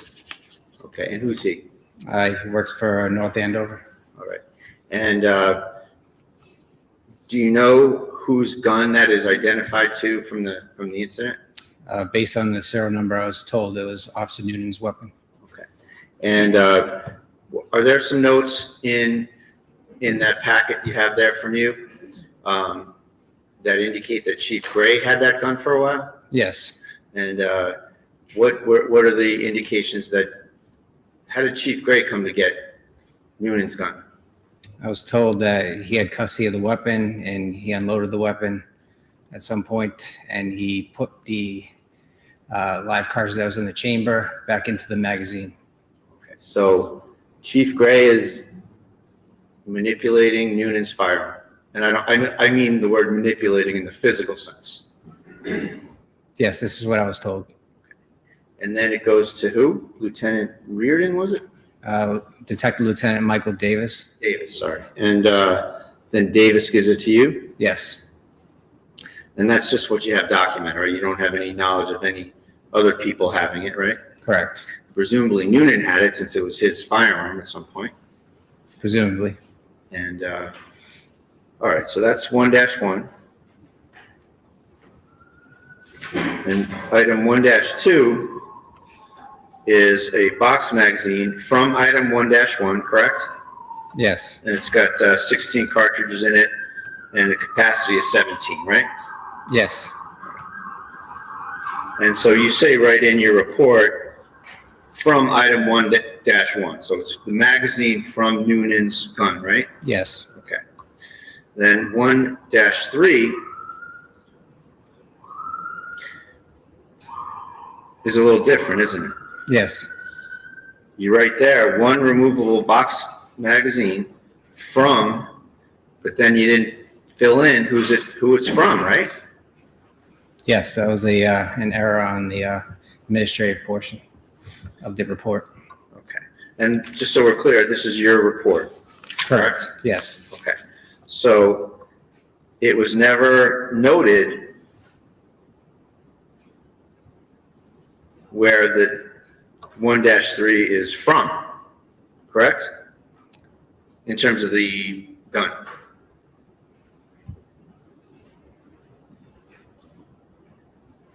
it was noted that it was received from Officer Michael Logan, Right. 1-3. So he's the chain of custody guy, but unlike 1-1 and 1-2, where you match them up, that the magazine is from 1-1, here, it doesn't say where that magazine is from, right? Well, these were recovered at a later time. Mhm. I was initially given the firearm with the magazine, and then later on, these additional magazines that were recovered from, I believe, the either the duty belt or vest carrier, whatever the officer had.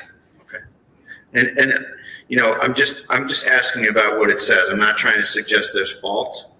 And I just want to go through it with you in terms of what's identified and what's known to be from somewhere and what's not. Okay? So I'm not trying to find fault. I just want to factually have us go through the report. So we don't know where 1-3, the box magazine, is from, what device it's from, right? I was told it was from either the vest carrier or the duty belt of Officer Noonan. Okay, but that's not in the report, is it? It is not. And then same with 1-4, one removable box style magazine from, and then from is not identified, right? Correct. Okay, and that's the same thing. You got a magazine, and that's from Officer Logan as well. The chain of custody reference is from Logan, right? Yes. Okay. And again, it's not identified in the document where it comes from. Yes? Correct. Correct.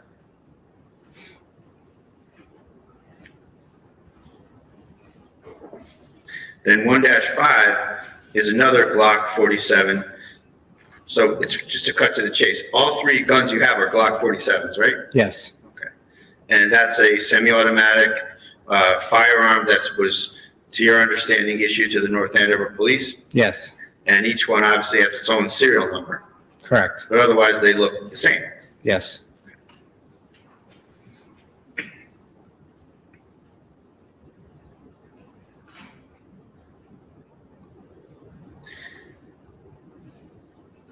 Going to 1-7, you have two removable box-style magazines that you received, and the chain of custody guy is Michael Logan, but it doesn't say what firearm they were in the vicinity of or near, correct? So as I entered the evidence, it was associated with the firearm. So as I went to the next firearm, whatever is below that firearm is associated with that firearm. So all evidence below it will be associated with the firearm until I mention another firearm. Okay, so that's your procedure, right? Yes. Well, it's fair to say, though, that sometimes you do say what it's from, and sometimes you omit it, right? Yes. And that's by mistake, right? Yes.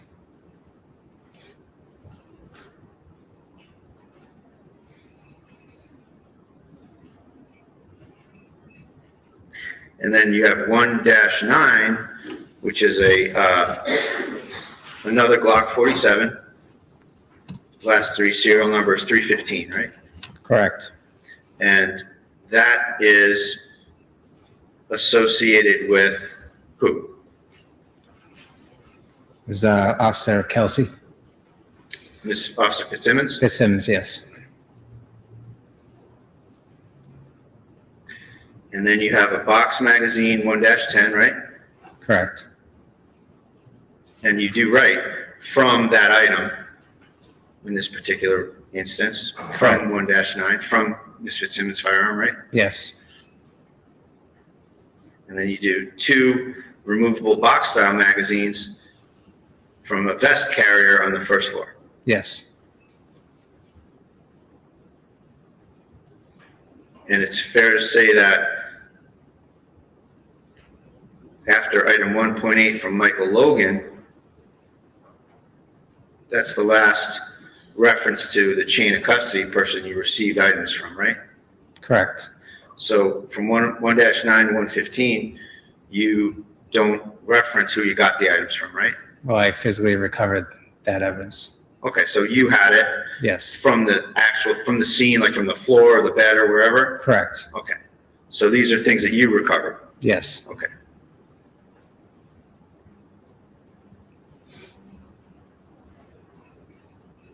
Then we get to some discharge cartridges and a live cartridge, 1-12, 13, and 14, right? Correct. And they're all, as we went over, they're all head stamped the same, right? Yes. And then you have 115, the last item, is a spent projectile. So like a bullet, a spent bullet from above the air conditioner. Correct. And you recovered that yourself. Yes. Okay.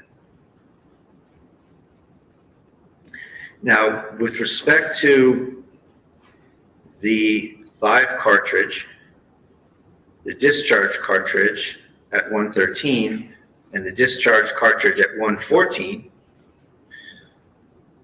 it's fair to say that you applied science. I'm going to just keep it vague for a second.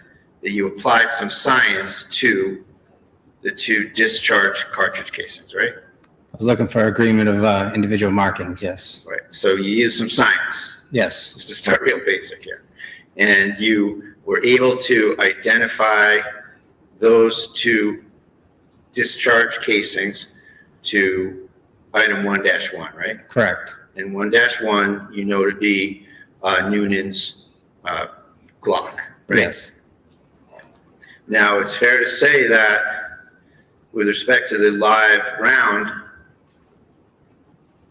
recovered from the hallway safe, it's fair to say that you didn't apply any science to that item, correct? Correct. So there's no science, unlike the other 2, unlike the discharge casing in 114, the discharge casing in 113. Unlike those, the live cartridge, there's no scientific basis for you to say what gun that came from, right? Correct. And it's fair to say that there were, and again, I'm not trying to find fault. Nobody asked you to apply any science to that item, right? Correct. So there were some various scientific methods that you could use to determine where that came from, right? There would be some markings if it was actually cycles through that weapon. Right. One step ahead. That's my next question. If that was cycled through a weapon, you would have what? Breech face markings? No, you would have what's called extractor markings, possibly ejector markings, as well as you may have magazine marks. Okay. And just to kind of bottom line it, that means that if someone had, if that cartridge was in the chamber of Ms. Fitzsimmons' weapon, and it was made safe by cycling it out, right? Correct. Breech face markings or ejector markings or extractor markings would be deposited on that cartridge, right? Possibly, but not breech face. Breech face markings is part of the firing process. Okay, so what processes were available to figure that out? So you could have the extractor mark, which is holding that live cartridge in place. You'd have a magazine mark that came from the magazine, if it was loaded in the magazine, and you'd have possibly an ejector mark. But a lot of times these cycling marks don't show up due to the fact that there isn't an explosion that happened. So it's not a exact way of looking at these markings. So you're looking at a piece of ammunition that could have been cycled, but there's no definitive amount of markings there to determine that unless there was some type of defect or whatnot. And to figure that out, you got to look at it. Correct. And that didn't happen here, right? Correct. Nothing further. Okay. Read you back? Okay. Okay. All right, you may step down, thank you. And come up and call your next witness.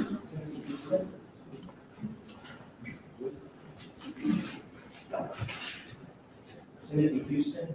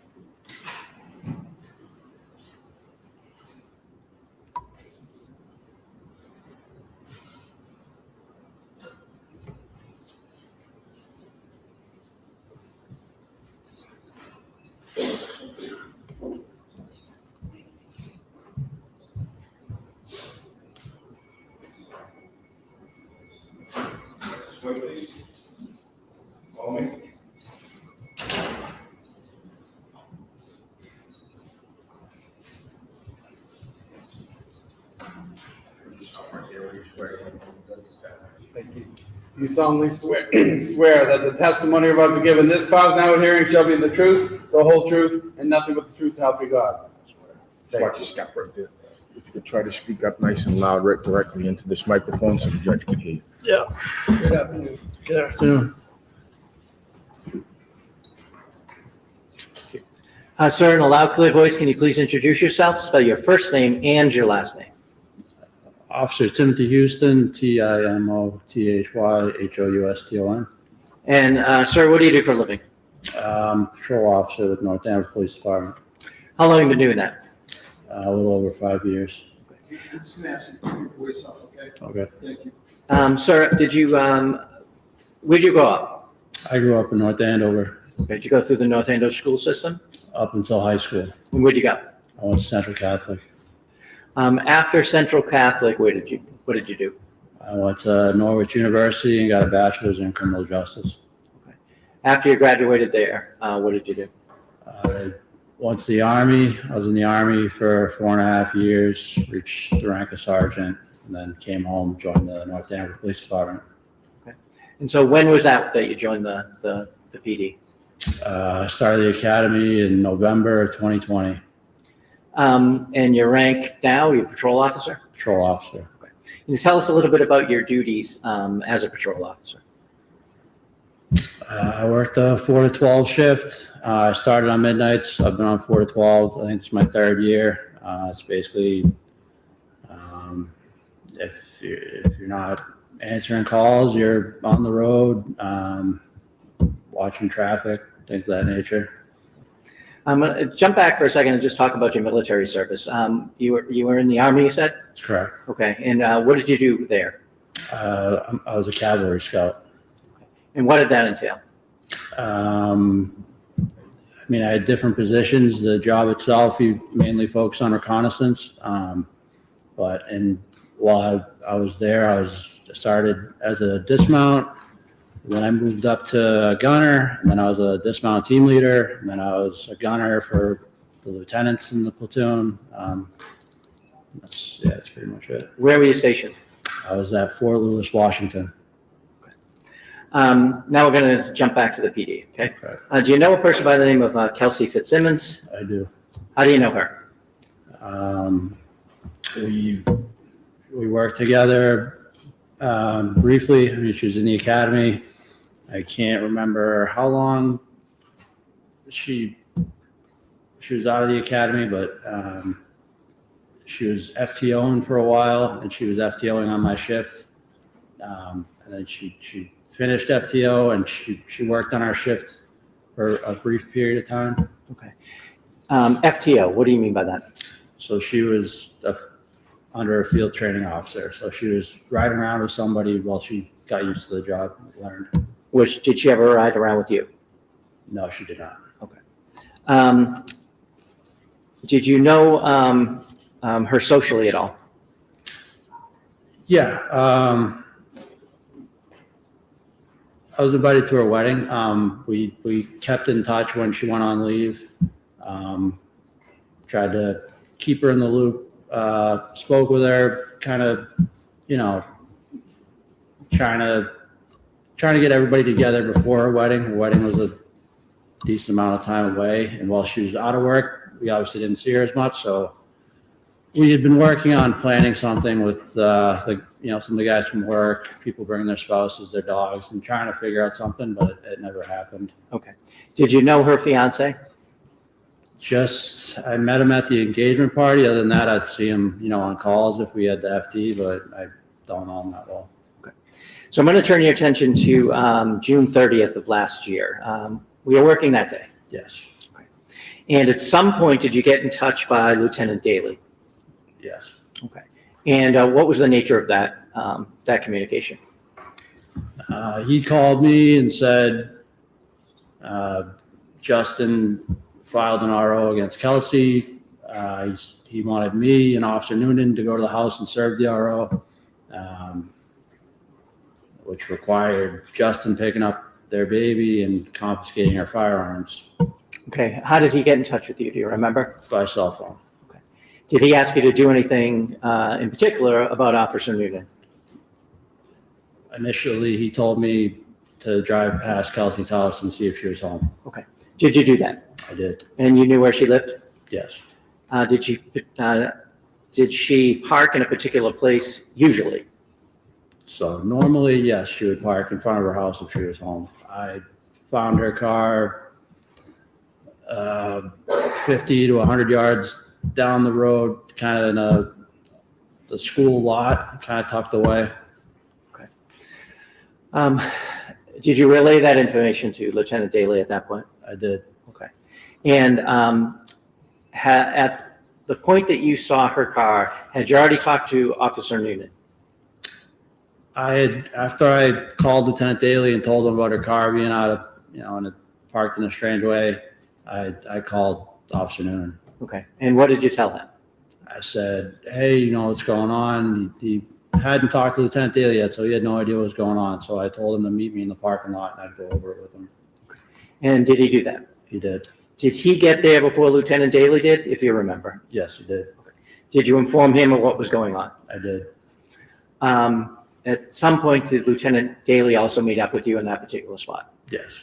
Okay. Did you talk about a plan as to how you were going to handle serving the order?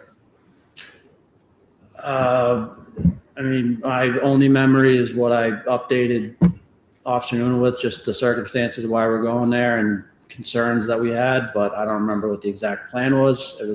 I think it was assumed that Lieutenant Daly would do most of the talking. Okay. And you said your concerns. What were your concerns? We were aware that she had been sectioned before, so, obviously it's a tough position for her, finding out, there's an order in place, we're taking her firearms, we gotta take the baby, give them to Justin, so we thought with her past being sectioned, she might not take that news very well, and, we weren't sure what was gonna happen. Okay. Had you served restraining orders yourself before? Yes. Now, at some point, did you go over to 125 Phillips Brook Road? Yes, we did. And the three of you? Yes. Did you go in together? Yes.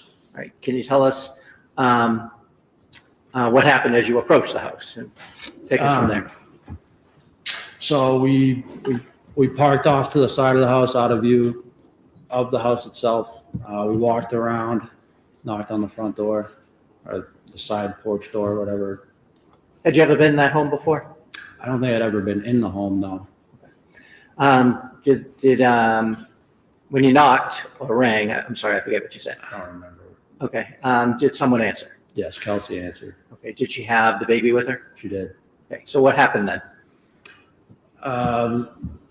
She wasn't sure why we were there. Lieutenant Daly kind of had the paperwork in his hand. She invited us in, and Lieutenant Daly just started explaining why we were there and what was going on. Okay.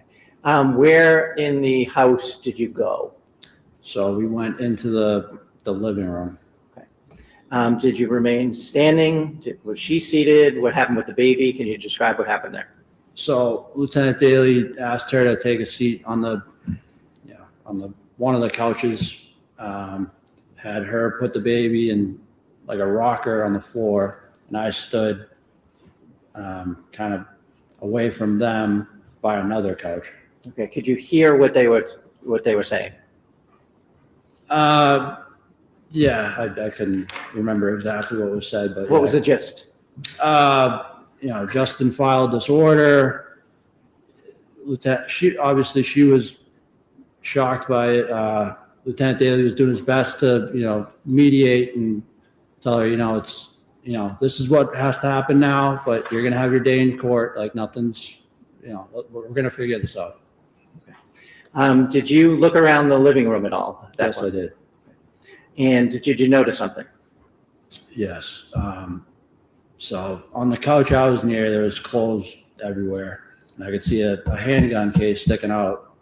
And before that, Lieutenant Daly had asked Kelsey where her firearms were. She said they're in the basement. And while they were having that discussion, I saw the handgun case, picked it up, opened it. It was empty, and Kelsey reassured me that they were in the basement. Okay. So that was the second time she said they were in the basement. Yes. How soon after you got in there was that question asked about where the guns were, if you remember? Almost immediately. Okay. That was one of the first questions? Yes. Okay. What happened next? We told her or Lieutenant Daly told her that Justin's going to come and pick up the baby. So she said, how long is he going to have him? I need to pack for him. So me and Lieutenant Daly began following Kelsey as she packed for the baby. Okay. And did she do anything with the baby when you guys were following her around, if you remember? I believe at that time, Officer Noonan was holding the baby. Now, you said you were following her around the house? That's correct. Was it? Why was that? It was still, we were still a little bit on edge. She had to go to the kitchen. I remember when me and Lieutenant Daly followed her in the kitchen, I was concerned because there was butcher knives all along the kitchen. That was just something that stood out to me. Okay. Was it your intention for you or another officer to be with her the entire time? That's correct. Is that standard practice when you're have similar concerns? Correct. After you went into the kitchen, do you remember where you went? I believe we went upstairs. Me, Kelsey, Lieutenant Daly, briefly came back downstairs, and then we went into the other side room. I think it's like an exercise room. Okay. At any point, if you remember, did the defendant make a call? Yes, at some point she called her mother. So after you came downstairs, at some point, did you take possession of the baby? That's correct. What happened while you were holding the baby? Anything? Yeah, so I took the baby from Officer Noonan, which Kelsey asked me to do, which I did. Kelsey told me, why don't you take him for a walk? He likes to look at the cars. I told her, I said I'd take the baby, but I wasn't going to leave. So I took the baby out on the porch, and the baby was crying, so I was doing my best with the baby. And at that point, her mom showed up. Through that same door you guys had come in? Correct. Okay. And so what did you do when she came? I peeked in, I told Lieutenant Daly, like, the mom's here, why don't we give her the baby? And we invited the mom in. After the mom came in and you handed the baby to her, did you stay in the immediate area or did you go somewhere? So once the mom came in, she was pretty upset with us, but Lieutenant Daly explained the situation to her. So at that point, me and Officer Noonan followed Kelsey upstairs so she could pack more things. Describe upstairs, if you would. There's a landing. It's a T hallway. Hold on 1 second. Yeah.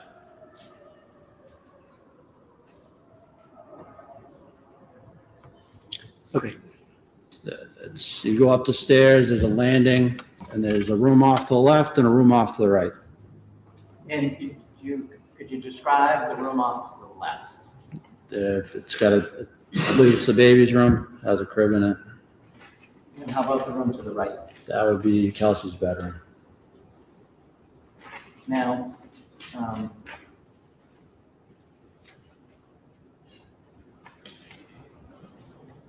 you said you followed her up there. Did she go in any one particular room? She moved between both the rooms. While you were up there? Correct. And what was she doing? She was packing. At some point, she mentioned that Justin doesn't have a car seat. So she handed me a car seat. I was holding it and started putting more and more stuff in there. And at some point I put it down. Why'd you put it down? I didn't want to have my hands tied up. Okay. And did that continue for some bit? Briefly, at some point, she heard a female's voice downstairs and she made a comment to me. She said, "Who's downstairs, my baby?" I said, "I believe it's your mom. I mean, we were just there." And she said, "That's not my mom's voice." And I got the sense that she wanted me to go downstairs and check, but I just kind of dismissed it at the time. Okay. And so you stayed up there. I stood up. Do you remember which room that was in when you were having that conversation? That was right at the landing. So she had moved, I think she had moved back to her bedroom, and as she was coming across, she had mentioned it. And at some point up there, I'd found another handgun case. Okay. And where was that? I honestly couldn't tell you which room it was in. Okay. And did you look into it? I opened it, and she saw me open it, and she said, "I already told you they're in the basement." Was there anything in it? There was nothing in it. At some point, was your attention drawn downstairs again? Correct. Okay. Can you tell us about that? Yeah. So at some point, Justin came. Kelsey heard his voice, and she said, "I don't want him in the house."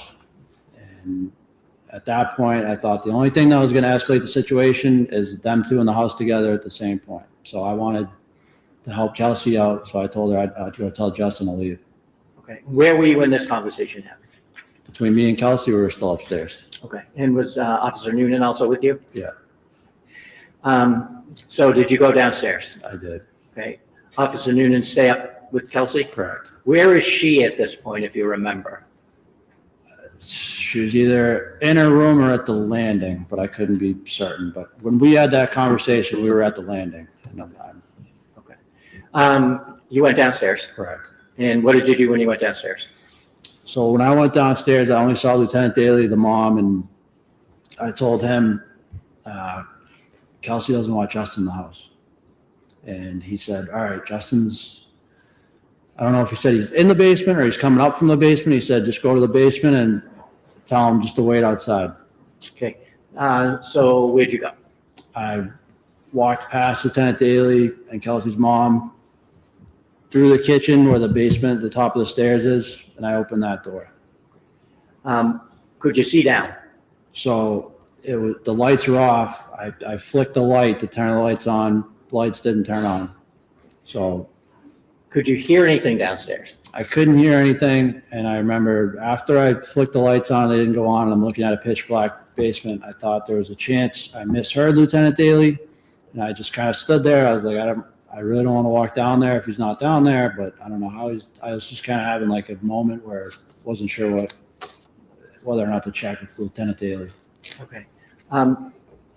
Did something happen at that point? Yeah, so at that point, I heard Officer Noonan yell, "Kelsey," and then I heard 2 gunshots. What did you do? I ran back the way I came. At that point, it was only Kelsey's mom. She was still in the living room. Lieutenant Daly was gone. He'd already gone upstairs, and I started making my way upstairs. Okay. When you were making your way upstairs, could you see anybody at the top of the landing? I could see Officer Noonan. And what happened as you went up? So, I mean, I knew it was gunshots. I came over the air and I said, "Start medics." I don't know if that got caught or someone else was calling at the same time, but I had my pistol out and I was going up the stairs. I saw Nunan and I said, like, you good up there? What was that? And I can't remember exactly what he said at that point. Can you give us the gist of what he said? At that point, he said, yeah, he looked like he was still in shock. He said, yeah. So I kept moving up towards him. And as I got closer to him, I was like, what just happened? He said, she pulled a gun on me. And we talked about it later, but at that point, that's what he said. That's fine right there, actually. Okay. I just didn't want anything further. Okay. Thank you. Do you remember the exact words he used? So the exact words he used would be after the FD and we had gone into the other room and spoken. But at that exact moment, that I don't even. What's the basis? So I guess that it's a vague question because I don't know what he's referring to in terms of what conversation, how long is it after the incident, what's the demeanor, what's the purpose of it being offered for. There's a lot to unpack here. All right, well, what the answer was didn't include hearsay. It just was that I think it was something to the effect that later on they went in the kitchen, but maybe he and Noonan and had a discussion, something to that effect. But the objection is overruled. So the fact of the discussion, I don't object to, but just any further, I'm trying to stop it from coming out. Okay. Thank you. Would the exact words that he used when you first ran up the stairs, would it help you to remember if you looked at a report? I know he did say she pointed the gun at me, pulled the trigger, and racked the slide. Whether it was right when I was moving up the stairs or once everything got situated, it was in that time frame, but I can't remember if it was exactly when I got to the top of the stairs or. Okay, would looking at a report help you remember that? Hold on a second, there's an objection. You strike one. Non-responsive, I don't know what conversation he's talking about. It's hearsay and frankly news to the defense. Okay, so first things first, on the hearsay issue, Mr. Gubitosi. I'm trying to establish that it happened seconds after the event. So for the truth of the matter or state of mind? Both. Okay. And so to the extent that you're seeking to offer for the truth of the matter, it's hearsay. And I think, didn't we already litigate the spontaneous utterance? No, that was a different time frame. Oh, that was a different, all right. So are you arguing that this should be admitted as a spontaneous utterance? Yes. Okay. And then the rest of your objections that is within there, let's just take them a step at a time. Let's get through the spontaneous utterance. So, Mr. Bradle, what do you say on the spontaneous utterance? So I think there's certainly a lack of foundation, Judge, where there's been two different overlapping statements that are referenced here. I don't know where they're going back to here. It needs to be clarified foundationally what happened before the statement, how long after the shots it was, what were the circumstances of that particular first statement they want to try to use. So that's what I asked for. I agree with Mr. Brado that it's the foundation right now, and it's not the witnesses, it's fault. The foundation right now, to me, is confusing because he's having trouble remembering which And conversation. I do understand that. That's why I'm looking to approach with the report. Okay. To refresh his memory, yes. All right, well, why don't you do that, and we'll take it a step at a time. Just ask if you look. Just so you know, for right now, I'm not going to strike the testimony because it can come in for state of mind. The issue is whether it comes in for the truth. Thank you.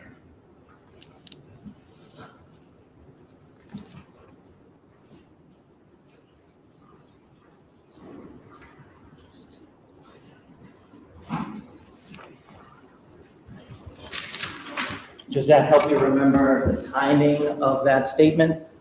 Yeah, that's correct. Okay, when did that statement happen? So that statement happened when I got to the top of the stairs. Right. I don't know what statement it is because he's Sure, I'll ask him. He's recited two different statements. Again, I'm not casting aspersions, but it was she pulled the gun on me or she pointed a gun, wrapped trigger, etc. So if you can have them clarify. Sure. What statement did you hear when you ran up the stairs the first time? So she pointed a gun at me. I'm speaking from Officer Noonan's perspective. Pointed the gun. I can't hear you. She pointed the gun at Officer Noonan, pulled the trigger, and then racked the slide. All right, and there's an objection to that coming in for truth of the matter? I just have one more. Sure, take your time.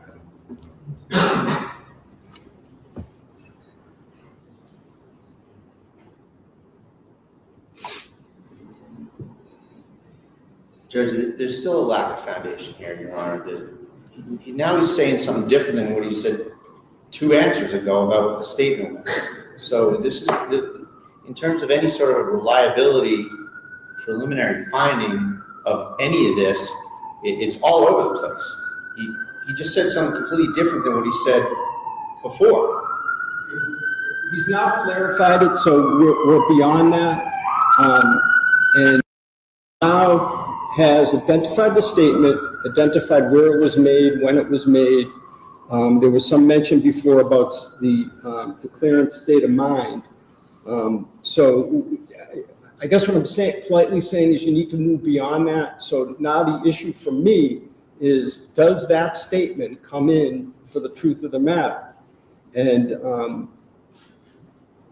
Judge, I think that I'll reiterate my arguments from the earlier discussion about the other excited utterance statement, Your Honor, that this isn't like a domestic violence situation where someone is, you know, a battered woman or something where the time frame is much more flexible. And in this situation, you have an officer-involved shooting that happens. Another fellow investigating officer comes right up there, and there's a huge motive to fabricate immediately, Your Honor, that something happened that covers the officer, covers the shooting officer, versus being under the influence of the event so that you're not fabricating. There's an immediate impulse here that this officer has to cover his future. He has to cover his conduct right away. There doesn't need to be much time to realize that from an officer who jumps the gun, from an officer who panics and shoots someone in the wrong circumstances. That's something that would immediately happen. And particularly where there's no surrounding corroboration, where there's no attempt by the government or no testimony from Noonan that this happened. This is something completely different, that the statement happened, that this interaction with Houston happened.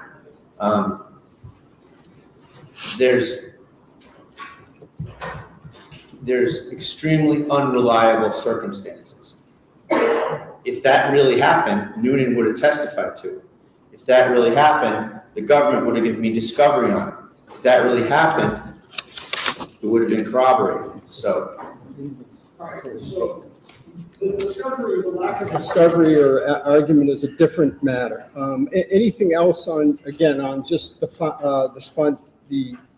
Commonwealth's assertion that it qualifies as a spontaneous utterance? no, Your Honor, just the notion that it's not a domestic violence situation. It's a situation where the motive to fabricate immediately arises.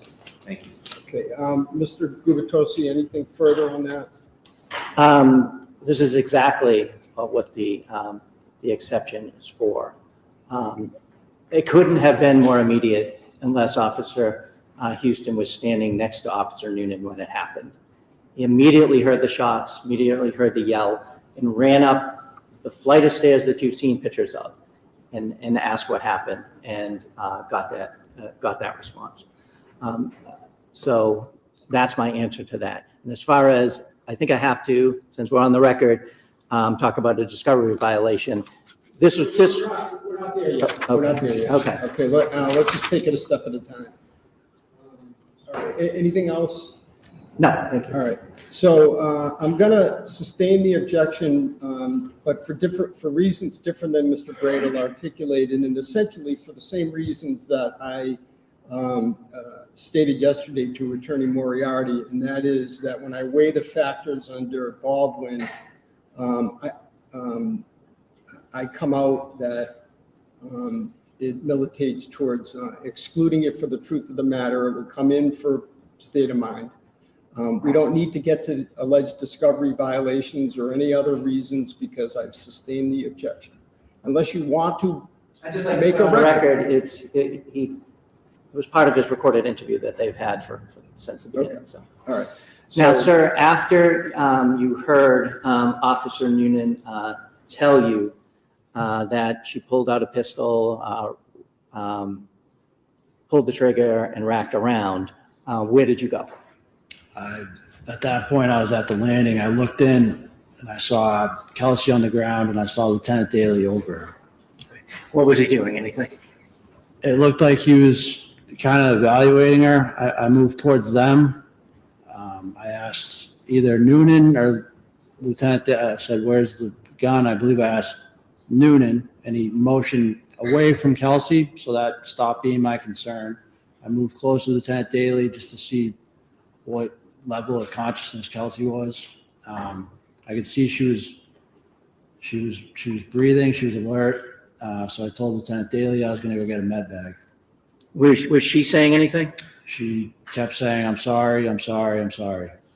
And so, where did you go? I ran down to get the medical bag out of my cruiser. Okay.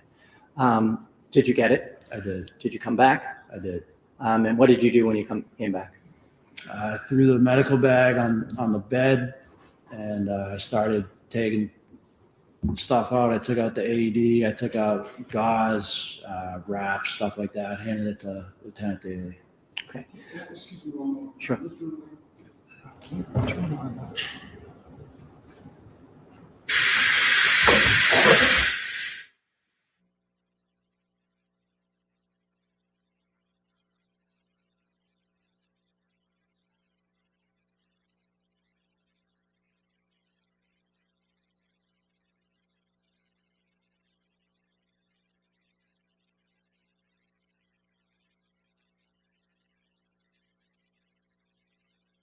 All right, thank you, all set. I'm going to jump back just a minute. When you went up the stairs and you saw Officer Noonan, did he have his gun out? Came up with the med bag or before The that? first time. First time, he had it out. And how was he holding it? He had it at the low ready, so he had it kind of down towards the ground. Pointing to the ground? Yes. Do you see Kelsey Fitzsimmons in the courtroom here today? I do. Can you point to her and describe an article of clothing she's wearing? She's wearing like a beige sweater. May the record reflect she's identified the defendant? It may. Thank you. I have nothing else. Okay. Cross-examination?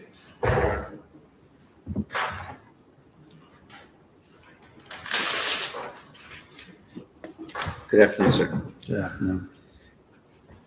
You said that Ms. Fitzsimmons initially exhibited a lack of certainty, or that she was unsure why you were there, correct? Correct. And how was that manifested? She just looked surprised. Her eyes were wide. She didn't, I mean, I guess it's the best way I could describe it. Now, you were with her for a good amount of time during this interaction, right? Correct. And it's true that she tried to kind of get you away from her a couple of times? That's what I believe, yes. She gave you the baby and said maybe go out on the porch or take him for a walk? Correct. And then she also put some, tried to put some things in your hands and asked you to take them downstairs? She didn't ask me to take them downstairs. She just put them in my hand. And where did that occur? On the landing. Upstairs? Upstairs.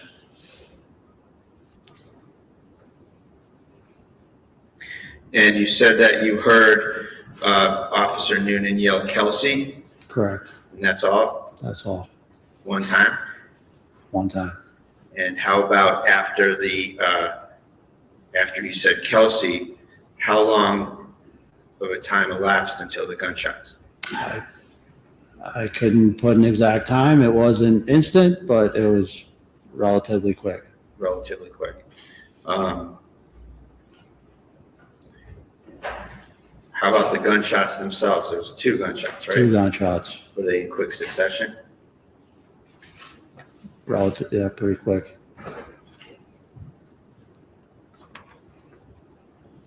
And you said that Ms. Fitzsimmons said, "I'm sorry, I'm sorry."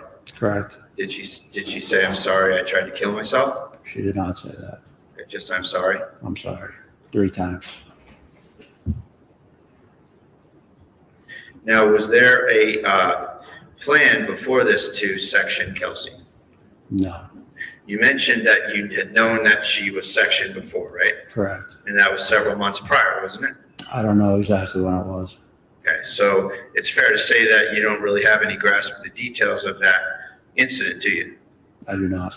And you don't know whether it had anything to do with the police or not, do you? I know there was police there, but I don't know the circumstances of what happened. Okay, so you don't know how long it was? No. And you don't even know whether she was in fact accepted as a Section 12 commitment, do you? No idea.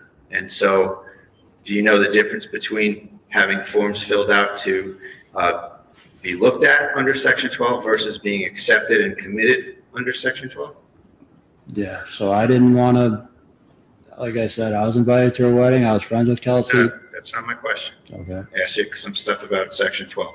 I know if you get sectioned, you're going to be there for probably 72 hours and you can't leave. And do you have any idea whether that happened in March? I have no idea. So it's fair to say that other than kind of the notion floating around in your department that she was sectioned, you really have no information whatsoever about it. Isn't that right? No, I didn't want to know.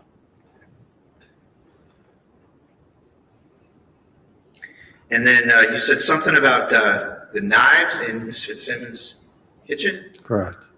What's the status of the knives in Ms. Fitzsimmons' kitchen? Just at that point, I wasn't sure what was going to happen, so I didn't want her to reach for a knife. It's nothing against her. It's just it's a lot of information to take in. I didn't know how she was going to react. Okay, so was there something strange about the knives that were in her kitchen? No, it's just a weapon in the kitchen. So when you're serving one of these things, anything can be a weapon, right? Any normal household product item can be a weapon, right? I wouldn't say anything. Well, a lot of things. How about that? Yeah, well, let's go with that. And in this case, there were knives in her kitchen. Is there anything more to it than that? No, that's it.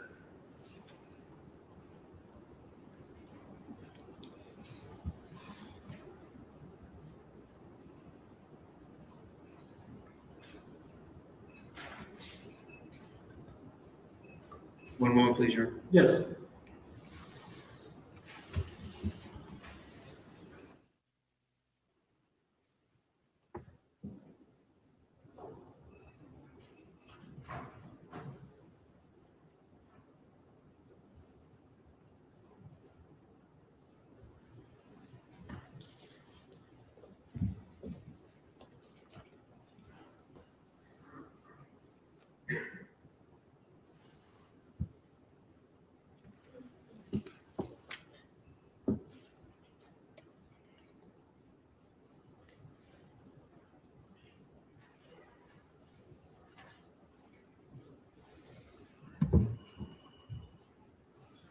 Thank you, nothing further. Okay.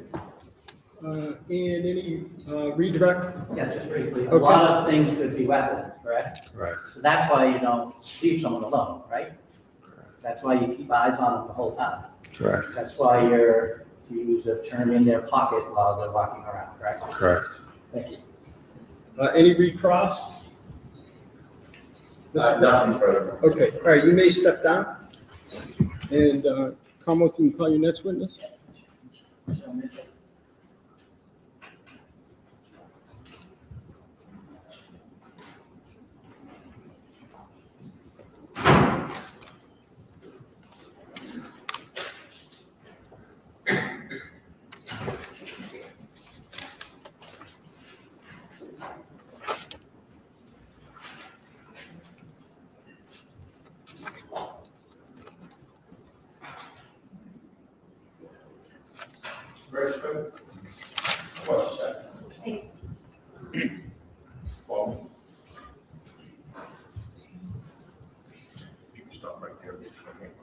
Could you raise your right hand? Do you solemnly swear that the testimony you're about to give in this cause and other hearing shall be the truth, the whole truth, and nothing but the truth, so help you God? Yes. Thank you. Step up right here, try to keep your voice up nice and loud, speak directly into this thing, pull your chair out, so the judge can hear you. How are you? Good afternoon. How are you? Good, thank you. Hi, All ma'am. set. Could you please state your name, spell your first name and your last name? Yes. My name is Michelle Mitchell. Michelle is Michelle. Last name Mitchell, Mitchell. And what town do you live in? I live in Ipswich, Massachusetts. What do you do for a living? I'm a correctional officer. Um, I didn't hear that. I'm a correctional officer. Oh, correction. and how long have you been doing that? 8 years. In Middleton? Yes, Do you know Kelsey Fitzsimmons? I do. How do you know her? We were coworkers and we eventually became friends. Now I'm going to jump ahead in your relationship. Well, when did you meet her? Do you remember? The end of 2021. At some point, you knew she was getting married. Yes. Were you going to be part of that? Yes, I was a bridesmaid in her wedding. I'm going to turn your attention to June 30th of 2025. Do you recall that day? I do. At some point, did you have a conversation with her? I did. And was that over the phone? Yes. And can you tell us about that? Yes, we talked on the phone, and she was driving around North Andover, and she was crying, and I heard her baby crying in the back seat. Did she tell you why she was crying? She said that she needed Justin. Any more than that, or was that the gist of it? That was the gist of the conversation, and then she said she had to pull over to feed the baby. Now, where were you when you had that conversation? Do you remember? I was in North Andover driving around trying to meet up with her. Did you ever meet up with her that day? I did not until I saw her later in the hospital. You, where did you go? Did you stay in North Andover? I did, and up until I went to the hospital after she was shot. Okay. Where did you go in North Andover? Anybody's house in particular? I went to Hunter's house. Okay, and who is Hunter? He is a friend of Justin's. And Justin Alayan? Yes. And who do you know him to be with regards to Kelsey? He is a coworker of Justin's and also a friend of his. Oh, I'm sorry, Hunter. I meant of the defendant. Who is Justin in relation to the defendant? Oh, sorry Justin. if that was unclear. That's okay. Justin was Kelsey's fiance. Was anybody else over Hunter's house? Yes. Who was that? It would be me, Justin, Katrina, myself, and Justin's sister, Courtney. And who is Katrina? A friend of Kelsey Fitzsimmons. Was she also in the wedding, if you know? Yes. And without getting into the conversation that was being had between the half dozen of you or so, do you know if Justin made a decision to do something? Yes. What was that? He was going to go to the Lawrence courthouse to file a restraining order 209A and also get temporary custody of the child. Okay. And at any point, did you see the defendant in the area of Hunter's house? Yes. Can you tell us about that? Yes. I witnessed her drive by Hunter's house. Thank you. I have nothing else.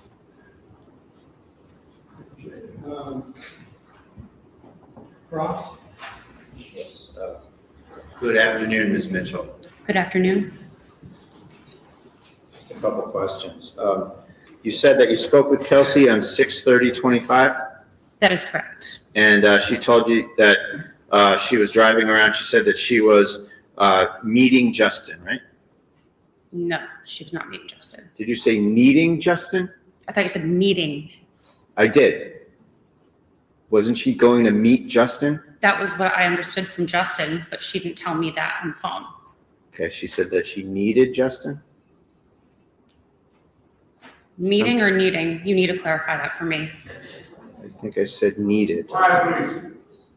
She said she needed Justin? Needed Justin, that is correct. Okay, so just let's put that over here. And she had also told you that day that she was meeting Justin, right? Yes, thank you for clarifying. So she couldn't meet with you because she was meeting Justin, right? That is what she said.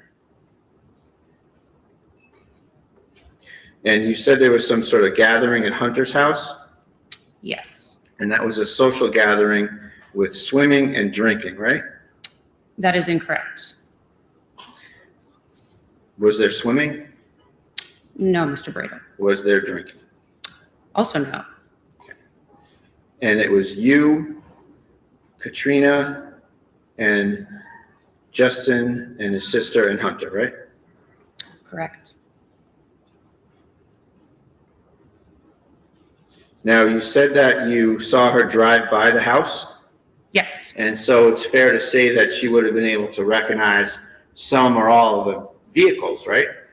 yes, And going by the house is a route that would take her to the North Andover Common, right? yes, it's near there, correct. Nothing further. Nothing. All right, you may step down. Thank you. May we approach? Yes. Just give me one moment. Well, you can start walking over. Quiet, please. We are still on the record.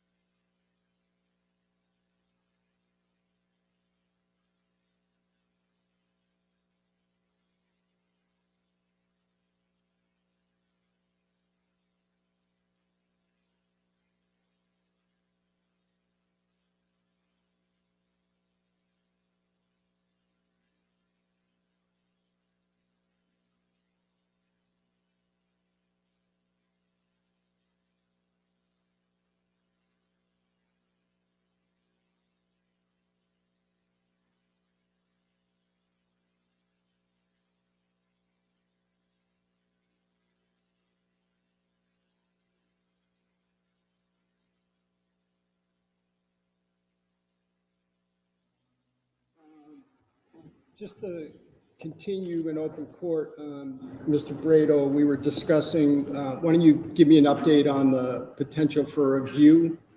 Yes, Your Honor, thank you. We did get some kind assent from the folks that live there, and it's something that we can do. And I would say that, you know, in a bench trial situation, we're speaking directly to the fact finder, and we have moved for the view. In the final analysis, I rely on the court's discretion and Your Honor's discretion as to whether a view in the final kind of look at things is helpful to the fact finder. So that's our position on that, and we think that judge will be in a position to end the defense case probably by the end of the day tomorrow or in the afternoon tomorrow. Okay. All right. And as for, so would the view occur tomorrow? I think so, Your Honor, that if that's the case, we could do it tomorrow, or we could do it after the defense case. Okay. And Commonwealth, what do you say? Take no position. Well, here's the thing. You take no position, but as I kidded with you earlier, we're gonna need your resources. Sure, but no, take no Okay. position. I leave it up to you whether you think you need one. We would absolutely assist in any way we can. Okay. So here's the thing. I'm not going to take a position on whether I need one or not. What I'm going to do is allow the motion. You've requested it. And go there with an open mind, and thank you. We'll treat it like a view with the jury. You folks can point out things to me that you'd like me to remember. It will become part of the evidence, like it is in a jury trial. You know, my observations. And the issue, I just need, I'd like to take a short break to just meet with the court staff, Mr. Wayne, and our court officers just on the procedures that we'll use. As I told you at sidebar, I've never done a view in a bench trial. It's not something that we typically do. But I'm all for it. I want to talk with my staff for a few, not my staff, the staff, for a few moments, so that I can come back and we can perhaps get some planning done as well. Okay. So let's just take even a 5-minute break, and Mr. Wayne and our chief and our assistant chief, if I can talk with you for a moment.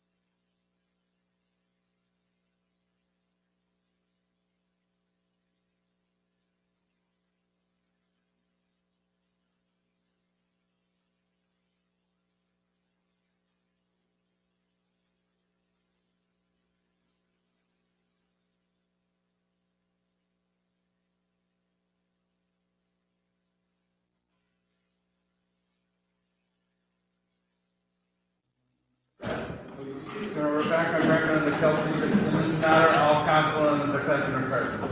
Okay, all right, so formally the motion for review is allowed. And I've met with our court officers and Mr. Wayne. So let me just specify who's going to be present. I'm going to assume that the three groups, the Commonwealth, the defense, and the court staff will go there in separate vehicles.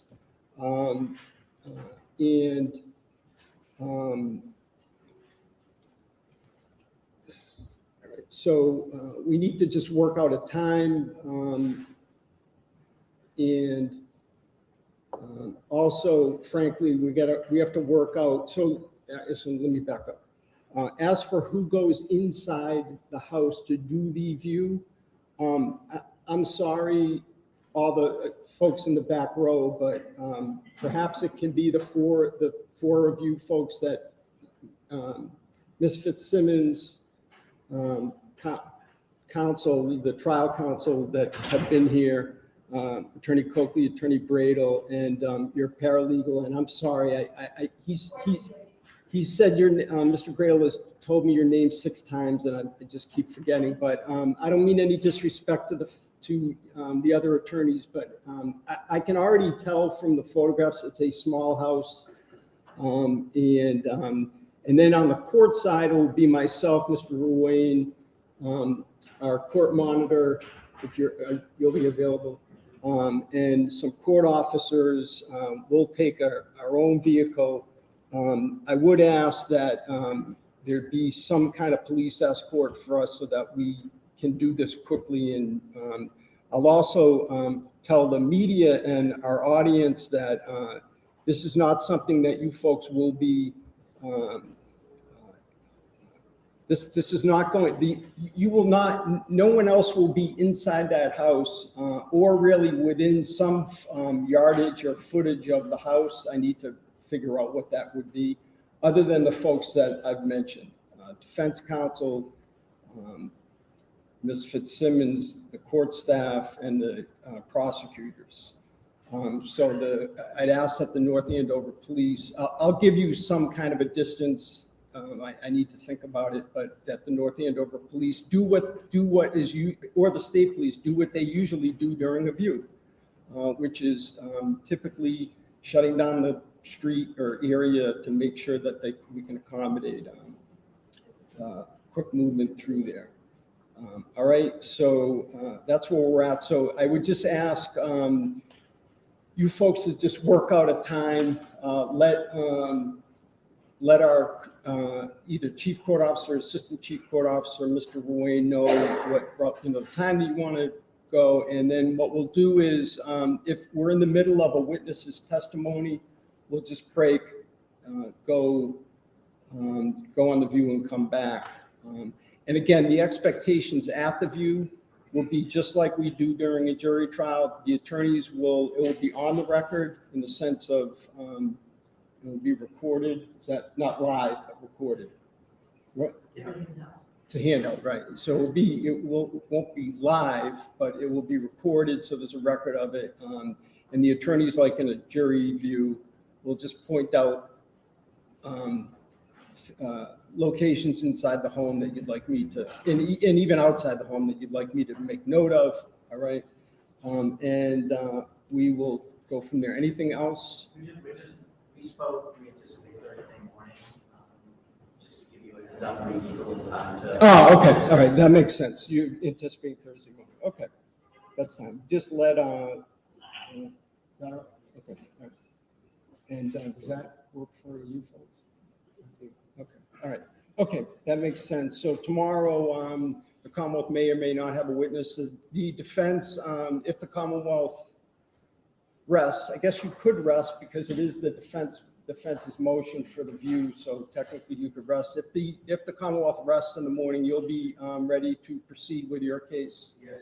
Okay, all right, excellent. And then we won't obviously get to closings until after the view, so if we're on target to end the evidence tomorrow, we can,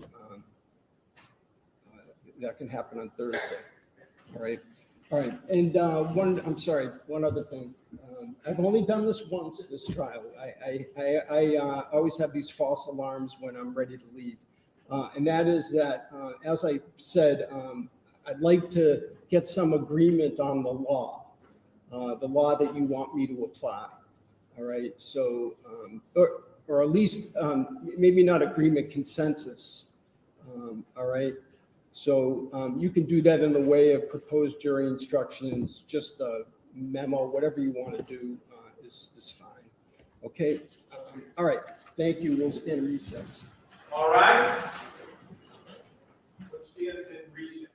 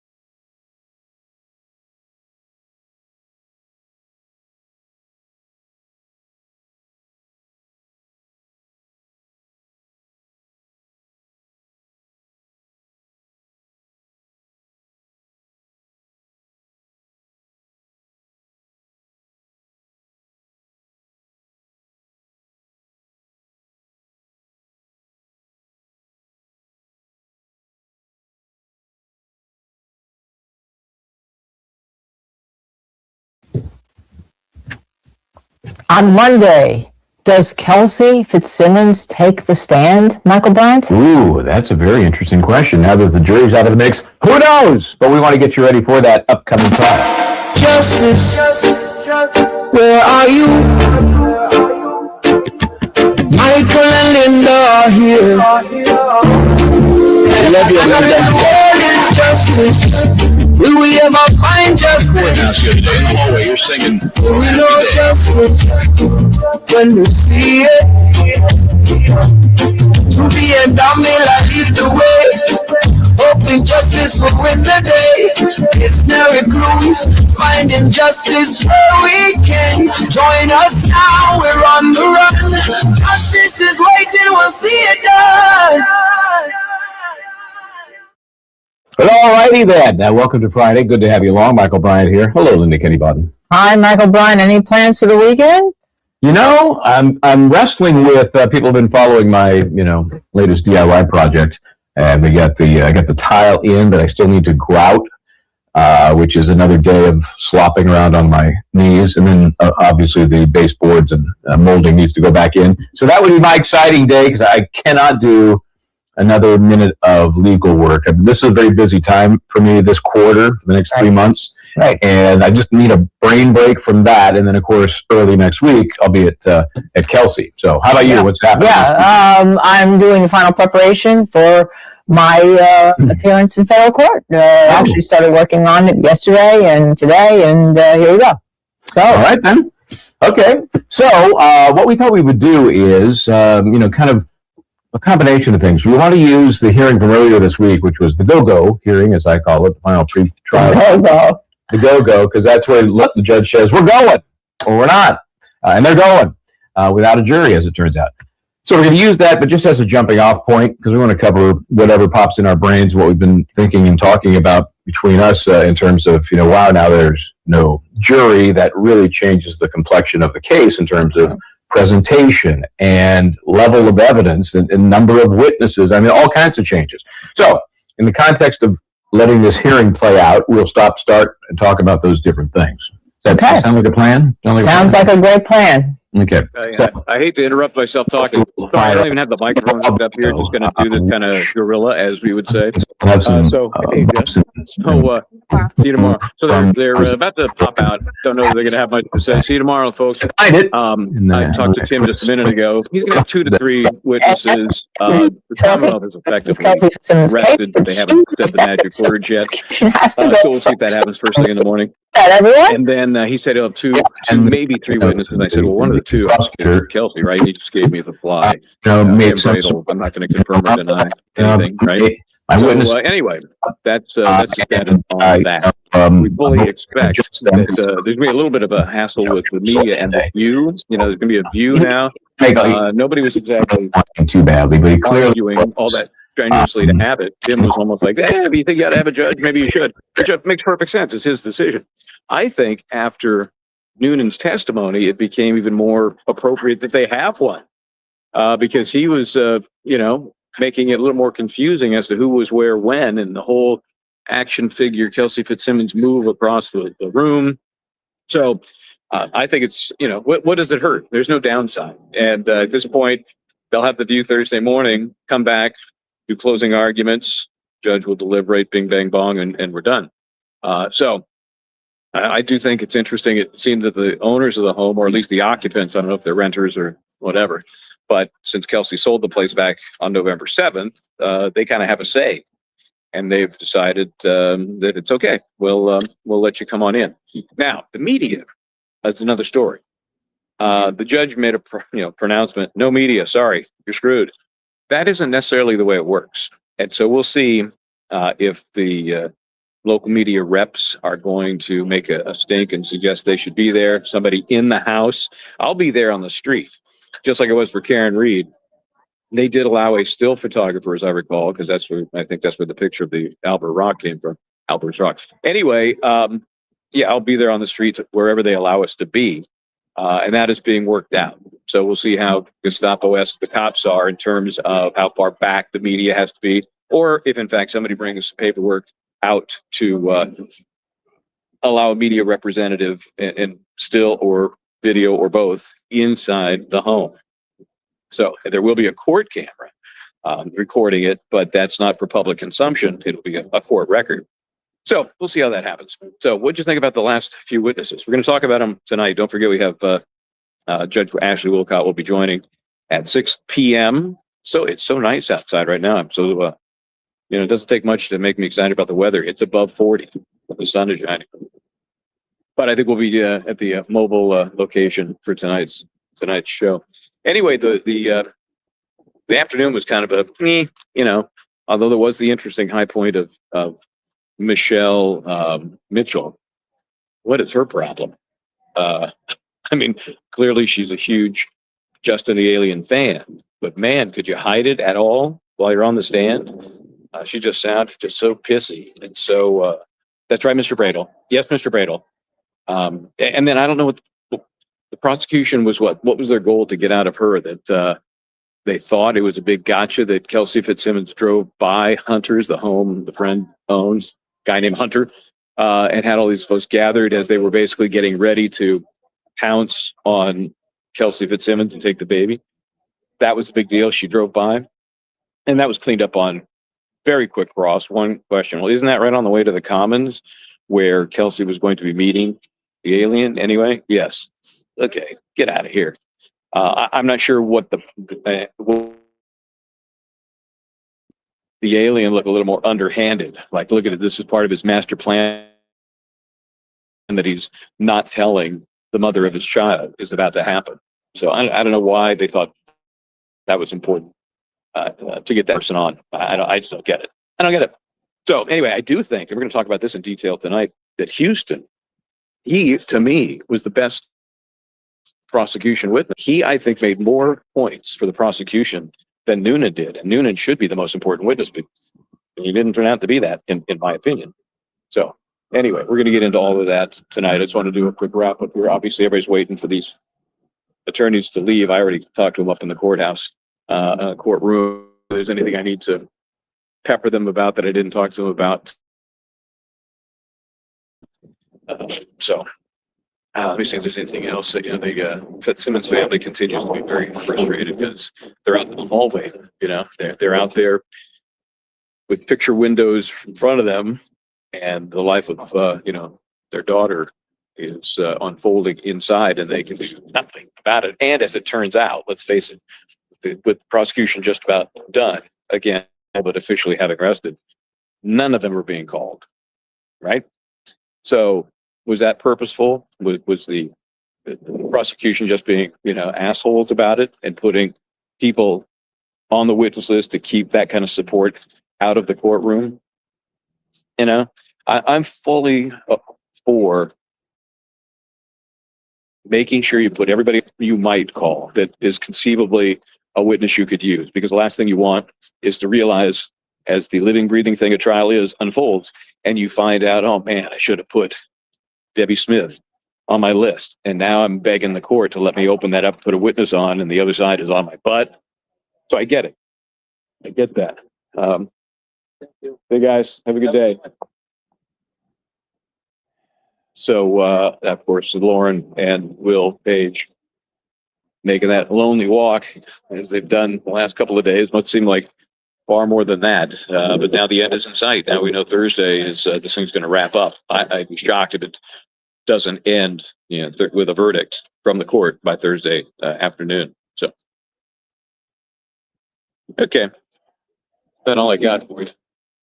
I'm going to get out of here, reconvene at 6 o'clock.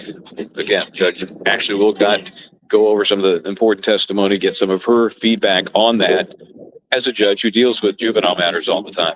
All right.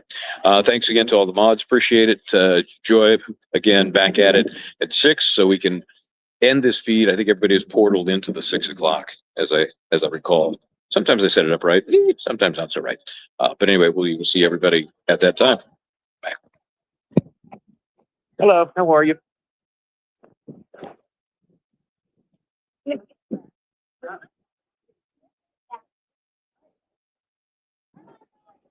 See you later.